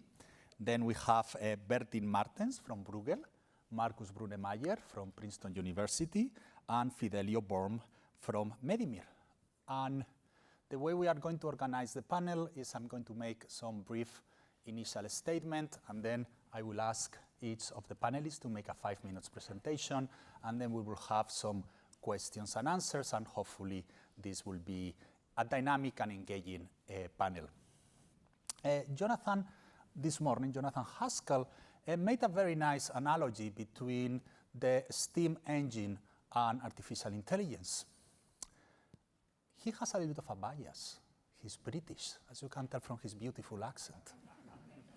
When I think about the industrialization, I think about a classic book published exactly 50 years ago called The Failure of the Industrial Revolution in Spain by a great economic historian called Jordi Nadal. Jordi Nadal argued that Spain failed to industrialize in the 19th century and that failure shaped the whole political economic dynamic of the country for the next 200 years. In fact, you could even argue that even today, Spain and its politics is fundamentally shaped by that failure. But you don't need to say Spain. You could write a very similar book about Portugal, the failure of the Industrial Revolution in Portugal. Or you could think about the failure of the Industrial Revolution in the south of Italy or in the south of France. In fact, most of continental Europe didn't do a very good job at industrializing. And though I know that Bertin is going to tell me that Belgium did okay. Even here in Germany, another great economic historian, Alexander Genschenkron, brought what I think is still one of the most insightful analyses of the economic policy of the Second Empire and the Weimar Republic, and he highlighted that the political economy of Germany was fundamentally shaped by the tensions and trade-offs created by the fact that Germany industrialized late. Later on, a third great economic historian, and now we are jumping to England, Millward, argued that the whole process of the European Union integration, and after all this building and the European Central Bank is part of it, was precisely a consequence of the failure of continental nation states to handle the challenges of economic modernization. When I think about that, I ask myself the following question. Will an economic historian in the year 2300 write the failure of the artificial intelligence revolution in Europe? We will have 200 years from now panels and sessions about why Europe missed the artificial intelligence revolution, or maybe not. Maybe we will never need to write such a book. But the point is that whatever the answer is to that question, our economic future is going to be so fundamentally transformed by artificial intelligence that it's going to go much beyond GDP or employment or inflation. It's going to completely transform or not transform society, and that's going to have very large consequences. So without further ado, let me jump to the panelists and let me ask for their opinions. Can I start with you, Floris? Sure. So thanks. This is it has been a great event. So we all need to learn more about AI and the macroeconomic and economic implications of it more broadly. So we want to talk about the promise of AI, but let me start the biggest problem I see as I talk to the macroeconomists around me on a regular basis. So we had our economic outlook just launched 2 weeks ago. And also this is the same with the IMF and others, that we are projecting the lowest economic growth since the financial crisis. So that means that there's a need for productivity growth. Of course, in this room, we don't need to say this, but it's very obvious that the biggest promise of AI has to boil down to productivity growth. Now on this, of course, we have seen that AI has been improving very different cognitive tasks. And there has been a lot of work on the micro estimates of AI. So for example, it can increase the productivity by 14% in customer services, in consultancy, a little bit more, 20-30%. When it comes to legal services, maybe even 100%. However, when you talk about micro gains, these are still potentially relatively small portions of the economy. And more importantly, is that these micro gains, in order to understand their macroeconomic implications and aggregate up to total factor productivity, you need to take certain steps and make certain assumptions. So at the OECD, in order to maybe clarify or add to the confusion on the macroeconomic estimates of total factor productivity, which you know that they vary quite a bit. So it comes from 1.5% from McKinsey and Goldman Sachs to 0.1% over the next 10 years in the case of Acemoglu and some others. So our estimate, our contribution in that place is actually try to focus on the sectoral differences and to consider both AI exposure and as well as adoption across different sectors. And then not only consider the sectoral impact, but also the sectoral reallocation that AI could trigger. So in this one, there are three main impacts. One is the direct sectoral impact you get from AI exposure and AI adoption. The second one is that these sectoral impacts actually can feed to something bigger because of input-output linkages. So if your input provider increases their productivity, this feeds through your productivity in some way or another, at least through the decreased input prices. And then the third effect, which is usually not mentioned that much, is the boom-all effect, what we call, which is that the reallocation of different factors of production in the economy could lead to actually a decline in productivity. It is if they are very much focused in certain sectors. So what we observe is that our estimate, which we published the working paper a couple of months ago, is around 0.4 to 0.9 for United States. And we are refining and extending these estimates for the G7 countries.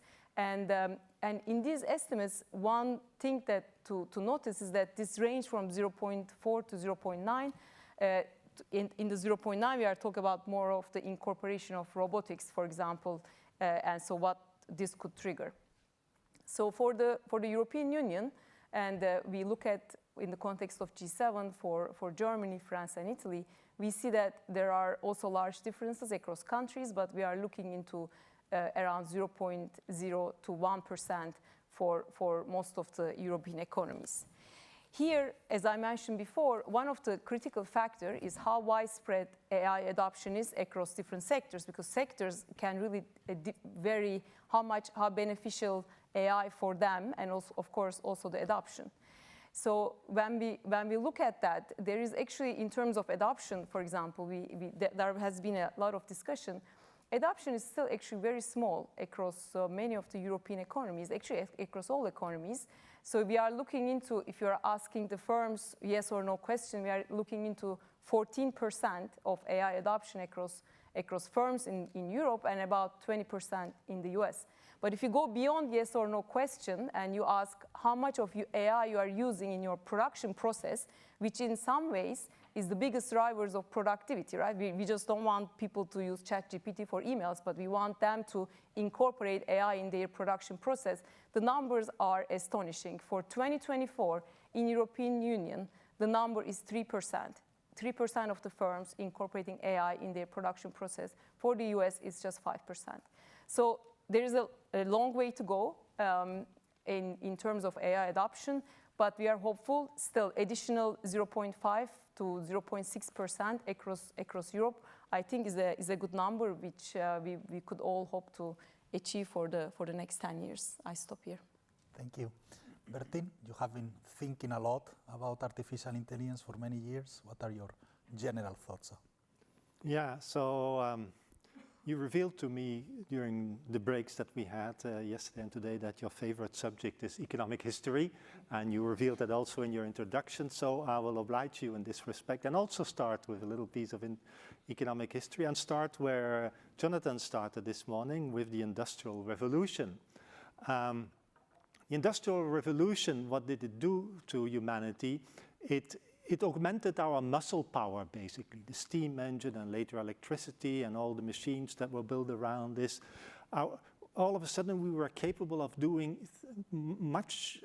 things that were simply impossible before because we didn't have the power to do that. And so for me, the greatest promise of AI is it does not augment our muscle power, it augments our brain power, our cognitive capacity. All of a sudden, we have an instrument at our disposal that can do things that we couldn't dream of doing in hundreds of years if we brought all human cognitive capacity together. And so for me, this is the fantastic aspect of it, this cognition augmenting factor in AI. I was here yesterday also, and I listened to several studies mostly on the substitution effect, and I know economists dream about all these substitution effects. 6 years ago, I started working on the economics of AI, and together with a colleague at the time at the JRC, I wrote a paper on, will this time be different? And we concluded from the empirical evidence available at that time that there's no indication that this time will be different, meaning that substitution may be there will be some of that, but it's mostly the augmenting aspect that is going to play an important role. And so I think we should focus far more on this cognition augmenting aspect of AI. And we can do that. I think so far we focus too much, but it's natural, we are at the start of the AI revolution, especially the generative AI revolution, and we focus very much on these very large language models that have huge fixed cost to pre-train. Today we are at hundreds of millions of dollars to train a competitive large language model. But we forget that there is a lot of things that we can build on top of these models once they are there. They are a sort of infrastructure layer. And again, I was inspired by Jonathan's presentation this morning, where he made that distinction between the supply side of the technology and the demand side, the take-up, the use of that technology. And I see LLMs on the supply side, and you have to have them. You have to teach AI first how to talk, how to read numbers, how to do equations and coding. And so these are basic skills. But once you have these LLMs, you can build millions of applications on top of that. And we've seen that, for example, if you go to the OpenAI App Store, you find millions of applications built on top of ChatGPT. And that is where I think most of the productivity gains or to be realized in the next couple of years in the future. And so we shouldn't, in Europe, stare ourselves blind on these US big tech companies that have the hyperscale infrastructure, computing infrastructure, the data, and they can build these models. But once they are there, we can use them, and we can build many applications on top of that, and I think that's where our productivity gains are going to be realized in the near future. We should also try to make it easier to build on this. Over the last 6 months or so, last 3 months in the AI world, we've seen a lot of evolution. We've moved away from emphasis on these large-scale LLMs towards second stage fine-tuning and reinforcement learning and distillation between models, and more emphasis on reasoning at the user stage. And that opens a vast number of opportunities and perspective, and we should focus much more on that, I think. I'll stop here for the time being. Markus? Thanks a lot. It's a pleasure to be here and for giving me some platform to talk about this AI topic. I know that Jesus, he likes to read books and he really, loves books. But we are subject to a big transformational change going on. In the future, I will not write books for humans and for Jesus, but I will write it for artificial intelligence agents. And you might write books very differently, but that's just one example where the world will change. We go through a huge transformation. And what I would like to talk about is a little bit, how can we design this transformation in a resilient way? Because typically when you think about it, there might be shocks to the economy and we want to bounce back. But here we actually have a positive transformation, so potentially positive, but it also might lead to this J-curve effect we have heard about. It might be temporarily go in the wrong direction. And the question is, how do we manage that? And if you think about it in the long run, we might actually, there's some risk we might become addicted to AI, as we are addicted to electricity. Just imagine if we were to take electricity away, how would we deal with that? Of course, removing the steam engine is probably fine at this point, but taking electricity away is a big problem.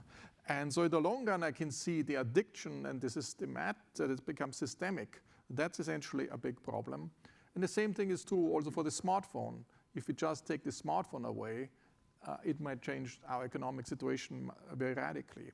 But that's in the long run. But the transition is a complicated thing to manage.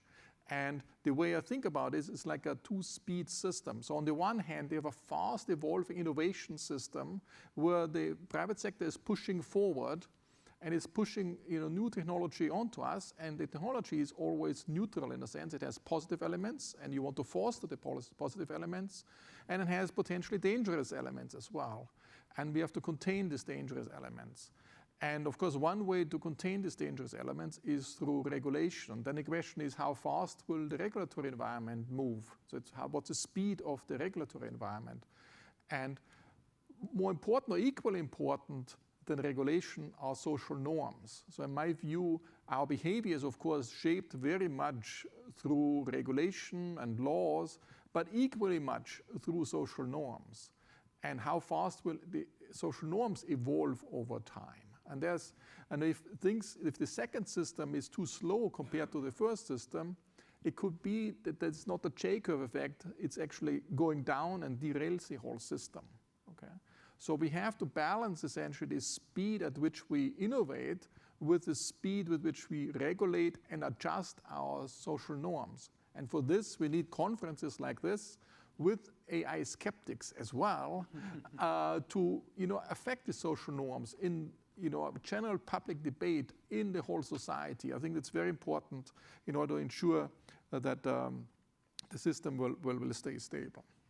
I like your analogy. Let me just come to your point, the analogy that the Industrial Revolution was all about machines replacing our muscles, and now we have AI replacing our brain power.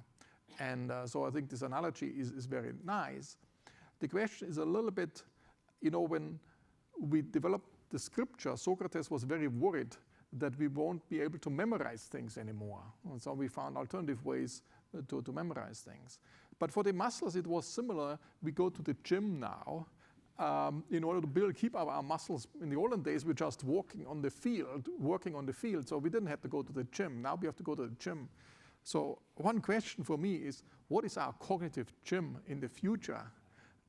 Will it be just playing chess with others, or what are the cognitive gyms we have in order to keep our brain power alive, or will our cognitive abilities decay with this? But that's another transition we have to manage. But there are a lot of interesting aspects we have to manage, and later probably can go further in AI regulation, and what we can also learn from financial regulation, what we can bring into AI regulation, because financial regulation, we have a lot of insights over the decades or centuries, and some of the elements we can just copy, or let's say not copy and paste, but copy and adjust for the AI regulation. Thanks. I think that a perfect mental gym will be to take a class in economic history. But anyway, Fidelio, you are in the industry, you know the real world much better than I do. What are your thoughts? See about that, but generally, the general feeling, coming back to your point, Mr. Brunnermeier, is that it feels like we have enough AI skeptics in Europe at the moment, it seems like that not enough is, at least in this ecosystem, is focused on the positive impacts of AI, and there's a ton of risks, as there were risks with any big shift. But coming back to the analogy with the steam engine and AI being a general purpose technology, right? AI can be a huge, huge equalizer throughout basically any field. So reducing technological divide, meaning that smaller teams can do more things. I mean, it's changing how we build software, how we use machines, and with the agents you talked about as well, you can dive into almost any vertical. So it's going to be difficult to not engage with AI in the future. And on a smaller scale, on a personal level, using AI unlocks vast amounts of value, at least from a entrepreneurial perspective, meaning that it empowers founders or employees to build amazing things and execute much larger projects with smaller teams. And I think that's an equalizer, meaning that not only these large companies will be able to build cool things, but everybody. And the second big question that was sent to us beforehand, I'm not sure if we're touching on right now, was the European focus, if developing AI still makes sense for Europe, and despite high costs and first mover advantage of these large companies. And I think that framing is not really correct because, for example, when you see what happened with DeepSeek, it's still very possible to upset the balance of power. We don't know where this is. We're still at the forefront of this new technology, and which means that everybody should build AI. And also we need to build it in Europe, also from a dependency standpoint. And also because AI is not just a technology, it's also a cultural caring technology, like the CEO of NVIDIA stated recently, meaning that it's a digital intelligence that we build within.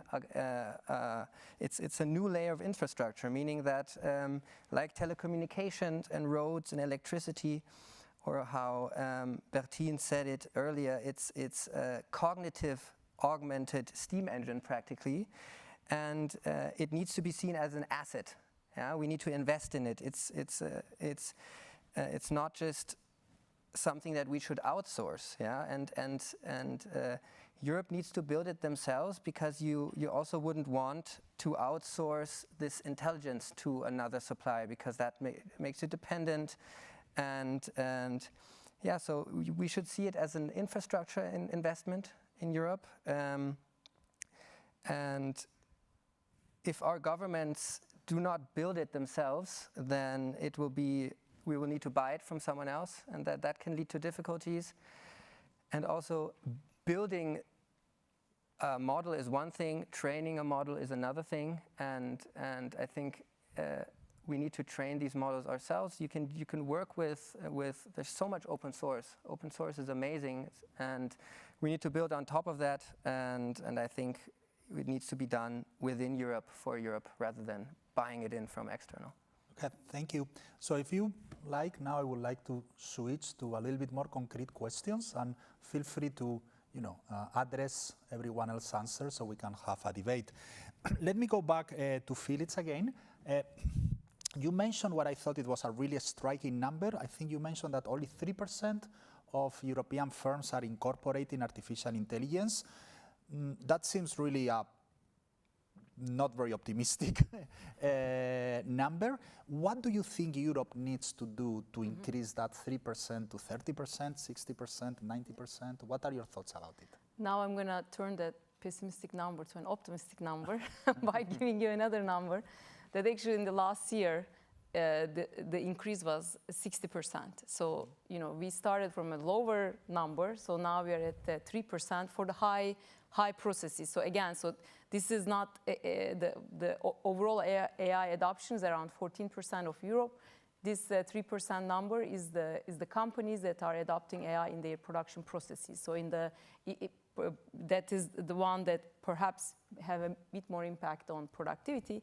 And again, just over the last year, in the context of last year, we see 60% increase in that number in Europe, and about 50% increase in the United States.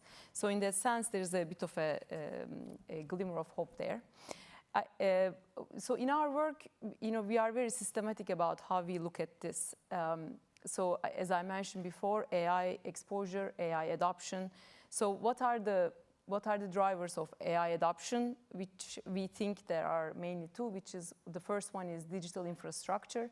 So when we look at the, for example, the internet users per population, or the data centers per population, we see that Germany is a bit closer to the US, but France and Italy are still lagging behind in that.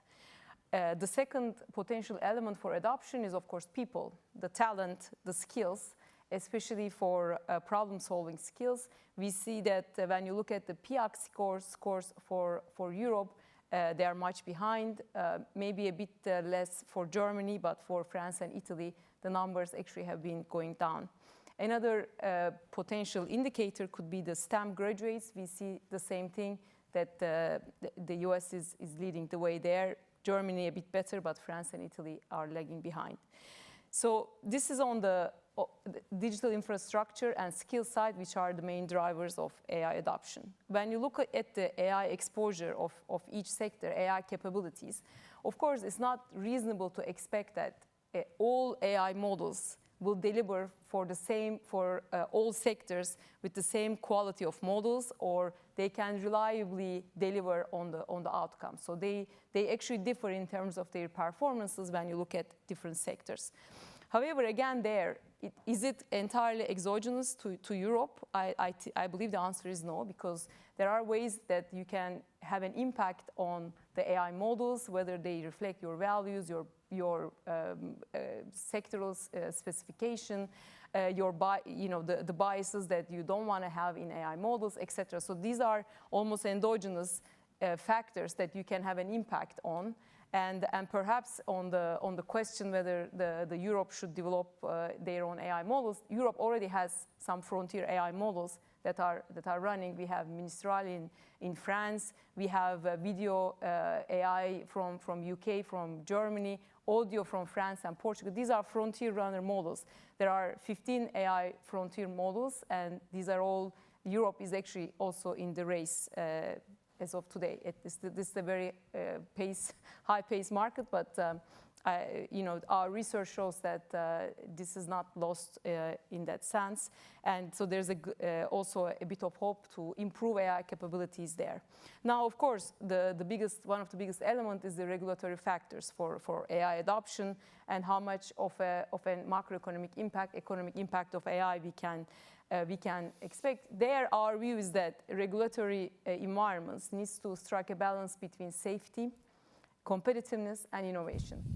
Of course, you may be willing to introduce the AI models only once they are very safe, but there will be lots of trial and error. You are going to lose time in a very highly competitive market, and at the same time, you are going to make this incredibly difficult to compete and to enter the market for the new entrants. So there's a bit of a trade-off there.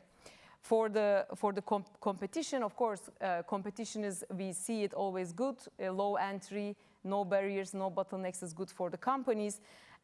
However, it seems to be there's a bit of a trade-off with the innovation. If the market is highly competitive, it was made also in the Bruegel piece very clearly that if the market is very competitive and nobody is making enough money, then what is the result for innovation? So there's a bit of, there is almost like a bit of an impossible trinity: safety, competition, and innovation, if you wish. And from the regulatory side, I think one clear, very important element is the clarity of regulation. We should not be introducing unduly uncertainty to an environment, to the market that's just developing. So at least knowing what the regulation is and the ingredients helps a lot. So in that sense, we see a very positive development. We see the AI regulatory developments in Europe very positive to resolve this. Bertin, so you work at Bruegel. You are in Brussels, you are close to the Commission, and yet, if I go to the webpage of Bruegel, you have written recently quite a few posts, somewhat critical of some of the European regulations. So what do you think Europe needs to do about this, and do you think that people in Brussels are aware of those steps? Yeah. There's so much to say about this. I basically agree with you that you need to have the infrastructure, and there are barriers there, and there are regulatory barriers. I see the European Commission trying to set up these AI factories initiative and throwing billions of euros of taxpayer money and trying to create that infrastructure. I don't see the market failure and why there would have to be public sector or government intervention and investment in infrastructure. This is a commercially viable thing, and the private sector should do that. There can be some supportive measures from the public sector, but by and large, this is an investment that needs to be financed by the private sector.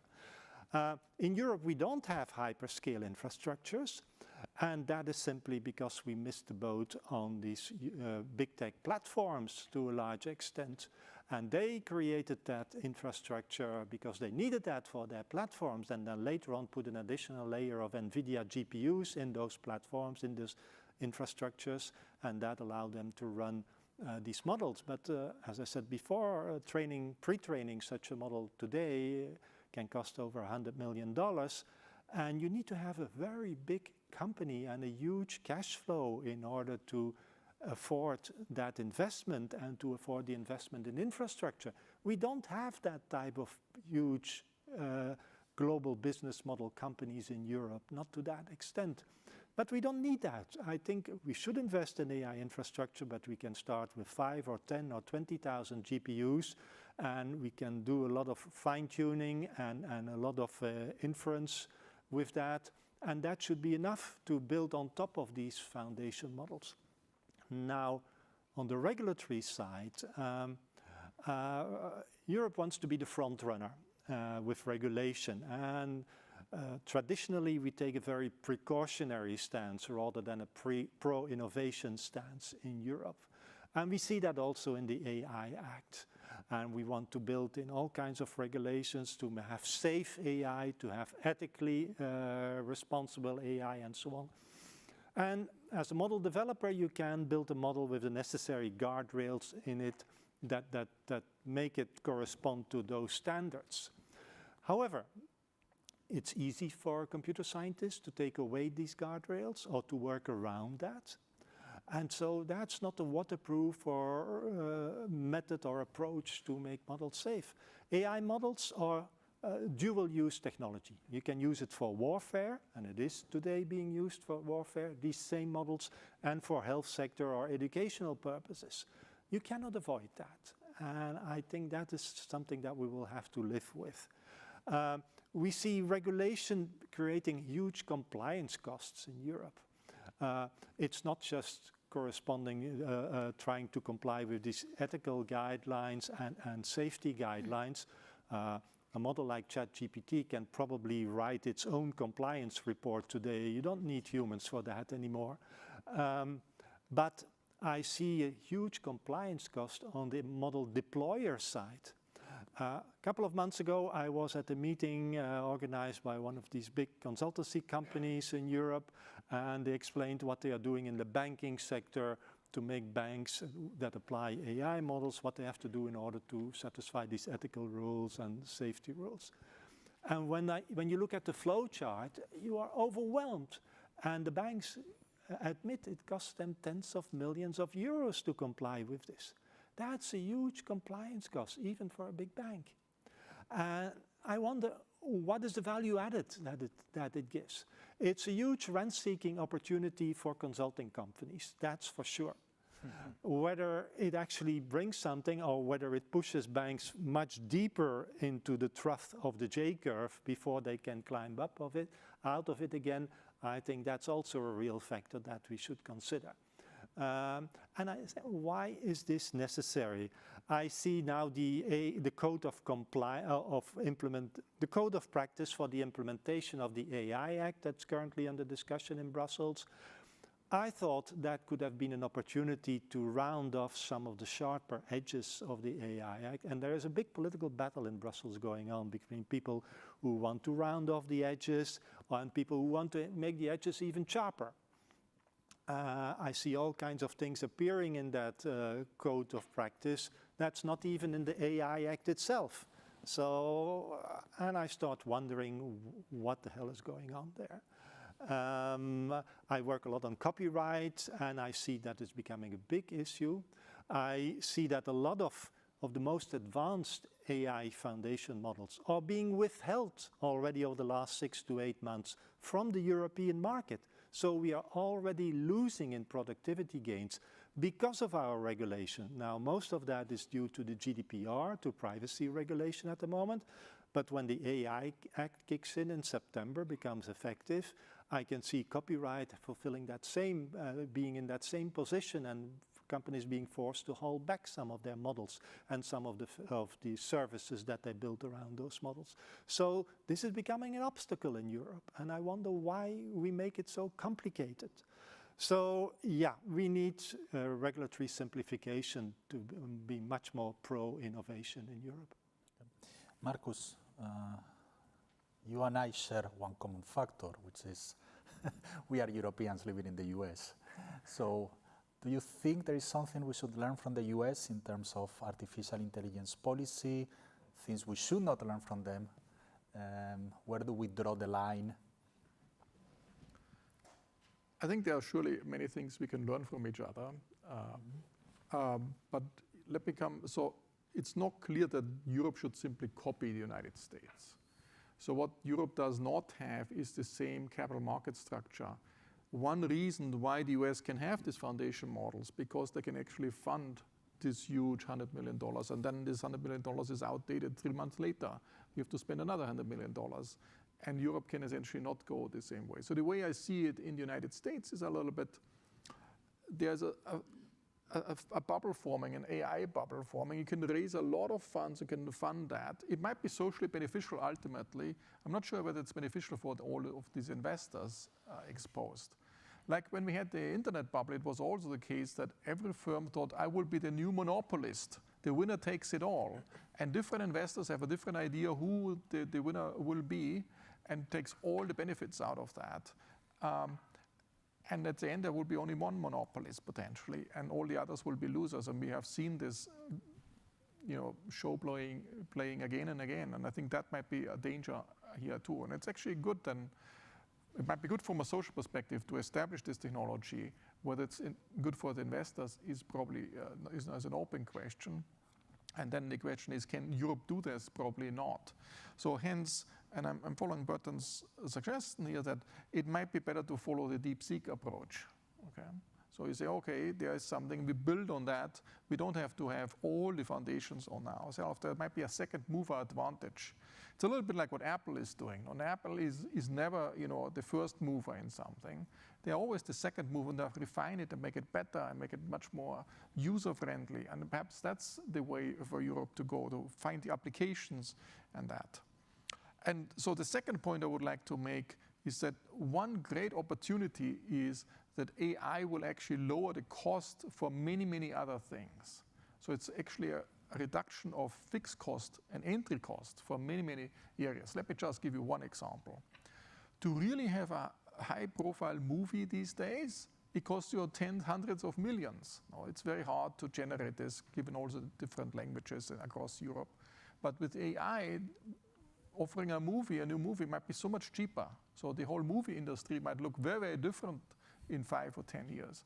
And it might open up actually for Europeans to become, the leading companies besides Hollywood to produce movies. And that's just one example. But there are many areas where, the industry will change radically because the entry costs are much lower. And that's, I think, what one can focus on.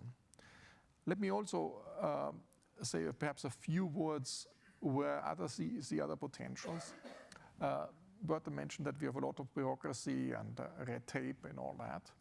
AI might be helpful to overcome the red tape because, memos can be written with AI and can be read with AI. I have this, my famous, I love this picture where I said somebody sends an email and said, okay, I only put 3 bullet points in, and then it made this long 3-page email. You send it to somebody, and the other person says, I'm so happy that I have AI. I can summarize this long 3-page email into 3 bullet points. So there will be a lot of these activities going on. Of course, it will be stored somewhere, this long memo. But there will be bureaucracy probably created by AI, but it also will help us to comply to many things. And perhaps we can overcome some of this, what holds Europe back, this bureaucracy as well. Yeah, let me leave it at this stage. Okay, Fidelio, so I went to the webpage of your company, Medimir, and you have this great slogan. You should congratulate your marketing people. Okay. Medical expertise meets German engineering. So what do you think a company like yours needs in terms of a regulatory environment or government policies in general to fulfill this promise that you have in your webpage of really becoming the company that democratizes medical care, healthcare, etc. And how can these ideas be applied to other businesses in general? I mean, lots is always criticized in Europe, but we also already got a lot. I want to maybe try to focus on some positives as well. We got around 850,000 from grants, public non-dilutive capital, and that is great. But from a funding perspective, EIT is something I would love to talk about, for example, right? The large fund that funds early stage startups within the EU. And for some reason, we always fail at getting through to them because they fund, let's say, 80-90% hardware companies. So, and when you get a reply from that institution, it always says that it's not innovative enough because by definition in software, everything is an iteration of a previous system. And from their perspective, that does not count as innovative. So from their perspective, all these amazing AI companies in the States would not be innovative, and then you have to ask yourself the question, are these funds being allocated properly? Because hardware products are extremely capital intensive, obviously, and it might make a huge difference to a small company such as ours to get some more non-dilutive capital with, let's say, a fifth of what a hardware company would get, and make a huge impact. And I think that this disconnect is one of the reasons why all these huge success cases from the States, most of them are software companies that would not have been funded by EIT, for example. So I think focusing on innovation on such a narrow scale is not ideal. So maybe some more support, but then obviously what we really need is a framework that we can count on. So I mean, there's a lot of insecurity in the field right now with the new AI Act. And the high regulatory environment. We are a CE certified medical product, which was immensely difficult to achieve. And we had to fail 3 years in a row to get it right. And we have to do it over and over again. And we are sort of regulating. Right now, it seems like that the EU is regulating itself out of relevance almost, because it's making it so difficult for companies to achieve what they want to achieve, and the outcome is that it takes much longer to go to market. Compliance is a much higher cost than in the other areas, and the legal uncertainty is a huge negative impact. And it doesn't really. It's not a recipe for innovation. It's a recipe for relocation, practically, and it's something that we've thought about, unfortunately, because it's so much easier to build in other geographies, and that's sort of the divide. And we would love to remain in Europe, stay in Europe, build in Europe, but I think the people who are coming up with these regulations are so far away from the actual what is actually happening that I think there needs to be a better discourse. And the last point I'd like to make, I think my time's over, is, for example, when you get, in Europe, when you get a negative feedback for one of these grants, then that's that. There's no way of contacting anybody. And just possibly having one iterative call with one of these institutions, because oftentimes you know that this person has nothing to do with medical products, has nothing to do with your field. Maybe just one call, 1 hour of that person's time would lead to a different outcome. And I think it just needs to be rethought in general. Okay. Thank you. So I was actually going to ask later about the European Union Artificial Intelligence Act, but since both Bertin and Fidelio mentioned to it, let me jump to that. Phyllis, you have any particular thoughts about the act? Do you think it strikes the right balance between managing risk and incentivizing innovation? If you had the possibility of amending it in some way, what would be your proposals? Thanks. So our view is overall very positive. I think the risk-based approach that they adopt, that this is very similar to what we do in macroprudential policy or banking supervision. So, from an economist's point of view, I think it makes a lot of sense, and also that to use the sandboxes, taking a broader oversight approach. I think we see these all very positive. As I mentioned before, we are still observing a lot of competition, maybe at the expense of innovation. So if there is one area that I would like to pay more attention to is that, in order to observe the economic implication positive economic implication of AI, we need to be more open to maybe a bit more on the light touch approach, a bit more than usual, in order to benefit it. Because one of the, of course, we do regulation to avoid risks, but there's also a big risk that Europe may miss this opportunity of AI. And this is also, we should take it seriously. So at the end of the day, it's a bit of a balancing act. We think that it's very close to striking the right balance, but maybe some more thinking could be done there. Thank you. Bertin, you already mentioned some of these ideas before, but if you were going to, if you have a magic wand and you could change a few articles of the act, where will you apply your wand? Yeah, I would definitely like to lower the compliance costs with respect to access to data, access to copyrighted data for model training and for model use. Once we get into AI assistants, for example, these assistants will want to go out on the web and collect the data in order to reply to our questions. And there again, we'll get stuck with the current rules that are in the AI Act and in the Copyright Directive.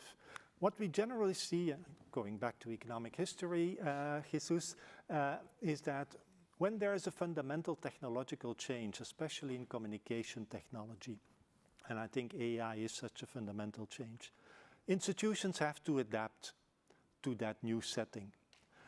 We've seen that when the printing presses came out, it led to religious wars in Europe.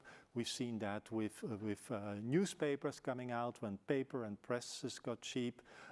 We saw that with telephone and so on. We see that now with AI. We cannot live with pre-AI institutions in the AI age. We have to adapt that. And that's true for a lot of these regulations that we have in Europe. It's true also for competition policy, I think. Marcus mentioned, said, well, indeed in the platform era, there was this perception that the first mover wins, first mover takes all, takes the whole market, and the rest is left with peanuts. And that was in platforms because we had strong network effects in platforms, and that made people flock to one and the same platform because the more people that were on the platform, the better the service. And so you go to that platform. We don't have those network effects in AI models. At least we don't observe them yet. They may come when AI ecosystems start to coalesce around models and more services are built around that. We'll have to watch out carefully there. But for the time being, we don't have them. On the contrary, I think we have strong competition between AI models. There are hundreds of large language models. And actually, it's a loss-making industry, as was said before at the moment. Most of these big companies are selling their services at marginal cost or even below marginal cost. So One advice for the EU competition commissioner for me would be if Trump becomes too pushy, you can go back to him and have an anti-dumping case for AI models against the US. But okay, that's a far-fetched idea. So yeah, we have to be careful in how we build up our European AI industries and make it easier to do that and make it easier for entrepreneurs to get into that sector. Very good. Markus, you have any view on this? No, I just want to say I think we focus very much when we regulate AI on safety, and which is very important. But we should also keep the industrial organization structure in mind. So what industrial organization structure do we want to have? Do we want to foster competition? Do you want different layers? And how would the industry evolve? Of course, it's very hard to predict how the industry will evolve, but when you design the AI Act, I think it's very important to keep this in mind. I think one aspect which was not mentioned much so far is the military aspect to it, which I think is becoming more prominent. And the question now is to what extent, and this you also indicated the demand uncertainty. When you have new innovation, the biggest problem is that you don't know where will there be demand. And having a big DARPA arrangement or something like that can actually secure reduce the demand uncertainty. And so this is probably more for the German audience here, that if there's a huge scale up in military expenditures, which will happen, perhaps you should invest it less in tanks, but more in artificial intelligence and drones and other things, which can then spill over. And so this DARPA phenomenon in the United States, where the internet was from DARPA, so it was all spilling over. Perhaps there's some design. In general, I'm very skeptical that the government should intervene too much. It can take a coordinating role, in particular if there are many small or medium-sized enterprises involved applying AI. There might be some coordinating role or to share some data role and building some platforms, but probably some industry organizations can do a better job than the government to do it. But if you want to, the problem is once the government stands there, there's a big pot of money. The whole industry is just looking at this pot of money, how to get this pot of money, rather than what's the best thing to do. I think that's one thing. The only, exception in my view would be the military thing. And then whenever you invest in military, you should keep in mind that it's not only the military objective, it's also the spillovers to other things. And you might not be able to predict well the spillovers, but you might have some spillovers in other areas as well. Okay, thank you. Fidelio, you on the AI Act. Well, I must say my co-founder is the person taking care of these topics, so I'm not there. But we've you can channel. Yeah, no, but we've spoken about it, and also what Bertine touched on. It's a huge regulatory. Well, it demands regulatory compliance from startup or early stage enterprises or small startups. That do not even have product market fit yet. So you're talking about a pre-revenue situation. You don't know your clients yet. You don't know if your business is viable. So which means that you probably also lack funding, odds are. So any cent, any dime you can save is money well spent somewhere else. And when you have to pay tens of thousands of euros to set up a CE certification or something like that, early on, it can literally mean that the company will not have a future. So I think the subject of sandboxes, regulatory environments where companies can test things are great. One of the reasons we're not gone yet, left Europe yet, is an initiative which is part of the EU AI Act. So we're part of an initiative called TEF Health, and it's a large conglomerate, and they're going to help us get our new AI version certified, and we'll see how that goes. But in general, having sandboxes set up in our medical area, that would mean a digital hospital where we can sort of test our software without causing lives being lost. That would be an amazing setup, and I think that shouldn't be too difficult to achieve. So there's so many things that can be done without all the great risks, and I think it just means thinking outside the box a tiny bit, and the regulators actually coming together with the young startups or I think that'd be a great idea. So before we move to our last block, I'm going to have a follow-up question. This is not to any of the four of you in concrete, so if you don't have any thoughts on it, but whoever thinks something about this, I would like to hear it. So one foundational idea of the European Union is the principle of subsidiarity, that you want to regulate things at the lowest possible level that makes sense. Have you thought about this? How many of these things that we are regulating now in Brussels about artificial intelligence, should we regulate it at the European level? Should we regulate it at the national level? And should we regulate it at the regional level? Since you may have opinions on that. Just to give you one example of how the subsidiarity principle can go awfully wrong in the case of AI, is with respect to GDPR, to privacy regulation. In the EU, we have one GDPR regulation, but the implementation is it's the member states, 27 member states, who have to implement it. And in Germany, each of the Länder has its own implementation agency. Plus, you have the European Data Protection Supervisor. All together in Europe, you have more than 40 instances or institutions that regulate the GDPR. One of the reasons why at the moment, over the last 8 months in Europe, we don't get the most advanced AI models produced by Apple, Microsoft, Meta, and so on, is that these models, because of scaling laws, are now increasingly making use of social media personal data. And while in the US this is not a problem, in the EU we don't know whether it's a problem, because we have clauses in the GDPR that say, well, if it's legitimate, you can use those personal data for training your models. But what does legitimate mean? And these 40+ authorities differ in views on what is legitimate in Europe. Result, regulatory uncertainty. And nobody wants to run the risk of having a 10% of global turnover fine when they release these models in Europe. So we don't get those models. That's because our regulatory, the subsidiarity principle has gone down a level too low. I think in this case we should have one central authority in Europe that decides what is admissible and not. Okay, very good. So let's jump to the last block that I wanted to ask. What do you consider are the most significant, or is the most significant risk posed by artificial intelligence? And this can be economic, social, budgetary, you name it. And what do you think we can do to address it without stifling innovation? Phyllis? Yeah, thanks. I think the biggest risks probably in the short term are outside of economics. We are thinking of cyber risks, scams, misinformation. There, going back to regulation, it would be a mistake to do a blanket AI pressing just to avoid these to happen. I think the regulation should focus on these activities themselves downstream rather than trying to steer the development of AI itself.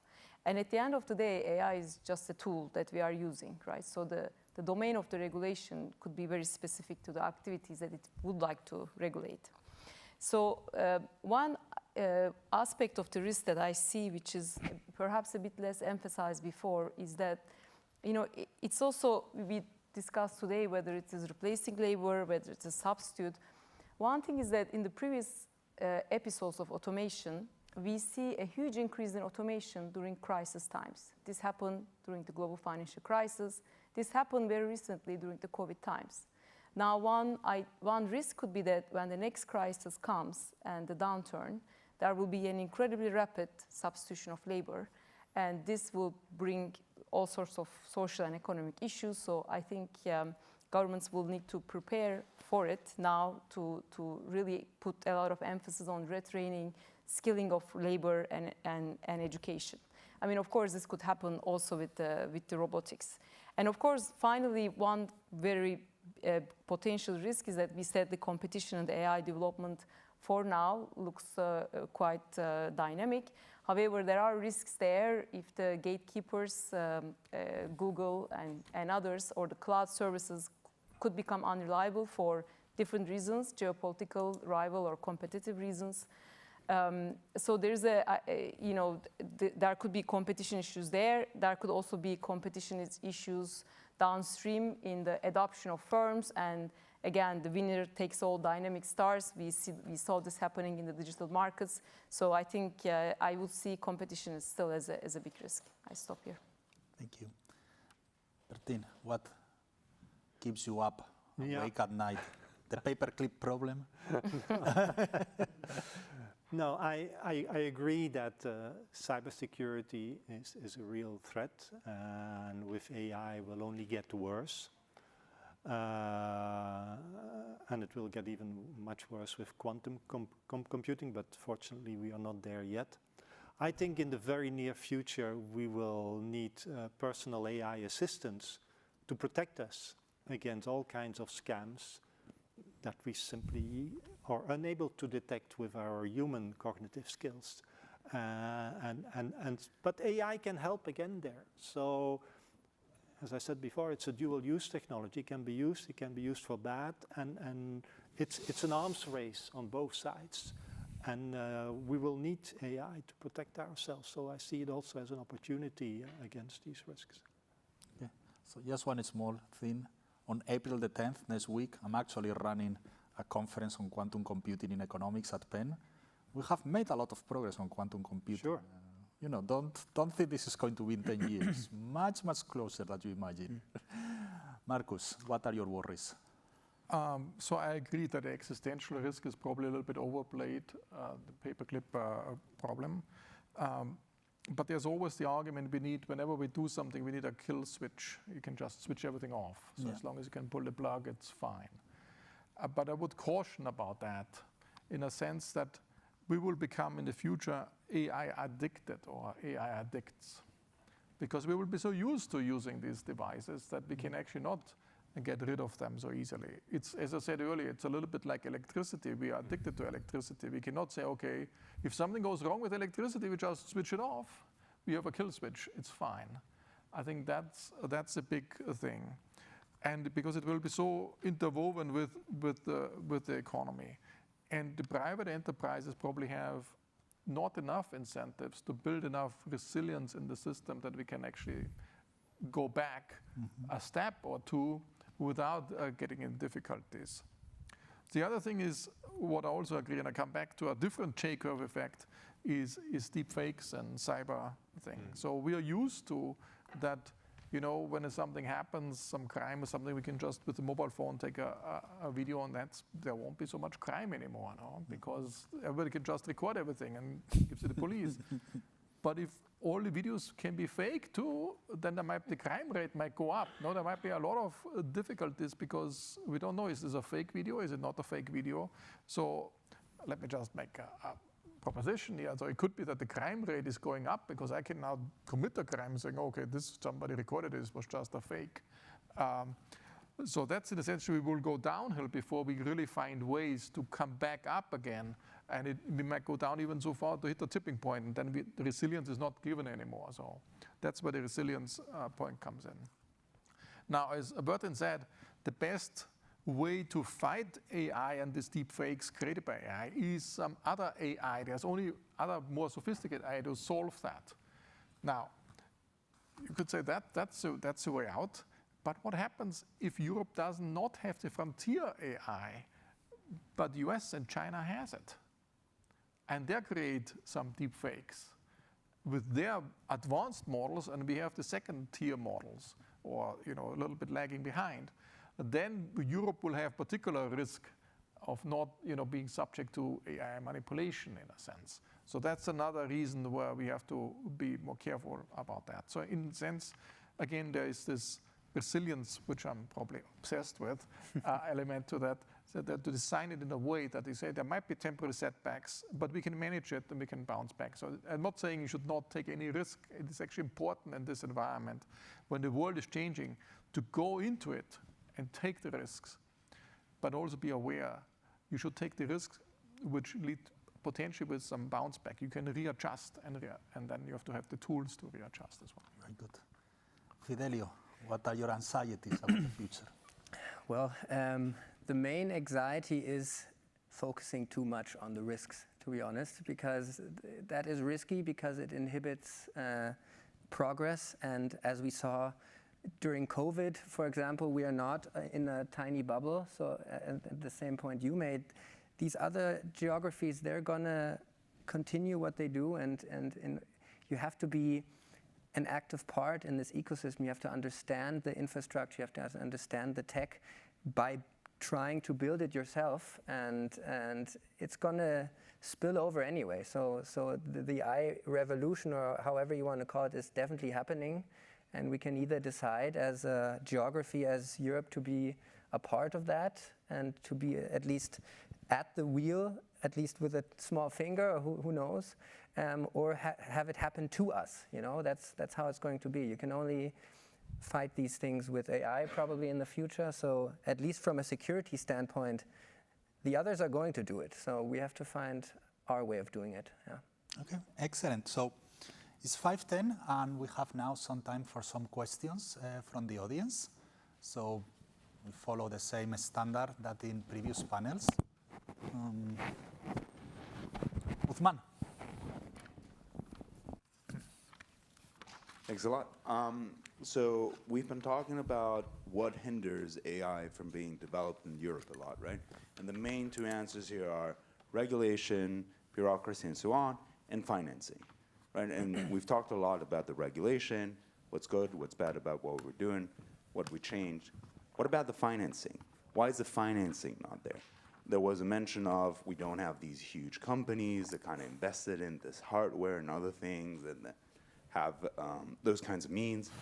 We had a brief discussion about maybe the public sector shouldn't be doing this, maybe so. But what is it that's not working here? Why can a European startup not go out there and get the $10 million it needs? When in the US, we see that, and we mentioned that AI right now is an industry that's losing money, right? In the US, people are just burning money, right, in order to build these things. So many things, right? I mean, Amazon didn't start making profits until like 5 years ago, right? Yeah. And that's been around for a while. Yeah. So what is it that is not working here, and what is it that we need to do in order to change that? Thank you. Marcus, macrofinance guy, and then Phyllis. So essentially, the capital market structure is very different in Europe compared to the United States. One classic example, so there's actually quite some VC funding going on in Europe. So you can actually start up a company easily. Of course, the VC ecosystem is much broader and deeper in the United States compared to Europe, but there is a lot of startups going on. The big challenge is the scale up. Once you have a company, to make it a big company and scale it up. And a lot of the scale effects are really important in AI as well. So to raise millions of, or hundreds of millions or billions of dollars, I think that's the more challenging thing. And that's, of course, we come to the Capital Markets Union, all of these elements, and we also come to how we structure our retirement system.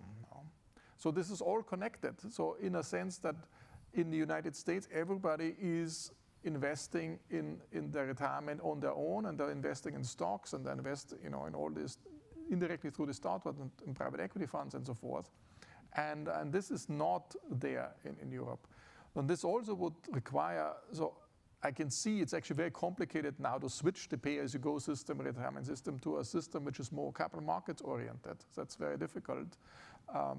But that's, an advantage the United States have.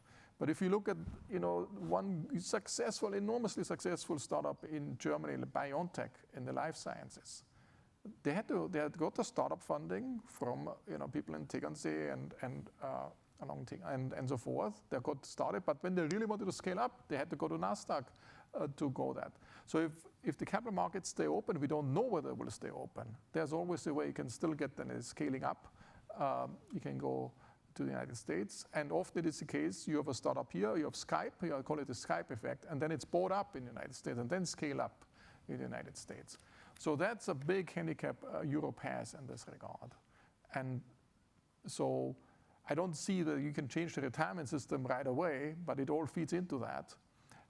What you probably can change, you can say, okay, if there are some insurance companies that can only invest X% in stocks, or they cannot invest in venture funds so much or something like that, that you change the regulation and allow them to take more risk. Because typically when we look at this, we always look at this from a micro-potential perspective. So how risky is this for the insurance company? We never say, oh, what are the macro finance implications for the whole macro economy? If they can invest and they might create an ecosystem and might create some new scale-up opportunities, which actually helps the growth rate of the whole economy. And so we have to take these growth effects also into account when we do some macro-potential regulation or bigger form of regulation. But now I got too much into ECB territory. Yeah, I fully agree. Just to add a couple of things. Of course, we are all aware the lack of a venture capital system in Europe, and that's a big problem. Bank-based lending lends itself monthly payments, which is really go against the culture of entrepreneurials. Even, I cannot get I have a credit card in France that I have to pay the next month. So for all practical purposes, it's not a credit card, it's a debit card, but it's just postponed a month later. Of course, there are many issues about that. Maybe it's, again, too much regulation in the banking system. It could be that the risks are so low. So we reached a stability of a dead body at this point that nobody's lending and nobody's borrowing. So, maybe there's something to be learned there. The other thing is that it's also a bit cultural in the United States. I lived there for a long time. That going bankrupt is such a normal thing of way of life. You go bankrupt today, tomorrow you are fine. You smile. In Europe, I don't think we have that type of culture. And there also, of course, the insolvency regimes. There have been lots of improvements in Europe, but again, these are we just need to normalize a bit going bankruptcy. I think that could be useful. From a competition point of view, we see really a lack of horizontal and vertical integration. So, of course, that seems good from a competition point of view, that countries are not colliding. But at some point, as Marcus mentioned, it really limits the pooling of the funds and the size problems comes in.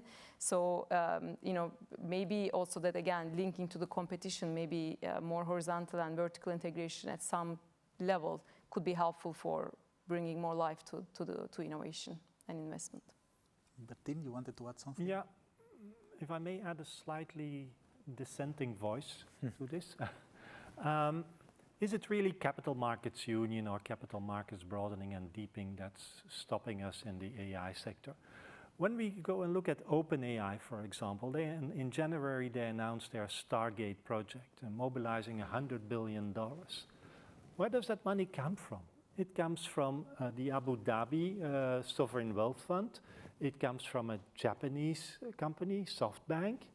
It's not mobilized neither on the European nor on the US capital market. And they are able to do that, and they had to do that because going to the capital markets would have been very difficult for OpenAI, even though it's was that at that time worth 120 billion or so, now even 300 billion, because this is an extremely risky project. OpenAI has annual revenue of about $5 billion.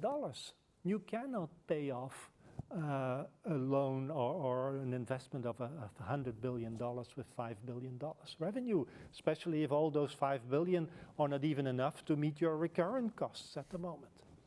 So, and OpenAI so far was depending on financing from Microsoft, and they had this collaboration agreement.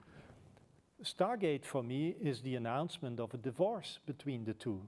OpenAI wants to go its own way and has to go its own way. It wants to become the next Microsoft, but it's a very risky bet to do that. And so you have to have private financing for that. Good. One small point.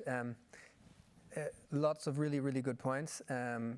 Just to one tiny little extra add-on is that a lot of VCs simply do not invest in Europe.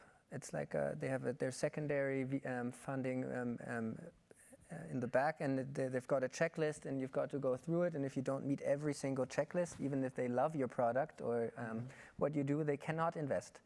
And also in that sense, the regulatory environment does play a huge role. I mean, these VCs, they're like, okay, we don't really understand how European regulation works, so we're just not going to do it.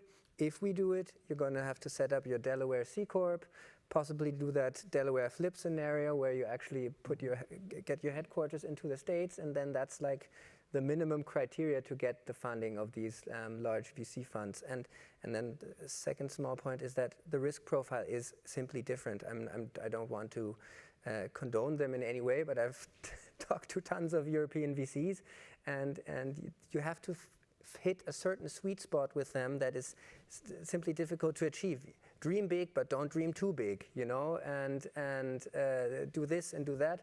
And also from a valuation standpoint, you can achieve so much higher valuations from these American VCs because they also want to believe in the dream and push you forward and get an even more grandiose valuation. And I think it's also what you said, a huge mindset difference. And then the last tiny point is that if you talk to family offices in Europe, also mindset thing is that they are very, they do not want to invest in early stage startups. So there's tons of private money, but it's not, just doesn't get allocated to early stage. Yeah. As someone who teaches Wharton MBAs, I can testify a lot of them have grandiose dreams. Yeah. More questions from the audience?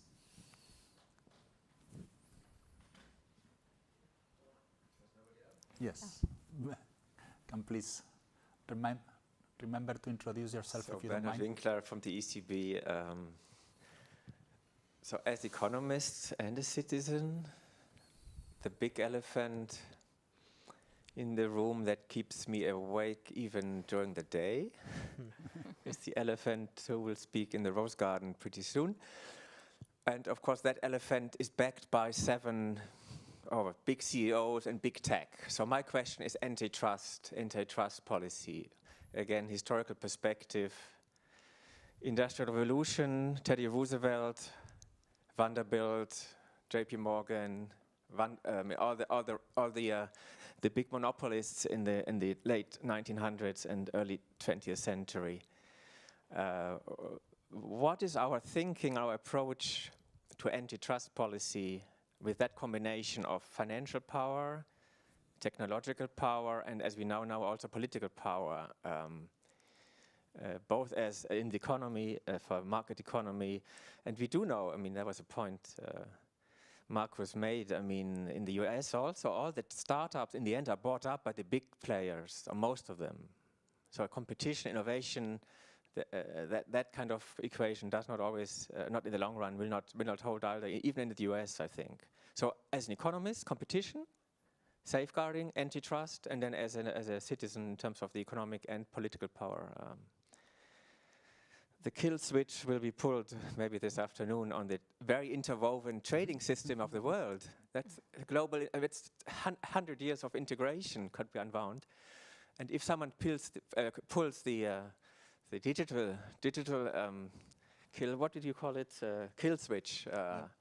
We are not in a good position on any side of the Atlantic, I would say. So, sorry, but that's a food for thought. But I really antitrust. I have missed that too much in this conference. Okay. You want to go first again? Yeah, I can say a few words on antitrust. So I'm not an expert on antitrust, let's put it this way.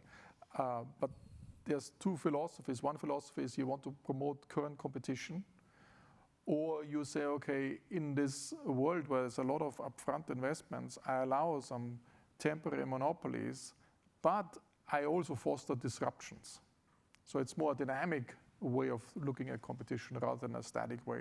At the moment, I need 5 companies competing with each other in order to have more consumer surplus. It's more, I allow monopolies, and I just essentially, through disruption, I foster disruption. And then the question is, to what extent will new companies push out old companies? And if you look at the age distribution of US firms versus European firms or Japanese firms, of course, in the US, you see way more turnover of firms.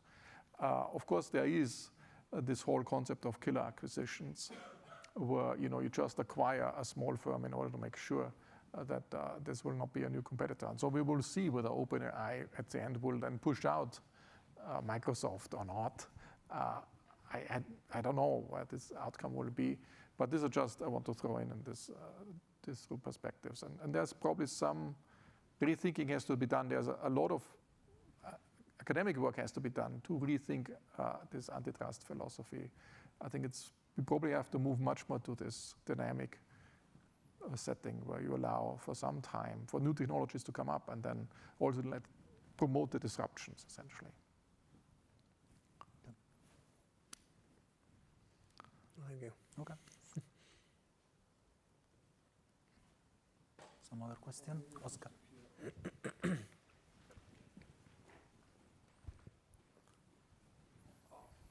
Thank you, Oscar Arce, ECB.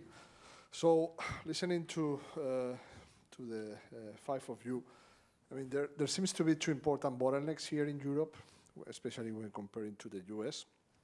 One is regulation, and the other is lack of funding, appropriate vehicles and institutions for funding this kind of investment projects.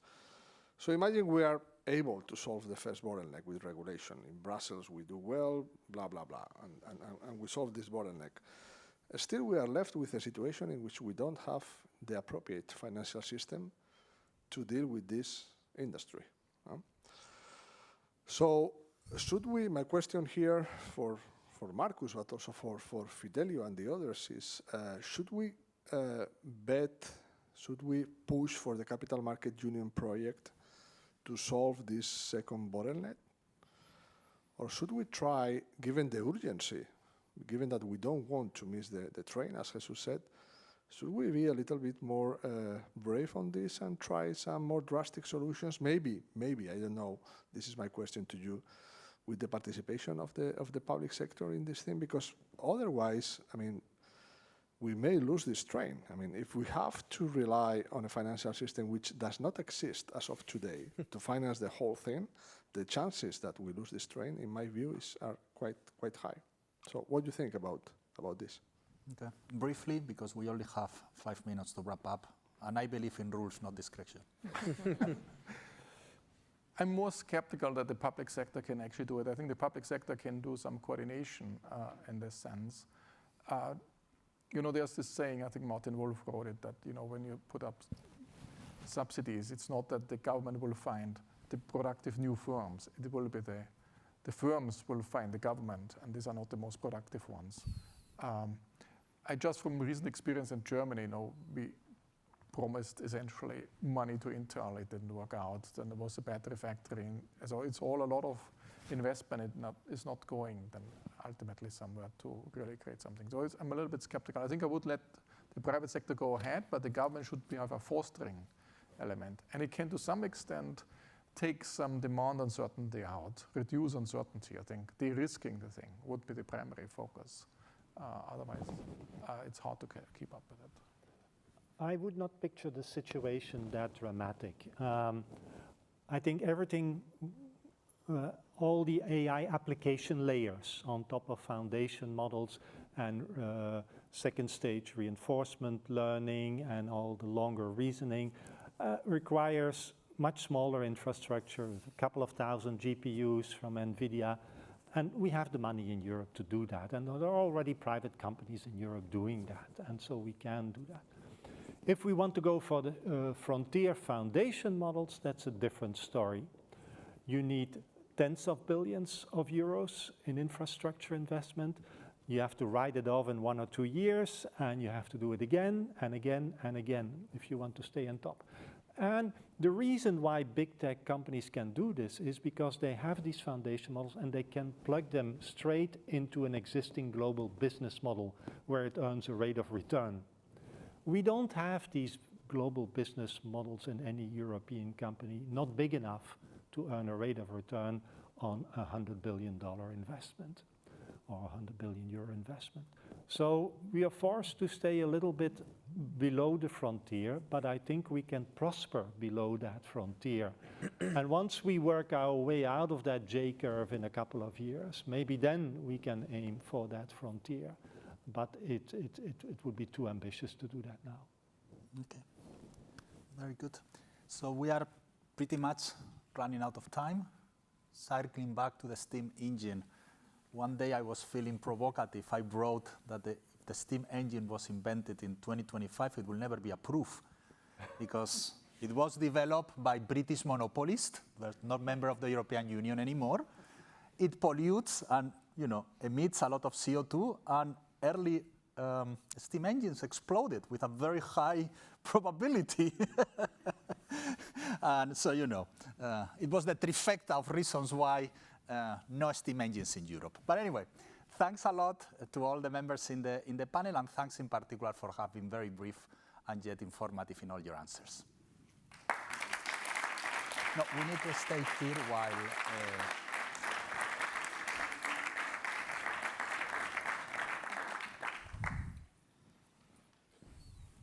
Okay, very good. So time to say goodbye, and especially to say thank you to all the attendants, participants, the splendid panelists, and the organizers of this conference. Thank you very much. So I will not try to summarize, of course, the discussions, but let me try to extract some of what I think are probably the main takeaways of our discussions over the last couple of days. So we have explored artificial intelligence, multiple applications across a host of economic processes and what we can expect from them in the future. Professor McElhern yesterday emphasized that we are in a new era of technological advancement when progress is happening already at a very fast pace.